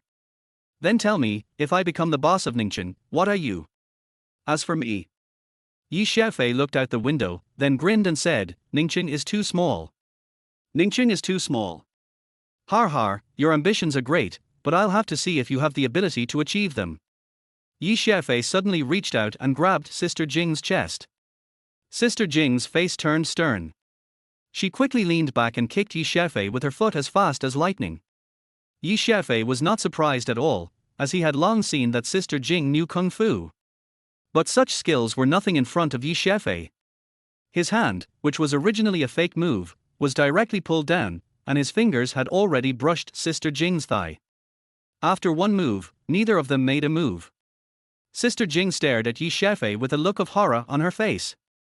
She suddenly felt a tingling sensation on her legs, as if a small insect was crawling quickly on her legs, crawling over every inch of her skin. In a short while, it seemed that her entire body had been crawled by the small insects. Sister Jing asked angrily, what did you do? Xiaofei said calmly, don't be nervous, it's just a little itchy. Sister Jing gritted her teeth and said, and then? Then. Xiaofei grinned and said, this kind of itch will double every hour. Do you know how long the longest person I've seen lasted? How long? Sister Jing asked subconsciously. 5 hours. After 5 hours, he hit his head on a rock and died. I thought he could still break a record. Xiaofei shook his head while speaking, looking very annoyed. Sister Jing's expression changed drastically, and she asked, who are you? Now, I'm just a rookie, nobody, but in the future. Xiaofei paused, squinted his eyes and stared at Sister Jing, and said, don't think I'm forcing you. I'm giving you a chance. If you miss this opportunity, I'm afraid I won't agree even if you beg me in the future. Sister Jing gritted her teeth and said, it's really funny that you said you would give me a chance. Even if I agree to you now, I won't really do anything for you. Xiaofei casually brushed Sister Jing's legs again, then raised his hand and sniffed gently in front of his nose, and said intoxicatedly, it's very smooth, very elastic, and it really has some fragrance. Sister Jing's status and position are there. Although she is very charming, people can only fantasize about her at most. There is really no one who can really take advantage of her. Seeing Xiaofei taking advantage of her so frivolously at this moment, Sister Jing's eyes flashed with murderous intent. Xiaofei pretended not to notice and said calmly, I know you want to kill me now. As long as you have the ability, you can do it at any time. It doesn't matter whether it's true or not. I'm not looking for a wife. I just need someone to do something for me. The numbness and itchiness on Sister Jing's body disappeared, but the look of fear on her face became even stronger. The strength of the young man in front of her was beyond her imagination. None of his subordinates could be compared with Xiaofei. After taking a deep breath, Sister Jing said, "Then why did you choose me?" Xiaofei said with a smile, "I just wanted to find someone to run errands in Ningchen, and you happen to be here. I felt that you were pretty and capable, so you were quite suitable, so I found you. That was my own fault." Sister Jing rolled her eyes at Xiaofei. Almost. Sister Jing stared at Xiaofei, her face changed several times, and then she said, "Even if I agree to you, my men will not agree." Xiaofei showed a hint of annoyance on his face and said, "If you can't even do a little thing, what use do I have for you?" Sister Jing's face froze. Such a tone was definitely something that only someone who had been in a high position for many years and had many subordinates could say. But this kid didn't reveal his identity. Could it be that he is a member of a big family or a powerful force in Dongju province or in Beijing? After looking at Xiaofei again, Sister Jing said, "The benefits you mentioned are too unrealistic. Unless you have something that can actually benefit me right now, I will consider it. This is easy. Come and sit down." Xiaofei patted the seat next to him. Sister Jing hesitated for a moment, then stood up and sat next to Xiaofei. Xiaofei's nose twitched slightly, with an intoxicated expression on his face, and he said, "Natural body fragrance, it's true that she is born with a charming bone." Sister Jing smiled and said, "Are you praising me or insulting me?" Xiaofei smiled and said, "Of course I am praising you. Women are naturally charming. This is God's gift. If you use this to please men, how many men can resist it? And then you can get whatever you want, right?" Sister Jing gently lifted her hair, making her look more charming, and said, "Then can you resist?" Xiaofei said, "Why don't you try and see if I can resist it?" Sister Jing met Xiaofei's gaze, raised her hand and gently hit Xiaofei on the shoulder, saying, "I dare not, you want to be my boss, I would be overstepping my boundaries." Xiaofei raised his hand and grabbed Sister Jing's arm, then pulled it gently. Sister Jing's body tilted and she lay on Xiaofei's legs. What are you going to do?" There was a trace of panic in Sister Jing's eyes, but she did not struggle. Xiaofei leaned down slightly, looked down at Sister Jing, and a wicked smile appeared on the corner of his mouth. He said, "What do you think? Chapter 31 give you some benefits. Eyes are the windows to the soul." Sister Jing thinks she knows countless people and has an extremely sharp eyesight. Nothing her subordinates are thinking can escape her gaze. There was some evil, some desire, and some ridicule in Xiaofei's eyes at this moment, but Sister Jing couldn't see Xiaofei's true thoughts at the moment. The other person definitely doesn't look older than herself, and should have the mentality of a teenager, but now, Sister Jing feels that his mind is unfathomable, and she seems to be completely seen through in front of him. When she entered the room, she thought she could control everything, but at this moment, she felt that the one who controlled everything was the young man in front of her. I don't know." There was actually a hint of weakness in these words. This was definitely the first time Sister Jing had shown that in the past few years. Xiaofei chuckled. He had already put enough pressure on Sister Jing, now it was time to give her some benefits. Using a big stick and a sweet date is the most direct and effective way to control people. You are still too weak. Your ability is not enough to serve me. Now I will improve your strength. At the very least, you must be much stronger than those useless subordinates of yours. Sister Jing's eyes lit up and she said, "By improving my strength, do you mean teaching me kung fu?" Xiaofei placed his hand on Sister Jing's belly and said, "It's too much trouble to teach you kung fu. I don't have time to watch you practice it bit by bit. I will give you 1 hour." Sister Jing's body trembled, and she used her strong willpower to control herself from taking action. She said, "Then can you tell me what method you used?" As Xiaofei spoke, he gently moved his hands on Sister Jing's belly and said, "You'll know in a moment." Is it starting now?" Sister Jing bit her lip, with a cold and vigilant look in her eyes. Xiaofei shook his head and said with a smile, "Of course not, it feels really good." Even through their clothes, Xiaofei could feel the delicacy and elasticity of Sister Jing's skin. Sister Jing really had the urge to fight this guy. There was a sudden knock on the door.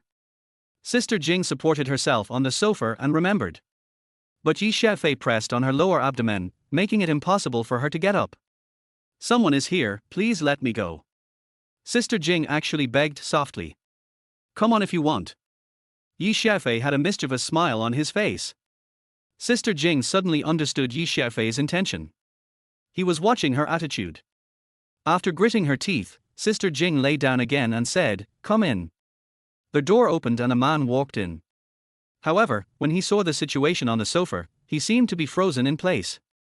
One foot was still in the air, and he stood there in a weird posture, with his eyes almost popping out. Although Sister Jing was born with a charming body, making her look like a beauty that enchants everyone, his subordinates all knew that Sister Jing was not a casual woman. Countless people teased her because of her charm and ended up with a miserable end. But now, Sister Jing was actually lying on Yi Xiaofei's legs, and Yi Xiaofei's hand was still on her lower abdomen, and he was still stroking it. What's the matter? Sister Jing's tone at this time was surprisingly normal. Our Sister Jing, the subordinate stuttered and didn't know what to say. Sister Jing said coldly, "Get out, no one is allowed to come in within an hour." Yes. The guy immediately stepped out and quickly closed the door. How is it? Several guys quickly gathered around and asked in a low voice. Sister Jing, the guy stomped his feet vigorously, then gritted his teeth and said, Sister Jing was actually lying on that guy's legs, and that guy was even touching Sister Jing's belly. A dark-faced man roared and rushed in. He dared to attack Sister Jing. I'm going to kill him. Don't. The guy who just went in quickly pulled him back and said anxiously, Sister Jing said that no one is allowed to go in and disturb us within an hour. Did Sister Jing say this? Someone immediately asked anxiously. Sister Jing said it herself, and she didn't even glance at me, and she seemed very unhappy. Everyone looked at each other in bewilderment. A man and a woman were together in that position, and they were not allowed to be disturbed. Everyone knew what was going to happen next. Inside the room, Sister Jing's face was distorted and covered in sweat. She clenched her teeth to prevent herself from screaming. Yi Xiaofei's hand was like a high-power electric heater at this moment, extremely hot. Especially that kind of heat, it turned into a heat flow and rushed directly into her body. It felt like a space was forcibly opened up in my lower abdomen, and the pain was indescribable. And then, that space suddenly tore open one after another, and heat currents rushed out from the gaps and rushed into every part of her body, and every part of her body felt like being pricked by needles and cut by knives. I don't know how long it took, but the pain finally subsided slowly. Instead, my whole body felt like I had taken a hot bath. It was so comfortable that I couldn't describe it. Despair. A drop of water fell on Sister Jing's face. When she looked up, she saw Yi Xiaofei sweating profusely and looking exhausted. The two looked at each other, and Yi Xiaofei grinned and said, Damn it, it's harder than I thought. I'm so tired. Sister Jing quickly exerted force on her waist, but her whole body flew into the air. She screamed and fell awkwardly on the sofa when she fell down. This Sister Jing looked confused. Idiot, you haven't mastered the true energy in your body yet. Yi Xiaofei gave her a contemptuous look. True qi. Is this true qi? Sister Jing was surprised and happy. Yi Xiaofei said unhappily, Nonsense, otherwise why would I waste so much effort? Oh my god, is this the legendary hair removal and marrow cleansing? Yi Xiaofei nodded and said, Almost. This Sister Jing's lips trembled violently and she was so excited that she couldn't speak. She knows Kung Fu, and although she doesn't look weak, she is very clear about the huge gap between herself and those who possess true qi. She never thought that she, who had already missed the best age to practice Kung Fu, would one day be able to possess true qi. And she could also understand that Yi Xiaofei was so tired, which showed how much he had paid. Yi Xiaofei wiped the sweat off his face with a tissue and said calmly, Is this benefit enough? Enough. That's enough. Sister Jing knelt down in front of Yi Xiaofei and said respectfully, I, Meng Zhijing, am willing to be. My name is Yi Xiaofei. Sister Jing's eyes were blazing as she said firmly, I am willing to serve Mr. Yi as long as I can, and I will never have second thoughts. Chapter 32 Sister Jing is still the one who can handle things. Although the knock group is powerful, it has no influence in Ningqing after all, and can only do business here. If you want to do something in Ningqing, you need to be a powerful local figure. Just as Meng Zhijing came to him, Yi Xiaofei naturally would not miss the opportunity to win her over. As for whether Meng Zhijing was good or evil in the past, and what she had done, Yi Xiaofei didn't care. No matter how evil she was, could she be more evil than those people on the evil island? Improving Meng Zhijing's strength, especially pretending to be exhausted, is to make Meng Zhijing grateful, so that she will be more loyal to him. In addition, if Meng Zhijing is promoted, she will be able to handle things more easily in the future. After drinking the tea Meng Zhijing offered him, Yi Xiaofei asked, "Do you know about this, Heiress?" Yes, his main industries are in the north of the city. Many of his businesses are illegal. He is extremely arrogant and ruthless. We are in the south and north of him, so we haven't had much contact with him. Yi Xiaofei said, "Get me detailed information about Heiress, especially about his background." "No problem, I can prepare it for you tomorrow." After a slight hesitation, Meng Zhijing said, "Does Mr. Yi have a grudge against Heiress?" "I guess so. Heiress is quite powerful. Do you want me to mobilize my men?" Yi Xiaofei smiled faintly and said, "How can it be so difficult to deal with him? I just need some information, and then I can decide what to do." "Yes." Meng Zhijing believed Yi Xiaofei's words at this time. Yi Xiaofei said, "By the way, I'll get you a phone card and some cash for me. I didn't have money to pay for a taxi today, and people think I'm going to default on my debt." "Okay, I'll do it right away, just wait a moment." Meng Zhijing was a little confused. He had no money or even a phone card. Where did Yi Xiaofei come back from? His identity might be even more complicated. Meng Zhijing was suddenly filled with endless fantasies about following Yi Xiaofei. She remembered what Yi Xiaofei said, looking for her means giving her a chance. "Sister Jing." As soon as Meng Zhijing went out, the younger brothers guarding outside the door all shouted, staring at her, and then their faces became very strange. It's no wonder they had such expressions. They had originally guessed that the two of them were doing that kind of thing in the house. Now Meng Zhijing's face was flushed and there were sweat stains on her face, which was clearly the result of strenuous exercise. "Go do what you should do. Why are you standing here?" Meng Zhijing immediately knew what they were thinking, but she didn't explain. She glared at them and went straight to the finance office. The subordinates looked at each other for a few seconds, and then left silently, feeling that their boss had let others get away with it. After a while, Meng Zhijing returned to her office carrying a suitcase. "Mr. Yi, we only have 1 million in cash for now. If it's not enough, I'll get more." 1 million. That's enough. That's enough. Yi Xiaofei opened the box and looked at the whole box of cash. His eyes widened. He smacked his lips and said, "I have never seen so much cash since I was a child." Meng Zhijing misunderstood and said with a smile, "Nowadays, electronic payment is used, and cash is not often used." How could she know that Yi Xiaofei was really poor? Although Lunar gave Yi Xiaofei a card, Yi Xiaofei had never used it and didn't have much experience with it. Now the real money in front of him really gave him a big shock. Yi Xiaofei asked Meng Zhijing to find a room here, and brought Wang Debao in. He would rest here tonight. Meng Zhijing went back to her room, changed into a neat set of casual clothes, and then found a few men to go to the practice room. Ouch! After a while, screams were heard from inside, and then several men came out with pain on their faces but followed Meng Zhijing with great excitement. "Sister Jing, how did you become so powerful?" "Yeah, your strength was too great, and your speed was too fast. I didn't even have time to react before I was knocked down." Meng Zhijing said with a stern face, "Go and have a look, and get another 10,000 yuan for drinks." In fact, she was still quite embarrassed. After being promoted by Yi Xiaofei, she naturally wanted to give it a try. However, after trying it, she indeed knew that she had become much stronger. However, because she could not control it yet, she did not control the strength of her attacks, and several of her subordinates were seriously injured. Back to her office, which had a bedroom next to it, Meng Zhijing lay on the bed, too excited to fall asleep. She has gained a great benefit this time. She must hold on to Yi Xiaofei's thigh. Tomorrow she must think of a way to let Yi Xiaofei teach her how to use it. Otherwise, she will have the treasure on her but don't know how to use it. That feeling is really uncomfortable. The next day, Yi Xiaofei woke Wang Debao up. Wang Debao opened his eyes, looked at Yi Xiaofei, then looked at the surrounding environment, then grinned, looking like he was about to cry, and said, "Xiaofei, are we both dead?" What's wrong? Yi Xiaofei didn't understand what Wang Debao meant.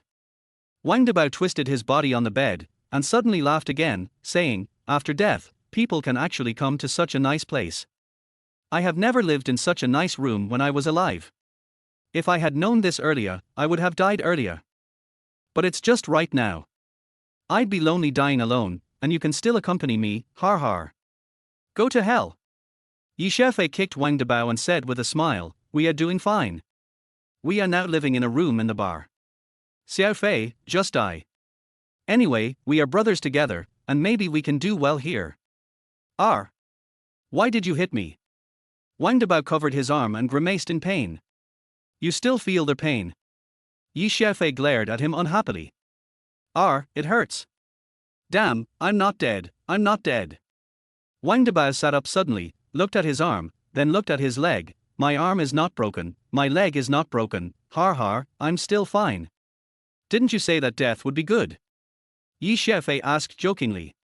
Wang Debao glared and said, nonsense, he's already dead, how can I deny it? If it's possible to not die, who would want to die? I haven't enjoyed this colorful world enough, and I haven't properly honored my parents. Yi Xiaofei chuckled and said, I haven't seen your parents for a long time. I have something else to do today, so I won't go to see them. Take this as my gift to them. As he said that, Yi Xiaofei threw the suitcase containing the money to Wang Debao. Chapter 33 Sacrifice Your Chastity. It's for my parents, so I won't be polite to you. Wang Debao took the box and accepted it happily. Yi Xiaofei had visited Wang Debao's house many times before, and Wang Debao's parents treated him very well. Wang Debao did not look at the things for his parents in front of Yi Xiaofei. No matter how valuable the things were, they were Yi Xiaofei's heartfelt gifts. Damn it, it's almost 8 o'clock and I have to go to work. I'm not going to talk to you anymore. I'll contact you later. Wang Debao jumped off the bed, carrying the box, and rushed out without even washing his face. Yi Xiaofei couldn't help but smile. Being with Wang Debao, it feels like going back to high school, and the feelings between us are still so pure. After getting up and washing up simply, Meng Jijing came in pushing a small cart. Meng Jijing had a sweet smile on her face, and her voice was even more charming. Mr. Yi, did you sleep well last night? I brought you breakfast. Yi Xiaofei said with a smile, oh, there is also breakfast, your service is quite thoughtful. Meng Jijing's smile became even more charming, and she said, Mr. Yi has given me such a benefit, so I naturally have to serve Mr. Yi well. As she spoke, Meng Jijing took off the lids of the food. Yi Xiaofei patted his stomach and said, I'm really hungry. I consumed too much yesterday. Meng Jijing said with emotion, it's all for me. I don't know how to thank Mr. Yi enough. Just finish what I arranged for you to do, that'll be all. Yi Xiaoxiao said as he took a bun and stuffed it into his mouth, saying, why are you standing there? Let's eat together. Okay. Meng Jijing immediately sat down happily. Being able to eat with Yi Xiaofei showed that Yi Xiaofei did not treat her as an outsider. Meng Jijing simply ate a few bites. Most of the time, she was serving Yi Xiaofei, filling his porridge, picking up some dishes, and handing him tissues or something like that. Yi Xiaofei enjoyed this kind of service very much, and said with a smile, har har, you are still good at serving, but Lunar is not. Who is Lunar? Meng Jijing asked cautiously. She knew very little about Yi Xiaofei and wanted to know more if she had the chance. Yi Xiaofei said casually, the one from the knock group. Ms. Lunar from the knock group. Are you talking about the Lunar who just arrived in Arningchen? Meng Jijing suddenly screamed. Hey, why are you reacting so strongly? Of course it's her. Yi Xiaofei rolled his eyes at Meng Jijing. Is she also your subordinate? Meng Jijing stuttered. Yi Xiaofei said, anyway, she has to listen to me. The corners of Meng Jijing's mouth twitched several times, and her heart felt like it was beating like a drum. The Knock Group is one of the top 20 largest groups in the world, and Lunar is the daughter of the group. Her status is so noble that she has to listen to Yi Xiaofei. Yi Xiaofei's status is so high that it is unimaginable. Hey, what are you doing? Yi Xiaofei's strange voice brought Meng Jijing back to reality, and then she found that the hand that was originally wiping Yi Xiaofei's mouth was actually reaching into Yi Xiaofei's clothes. Meng Jijing pulled her hand out in panic and said in a panic, I didn't mean to do that. I'm sorry. Yi Xiaofei narrowed his eyes and said, "It's quite comfortable." Meng Jijing bit her lip and said, "Mr. Yi, you are making fun of me. You really shocked me. I thought that if I followed you, it would be mutually beneficial. Now I know that I am really marrying above my station. This is really the opportunity you gave me. It's good that you know. Okay, now that I've had enough to eat and drink, I'll leave first." "Are you leaving now?" Meng Jijing quickly stood up. Yi Xiaofei tilted his head and looked at Meng Jijing, saying, "If you have something to say, just tell me." "Well, a little bit. Yesterday I tried it with my brothers, and my strength and speed increased greatly, but I couldn't control it well." "Well, I want to ask, is there any way to control it?" Meng Jijing was actually a little nervous when she said this. Yi Xiaofei hooked his finger, and Meng Jijing hurried to Yi Xiaofei. Yi Xiaofei leaned forward and whispered in Meng Jijing's ear, "Yes, there is, but you have to take off all your clothes." Meng Jijing's charming big eyes suddenly widened and she was speechless. Yi Xiaofei laughed, walked straight to the door, and said, "Come back to me when you've made up your mind." Meng Jijing stood there in a daze, struggling with her inner thoughts. From childhood to adulthood, because of her appearance and her charming figure, there were so many boys around her when she was a child, and men when she grew up, that every one of them seemed to think that she was a very beautiful woman, the kind of woman who could be slept with anyone. There were countless rumors around her, and countless people called her a vixen. This made it impossible for her to study properly, and she had to go out into society at an early age. However, a belief was planted in her heart: wouldn't others always think that she was a person who relied on her body to gain benefits? But she just doesn't want to do that. She just wants to make it on her own. I don't know how much hardship and suffering she must have endured to get to this point. During this period, there were many times when things could have become incredibly simple if she had only sacrificed her looks, but she always chose the most difficult method. This persistence has finally wavered today. For the first time, she had the idea that she was willing to use her beauty to win Yi Xiaofei's favor. "No." Meng Jijing shook her head and said to herself, "I can't do this. I must rely on my own efforts to make you recognize me." Yi Xiaofei said that he had something to do, but when he really came out, he was a little confused. She was adopted from an orphanage when she was young. Her adoptive parents were very poor and could not even afford to buy a house, so they rented a house together. When she was 13 years old, a car accident took the lives of her adoptive parents. Here, it seems to be his hometown, but it is not his home. The most important thing after returning here is to investigate what happened back then. Su Xiaoyu is just a pawn, and it is useless to look for her anymore. It is better to find out the situation in Hailinzi first. Hailinzi's strength is about the same as Meng Jijing's. He certainly doesn't have the ability to get himself to the island of evil. There must be someone else behind this. Yi Xiaofei doesn't want to alert the enemy now. Fang Ling's childish little face suddenly appeared in his mind, and Yi Xiaofei's mouth curled up. He was a father now, so how could he not go and see his daughter? When he thought of Fang Linger, Yi Xiaofei put aside his intention of investigating the matter and felt an indescribable urgency. Chapter 34: Fang Ling's jealousy. The main symptom of autistic children is that they basically do not communicate with others, speak very little, and only a few things can arouse their interest. Fang Linger has definitely spoken a lot more these days than before, but most of those words were spoken to Yi Xiaofei. When she was alone with Fang Yunshu, she still spoke very little. Being able to talk more seemed to be a sign of improvement, but Fang Linger's other performance made Fang Yunshu worried. In the past, Fang Linger always liked to play with a set of Lego, but now she never touches it. What she always holds in her hand is a black bead. There is obviously nothing fun about this bead, it was just given by Yi Xiaofei. This thing deprived Fang Linger of her rare interest and seemed to make her condition worse. Fortunately, Grandpa has promised to find the most famous doctor to treat his daughter. I hope he can cure her illness this time. She had to see Lunar and Paul today, and she had to get this done, which was a prerequisite for calling a doctor. The contract signed between the Nok Group and the Fang family was only a contract of intent, but it did not involve any specific cooperation. Therefore, she had to discuss the specific mode of cooperation with Lunar and Paul so that the cooperation could truly bring benefits to the Fang family. After packing up, Fang Yunshu stroked Fang Linger's head and said softly, "Linger, Mom has to go out to do something today, you have to be good at home." "Yeah." Fang Linger nodded, and excitement suddenly appeared in her eyes. The look in her daughter's eyes was obviously more lively than before, which made Fang Yunshu very happy, but this kind of excitement. Linga, don't you like being with your mother? Fang Linga shook her head. Then I'm leaving, why are you still happy? Fang Linger's big round eyes returned to normal in an instant. She shook her head gently, and her little hand tightly grasped the bead. Fang Yunshu's mouth twitched, and he said, "Is that guy going to come find you again?" There was a kind of panic in Fang Linga's eyes, and her little mouth moved twice but no sound came out. Fang Yunshu immediately knew that it must be that guy Xiaofei who was coming. This made her angry and annoyed, and she felt extremely panicked. Her daughter seemed to be closer to Xiaofei. If this continued, wouldn't the daughter she had raised with so much effort be snatched away by that guy Xiaofei? Fang Yunshu sat in the Fang family's best car and went out. This was a treatment she hadn't enjoyed for a long time, but she had no time to think about it. The matter between her daughter and Xiaofei still made her heart a mess. Fang Yunshu looked outside through the car window.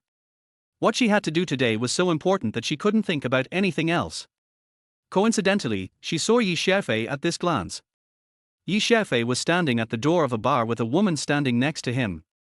The woman was in a seductive posture and was adjusting Xiaofei's collar with both hands. Her body was almost pressed against Xiaofei. Shameless bastard! A surge of anger rose in Fang Yunshu's heart. Standing at the door of the bar, so close to a charming woman, one can imagine what this guy did last night. There were Xiaofei and Meng Zhijing.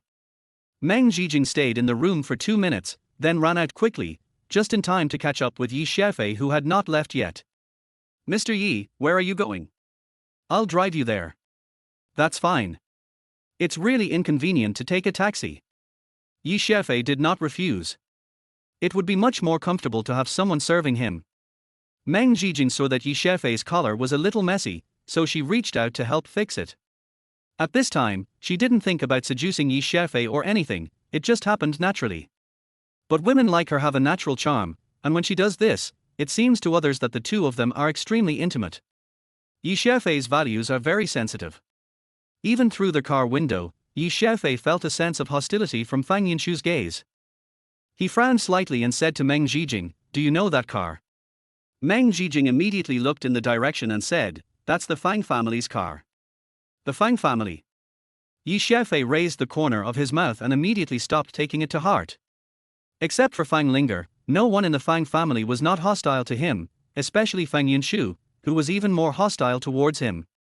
Moreover, Xiaofei could basically determine that the person in the car was Fang Yunshu, because Lunar had already told him that she would meet Fang Yunshu today. "Let's go to Fang's house." Half an hour later, Xiaofei slipped out of Fang's house carrying Fang Linger. Meng Zhijing was stunned. She never thought that Xiaofei came to the Fang family just to steal a little girl. He quickly came over to open the car door for Xiaofei and said with a smile, "Mr. Yi, this little girl is so cute." Fang Linger, who had a smile on her face, suddenly became tense and she struggled and refused to get in the car. Xiaofei asked in confusion, "What's wrong? Don't you want to go out and play with me?" "I won't take her car," Fang Linger said with a stern face. "Why?" Xiaofei was even more confused. Meng Zhijing also smiled and said, "There are delicious foods in my sister's car." "No." Fang Linger's refusal was even more resolute, and the look in her eyes was full of hostility towards Meng Zhijing. Meng Zhijing was extremely embarrassed and a little flustered, and hurriedly said to Xiaofei, "I didn't offend her." Fang Linger stared into Xiaofei's eyes and said, "You are the father, you can only be with your mother." Xiaofei was stunned for a moment, then he laughed and said, "She just drove us there." "That won't work either." Fang Linger's attitude remained unchanged. Okay. Then let's go by ourselves. You go and do your thing." Xiaofei waved to Meng Zhijing, then strode forward holding Fang Linger. Fang Linger's tense face relaxed all of a sudden. She hugged Xiaofei's neck and kissed him hard on the face twice. Xiaofei's heart melted at once. With the little girl like this, even if she wanted to pick the stars in the sky, Xiaofei would have to find a way to get them for her. Meng Zhijing looked at the two people's backs, but thoughts were turning in her mind.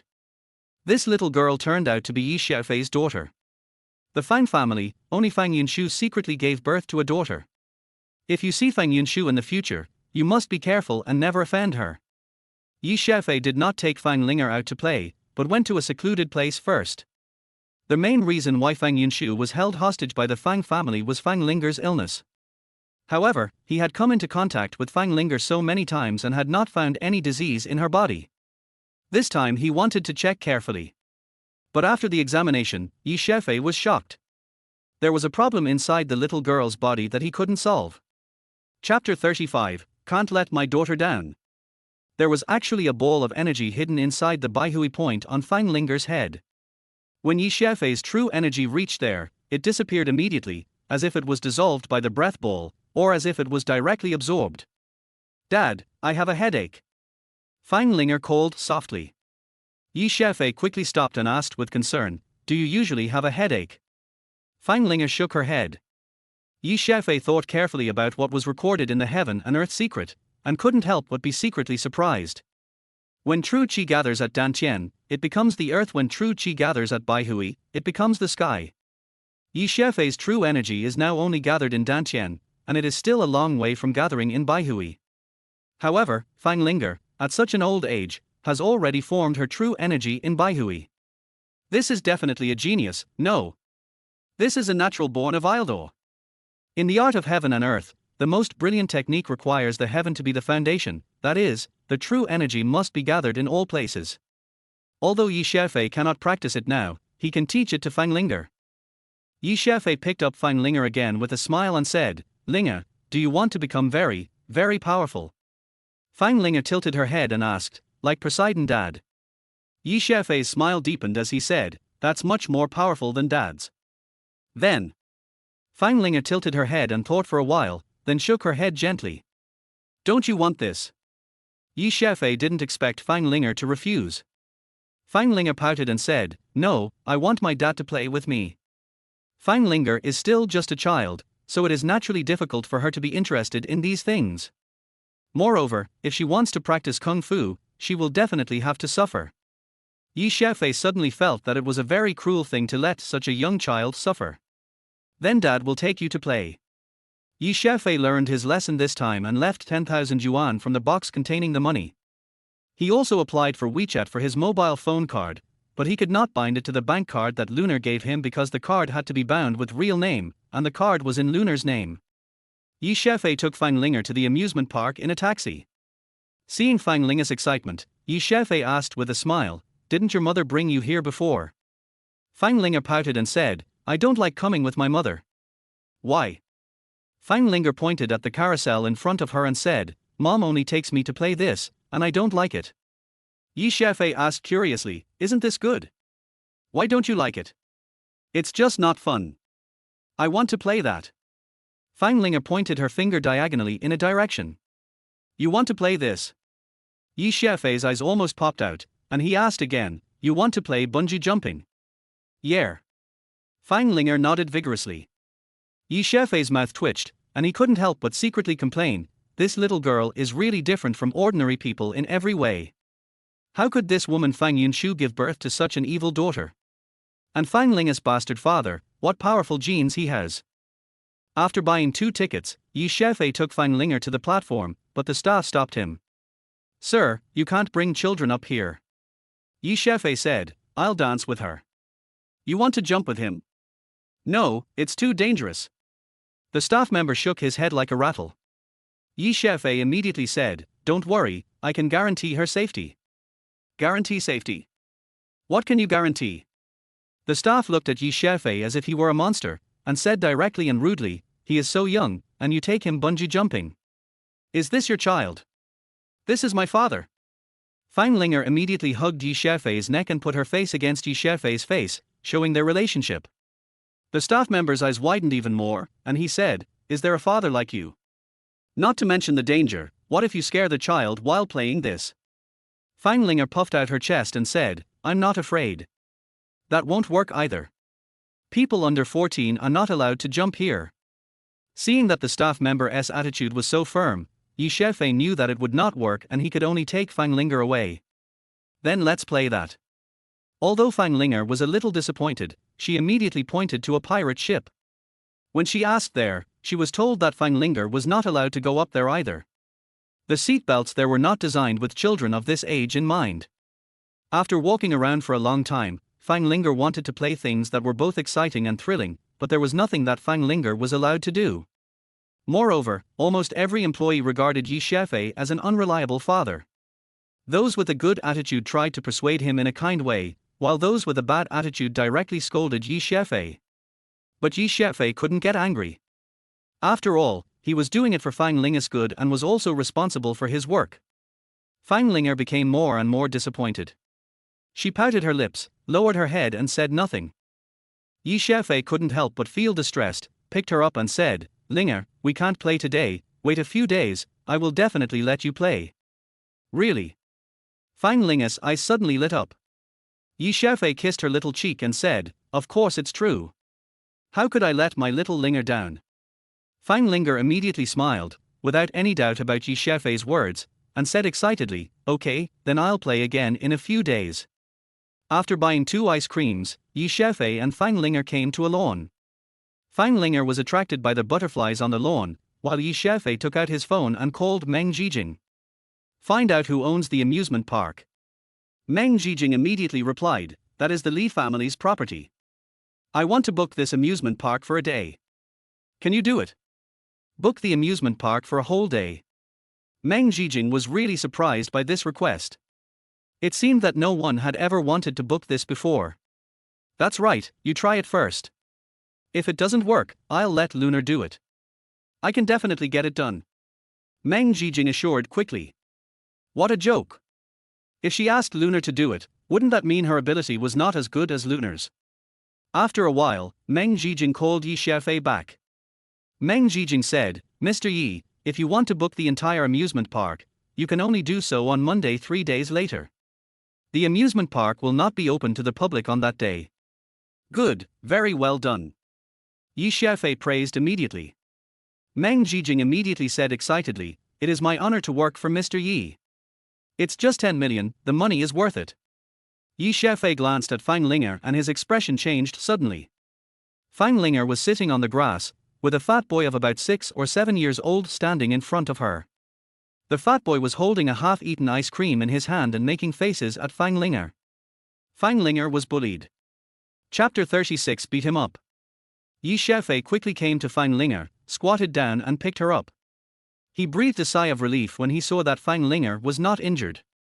Fang Linger pursed her lips in grievance and said, "Dad, my ice cream was taken away and he beat me." A fierce look suddenly appeared in Yi Xiaofei's eyes. "What's wrong? What's wrong?" A man and a woman rushed over quickly and protected the little fat boy behind them. "Hey, are you sick? It's just a fight between children. Why are you angry with them?" Before Yi Xiaofei could say anything, the man over there glared at him and started yelling. Yi Xiaofei asked with a sullen face, "Do you know that your child beat up my daughter and stole his ice cream?" The woman immediately said, "It's just an ice cream. What's the big deal? Is our son the kind of person who can't even afford ice cream? Son, tell me, is there a reason why you did this? Damn it, what kind of naughty kid is this? There must be naughty parents." The little fat man stiffened his neck and said, "She is the little fool of the Fang family." The woman immediately curled her lips and said, "That's what I said. It's just that idiot. Just rob it if you want. Just rob them." Yi Xiaofei laughed in anger, staring at the family of 3. He had already thought of hundreds of ways to deal with them. Now he was just considering which one would make him feel better. "Dad, he always bullies me and I want to beat him up." Fang Linger's angry voice sounded in Yi Xiaofei's ears. "Okay, then beat him." Yi Xiaofei put his hand on Fang Linger's back and stroked it gently. Fang Linger pouted and said, "But I can't beat him." Yi Xiaofei smiled slightly, gave Fang Linger an encouraging look, and said, "I couldn't beat you before, but now I can." Fang Linger blinked and then nodded vigorously. Yi Xiaofei stood up, turned to look at the family of 3, and said, "Just now you said that adults shouldn't get involved in children's fights, right?" The man snorted and said, "Of course, it's normal for children to fight each other, let them solve it themselves. Why are you, an adult, interfering? Besides, kid, if you want to be a cheap father, you have to pick a good one. Who doesn't know this silly kid from the Fang family?" Yi Xiaofei suppressed his anger and said, "Very good, you said that too. Then my daughter wants to fight with your son. What do you think? Is there something wrong with your brain? The man looked Xiaofei up and down with suspicion. The woman curled her lips and said, I wonder what this guy is thinking. Xiaofei said calmly, don't worry, if two children fight, no matter whether they win or lose, we will not interfere. The woman pushed her son and said, son, since this silly girl deserves a beating, then you should beat her up. It's useless to beat the silly girl from the Fang family. No one will stand up for her. Xiaofei patted Fang Linga on the back and said, beat him. Don't forget, you are the daughter of the sea god.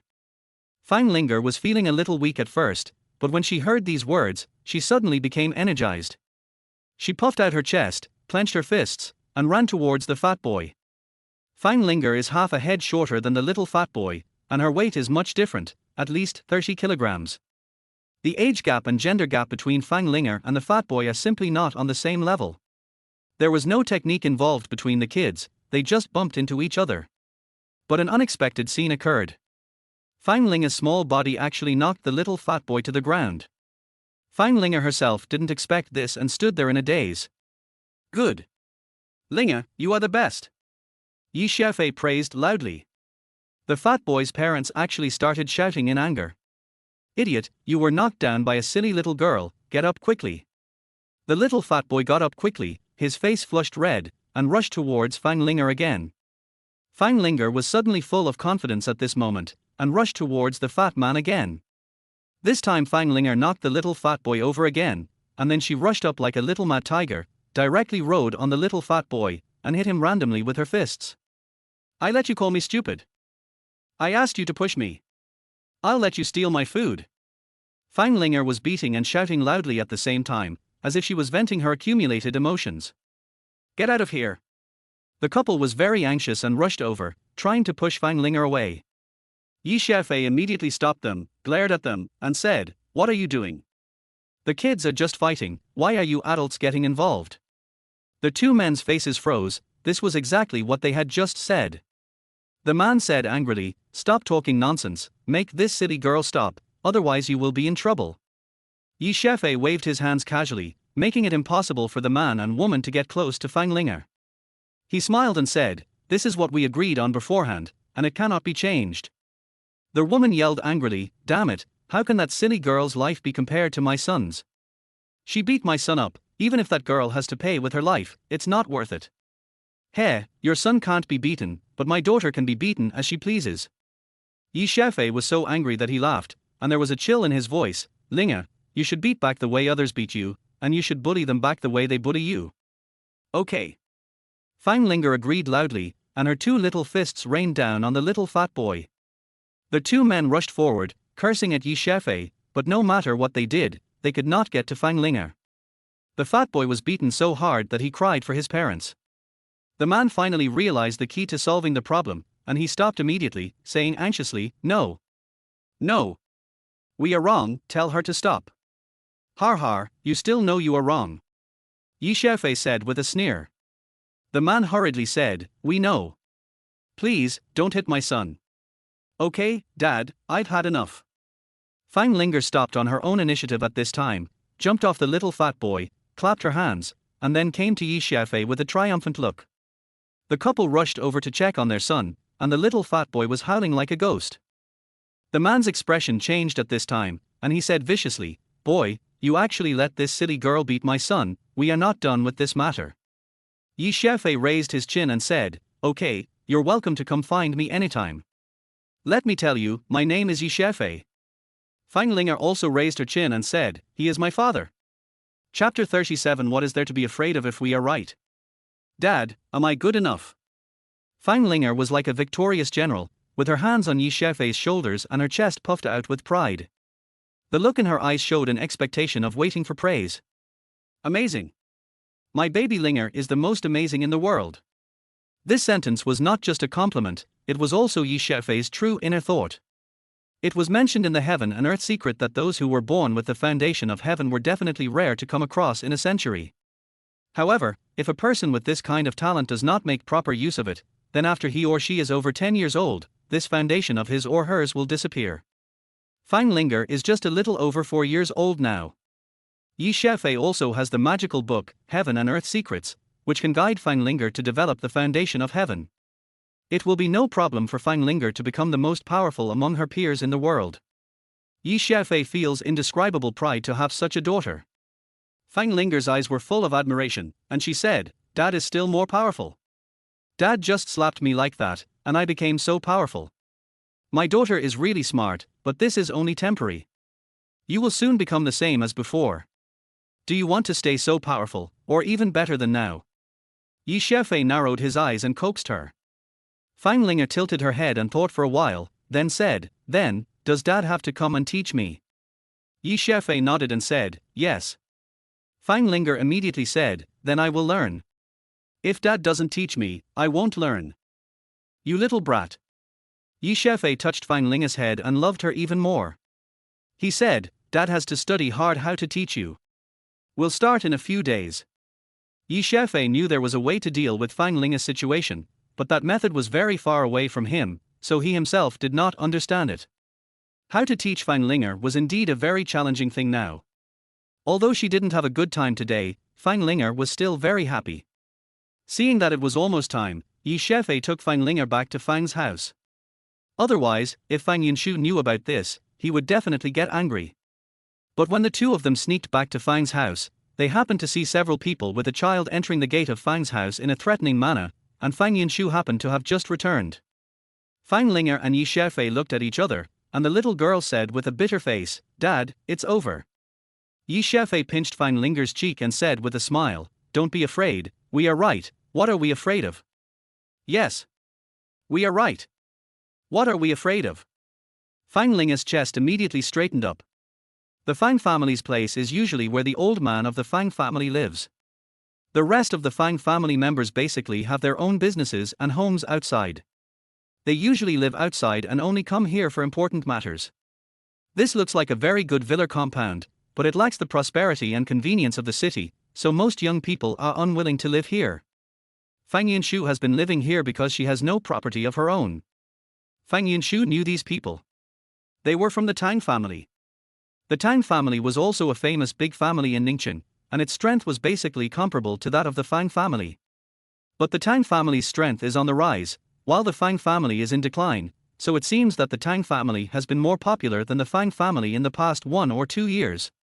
Fang Yunshu hurriedly stepped forward and politely said to the man in his 30s in the middle, "Brother Tang-san, are you looking for my grandfather?" Tang Yujuan's face darkened and he said, "Fang Yunshu, we are looking for you."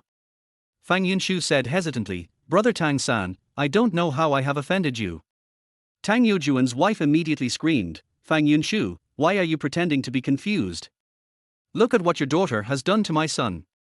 Fang Yunshu then noticed a little boy of about 6 or 7 years old. The boy had a bruised face and nose, and it was obvious that he had been severely beaten. Fang Yunshu said doubtfully, "Mrs. Tang-san, is there some misunderstanding? My daughter is at home, how could she fight with your son?" Tang Yujuan's wife said angrily, "Fang Yunshu, that's enough. Your daughter was clearly in the playground just now." Fang Yunshu was even more puzzled and said, "This is even more strange. My daughter is not interested in the amusement park. Even if I wanted to take her there, she would not go. Did you recognize the wrong person?" Tang Yujuan's wife's voice became even sharper, "Wrong person? Who can admit the mistake of your silly daughter? Fang Yunshu, hand over your silly daughter quickly." Fang Yunshu kept calling her a silly daughter, which made her more and more angry. She said in a deep voice, "Sister-in-law Tang-san, let's not talk about whether you recognized the wrong person. Even if you didn't recognize the wrong person, my daughter is only 4 years old, and your son is almost 7 years old, right? My daughter is so thin and your son is so strong. You said my daughter beat your son like this? How is this possible?" Tang Yujuan's wife pointed at Fang Yunshu's nose and said, "Okay, Tang Yunshu, you still want to default on your debt, then let's go talk to your Fang family's old man. Your Fang family really doesn't take our Tang family seriously." Fang Yunshu didn't want to make a big deal out of it, so she said, "Don't worry, Mrs. Tang-san. It's just a small matter, so it's not worth it to alarm Grandpa. I'll go call my daughter over now, and we'll confront each other face to face. If it's true that my daughter beat your son, then I will definitely give you an explanation." Tang Yujuan's wife added, "Besides your daughter, call your wild man over here. Wild man. Fang Yunshu's face changed, and he immediately thought of Xiaofei. His daughter would not cause trouble, but if she went out with that bastard Xiaofei, he was afraid. That was hard to say. Tang Yujun said in a deep voice, his name is Xiaofei. Fang Yunshu's face darkened. This meant that this matter was correct. His momentum weakened immediately and he said, don't be angry, I will go and find out clearly right away. Just when she was about to go to their backyard to find her daughter, she saw her daughter walking in hand with Xiaofei at the gate, and her face became even darker. It's them too. Tang Yujuan's wife pointed at Xiaofei and Fang Linger and shouted again.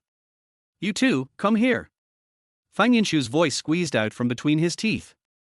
Fang Linger and Xiaofei both shrank their necks and walked over obediently. But after walking a few steps, Xiaofei felt something was wrong. Why was he so afraid of Fang Yunshu? But when he and Fang Linger came in front of Fang Yunshu and were stared at by Fang Yunshu's sharp eyes, he couldn't help but feel a little scared and involuntarily avoided Fang Yunshu's gaze. This confused Xiaofei. What happened to him? Chapter 38 I'll take charge. As soon as Fang Yunshu saw the two people's appearance, he knew that these two people must have done this, and asked in a deep voice, what happened? Fang Linger puffed out her chest and said, I am right. Normally, even if his daughter made a mistake, she would remain silent when Fang Yunshu criticized her. But this time, she reacted like this, which made Fang Yunshu stunned for a moment, and asked, what's your point?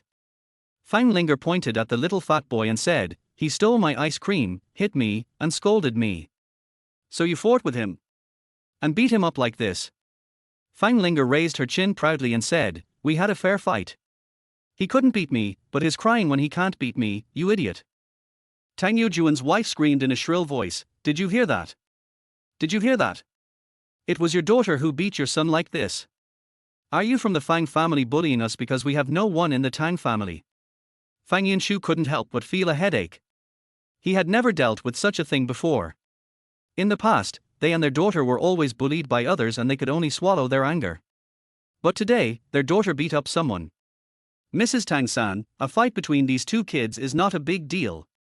Linger is still young, and Fang Yunshu wanted to say, my daughter is so young, it won't hurt if she gets beaten, but when she saw the bruised and swollen face of the little fat boy, it was obvious that he was badly beaten, and she swallowed the rest of the words back into her stomach. That's not a big deal. Look at how he beat my son.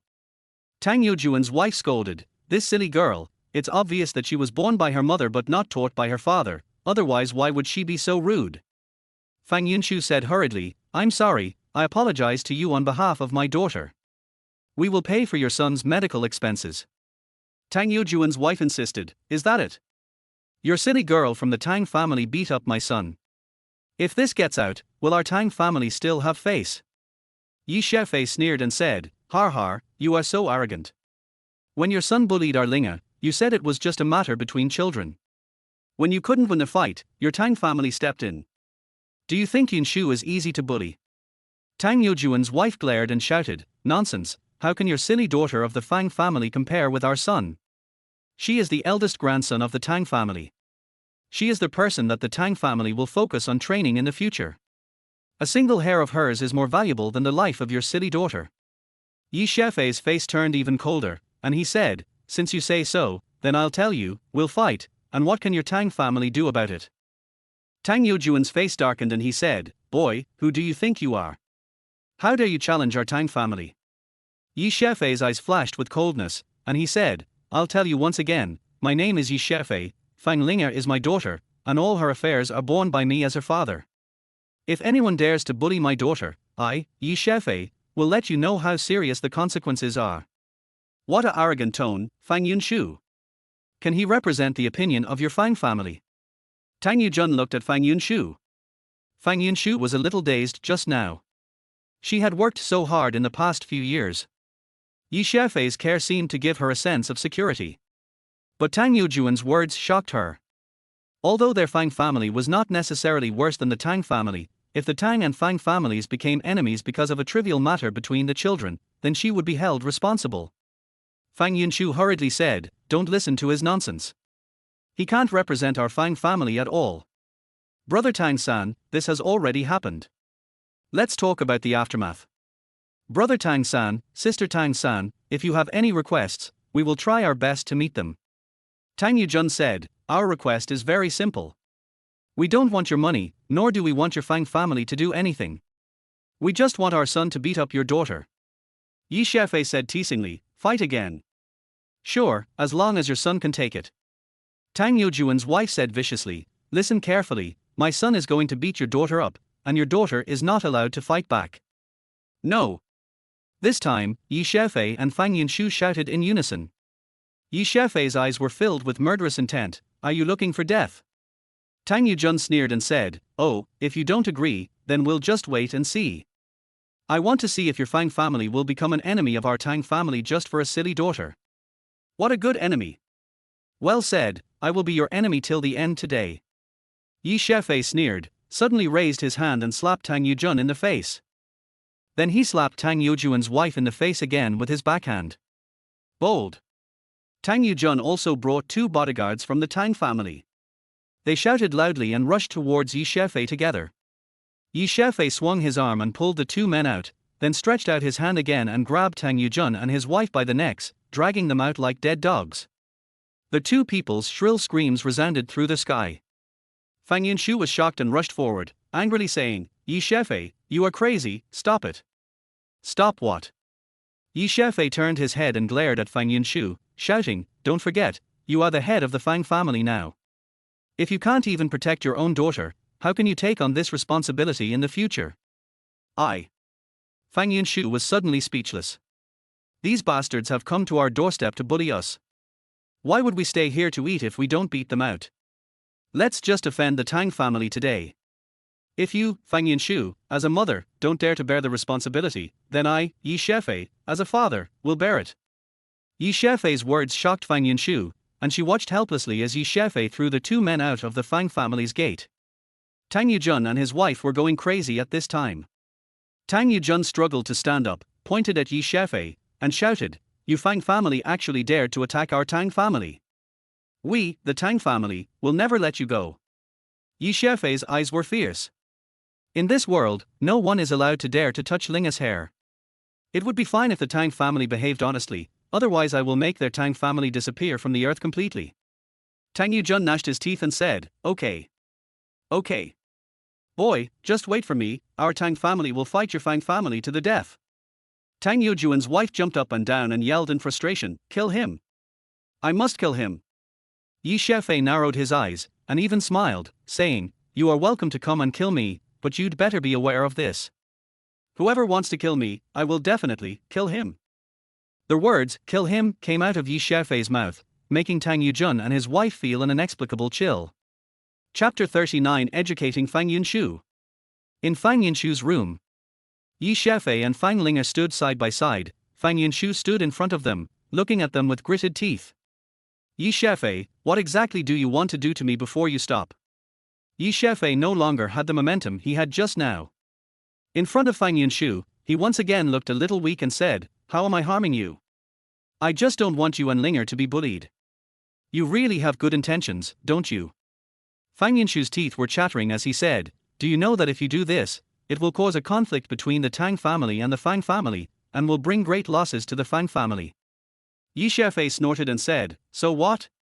Just because of these, can Linger be beaten up by that fat guy? Fang Yunshu said angrily, of course not, but there are various other ways to deal with this problem. But you are so rude that there is no room for maneuver. Yi Xiaofei said, there is no need to turn around. They are going to shit on our heads. Why should we talk to them? We should just fight them directly and beat them into submission. It's really hard to reason with you, a bastard, but you have to know that you are not helping Linger and me. You are causing us huge trouble. The Tang family will definitely make trouble, and the people of the Fang family will definitely put the blame on Linger and me. Sigh. Yi Xiaofei curled his lips in disdain and said, do the Fang family dare? You are now in control of the cooperation with the Nok group. If they offend you, you will break up. If the Nok group does not cooperate with your Fang family, the Fang family will suffer the greatest loss. Why am I so cowardly? Don't forget, you are the boss now. It is up to you to decide whether the Fang family can get any benefits. If you don't take this opportunity to be tough, how can you protect Linger in the future? Be tough. Fang Linger waved her fist vigorously. Fang Yunshu glared at her daughter. I haven't said anything to you yet, why are you fighting with others? Do you still behave like a girl? Fang Linger pouted and said unconvincedly, he hit me first. How old are you? You fought with others, and you fought with boys. What should you do if they hurt you? Fang Linger tilted her neck and said, he can't beat me. You? Fang Yunshu's mouth twitched when he thought of the little fat boy's appearance. He turned his head to look at Xiaofei and said, it's all because of you, you bastard. You actually taught Linger to fight. What do you mean by fighting? This is self-protection, okay? I will make Linger more and more powerful. In this world, only Linger can bully others, and no one can bully him. Yes. Bullying others. Fang Linger swung her fist vigorously again. Shut up. Fang Yunshu roared. Xiaofei, you have to remember that Fang Linger is my daughter, not yours. Don't interfere in my daughter's affairs, especially teaching her such messed up things and making a girl fight. How dare you do that? Xiaofei shook his head and said, your method is wrong. Do you want Linger to be bullied like you? Why am I being bullied? Tell me. Why am I being bullied? If you hadn't hurt me back then, would I be like this now? Fang Yunshu suddenly became furious and even more violent. Xiaofei immediately said, I have always felt that something was fishy about what happened back then, so let's talk about it. Get out. I have nothing to say to you. Fang Yunshu pulled Xiaofei's arm and pushed him out without saying a word. After driving Xiaofei away, Fang Yunshu sat weakly on the bed, rubbing his forehead with his hands, suffering from a severe headache. Fang Linger was still standing there, looking at Fang Yunshu nervously. Without Xiaofei's protection, she didn't have that much confidence. Feeling her daughter's nervousness, Fang Yunshu quickly shook her head. Her daughter's autism was mainly caused by emotions. Her attitude would easily aggravate the condition. She quickly hugged her daughter and said, Linger, don't be afraid. Mom won't scold you anymore. Fang Linger stretched out her little hand and gently touched her mother's face. Fang Yunshu read a kind of concern in Fang Linger's eyes, and her heart suddenly felt very warm. As a mother, she had to protect her children. She didn't have the ability to do so before, and although she couldn't say that she had this ability now, at least she could strive for it. Patting her daughter's back gently, Fang Yunshu said softly, Linger, Mom will protect you. No one in the Tang family can bully you. Fang Linger immediately puffed out her chest and said, we are right, what are we afraid of? Fang Yunshu's mouth twitched. He must have learned this tone from that guy Xiaofei. This incident happened in the Fang family courtyard, and of course the Fang family's servants saw it, and it soon became known to everyone in the Fang family. In the Fang family's meeting hall, many people from the Fang family have returned. At this time, everyone was angry and attacked Fang Yunshu. Fang Yunshu, what's wrong with you? How dare you cause a conflict with the Tang family? That's right. Just because of a child's matter, it turned out to be such a big deal. Do you know how big of a trouble this is? Fang Yunshu looked around at everyone, took a breath, and said, in this matter, it was the Tang family who bullied my daughter first. It was just a fight between two children, which was not a big deal.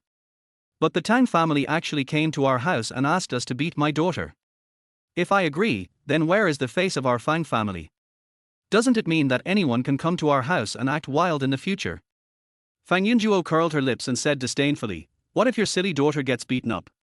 Who can laugh at our Fang family? Fang Yunshu said in a deep voice, you mean, if my daughter is not a member of the Fang family, then I am not a member of the Fang family either. Fang Yunjuo was even more disdainful and said, don't think that just because you are a member of the Fang family, you can represent the Fang family. People like you who don't know how to behave have long been a disgrace to our Fang family.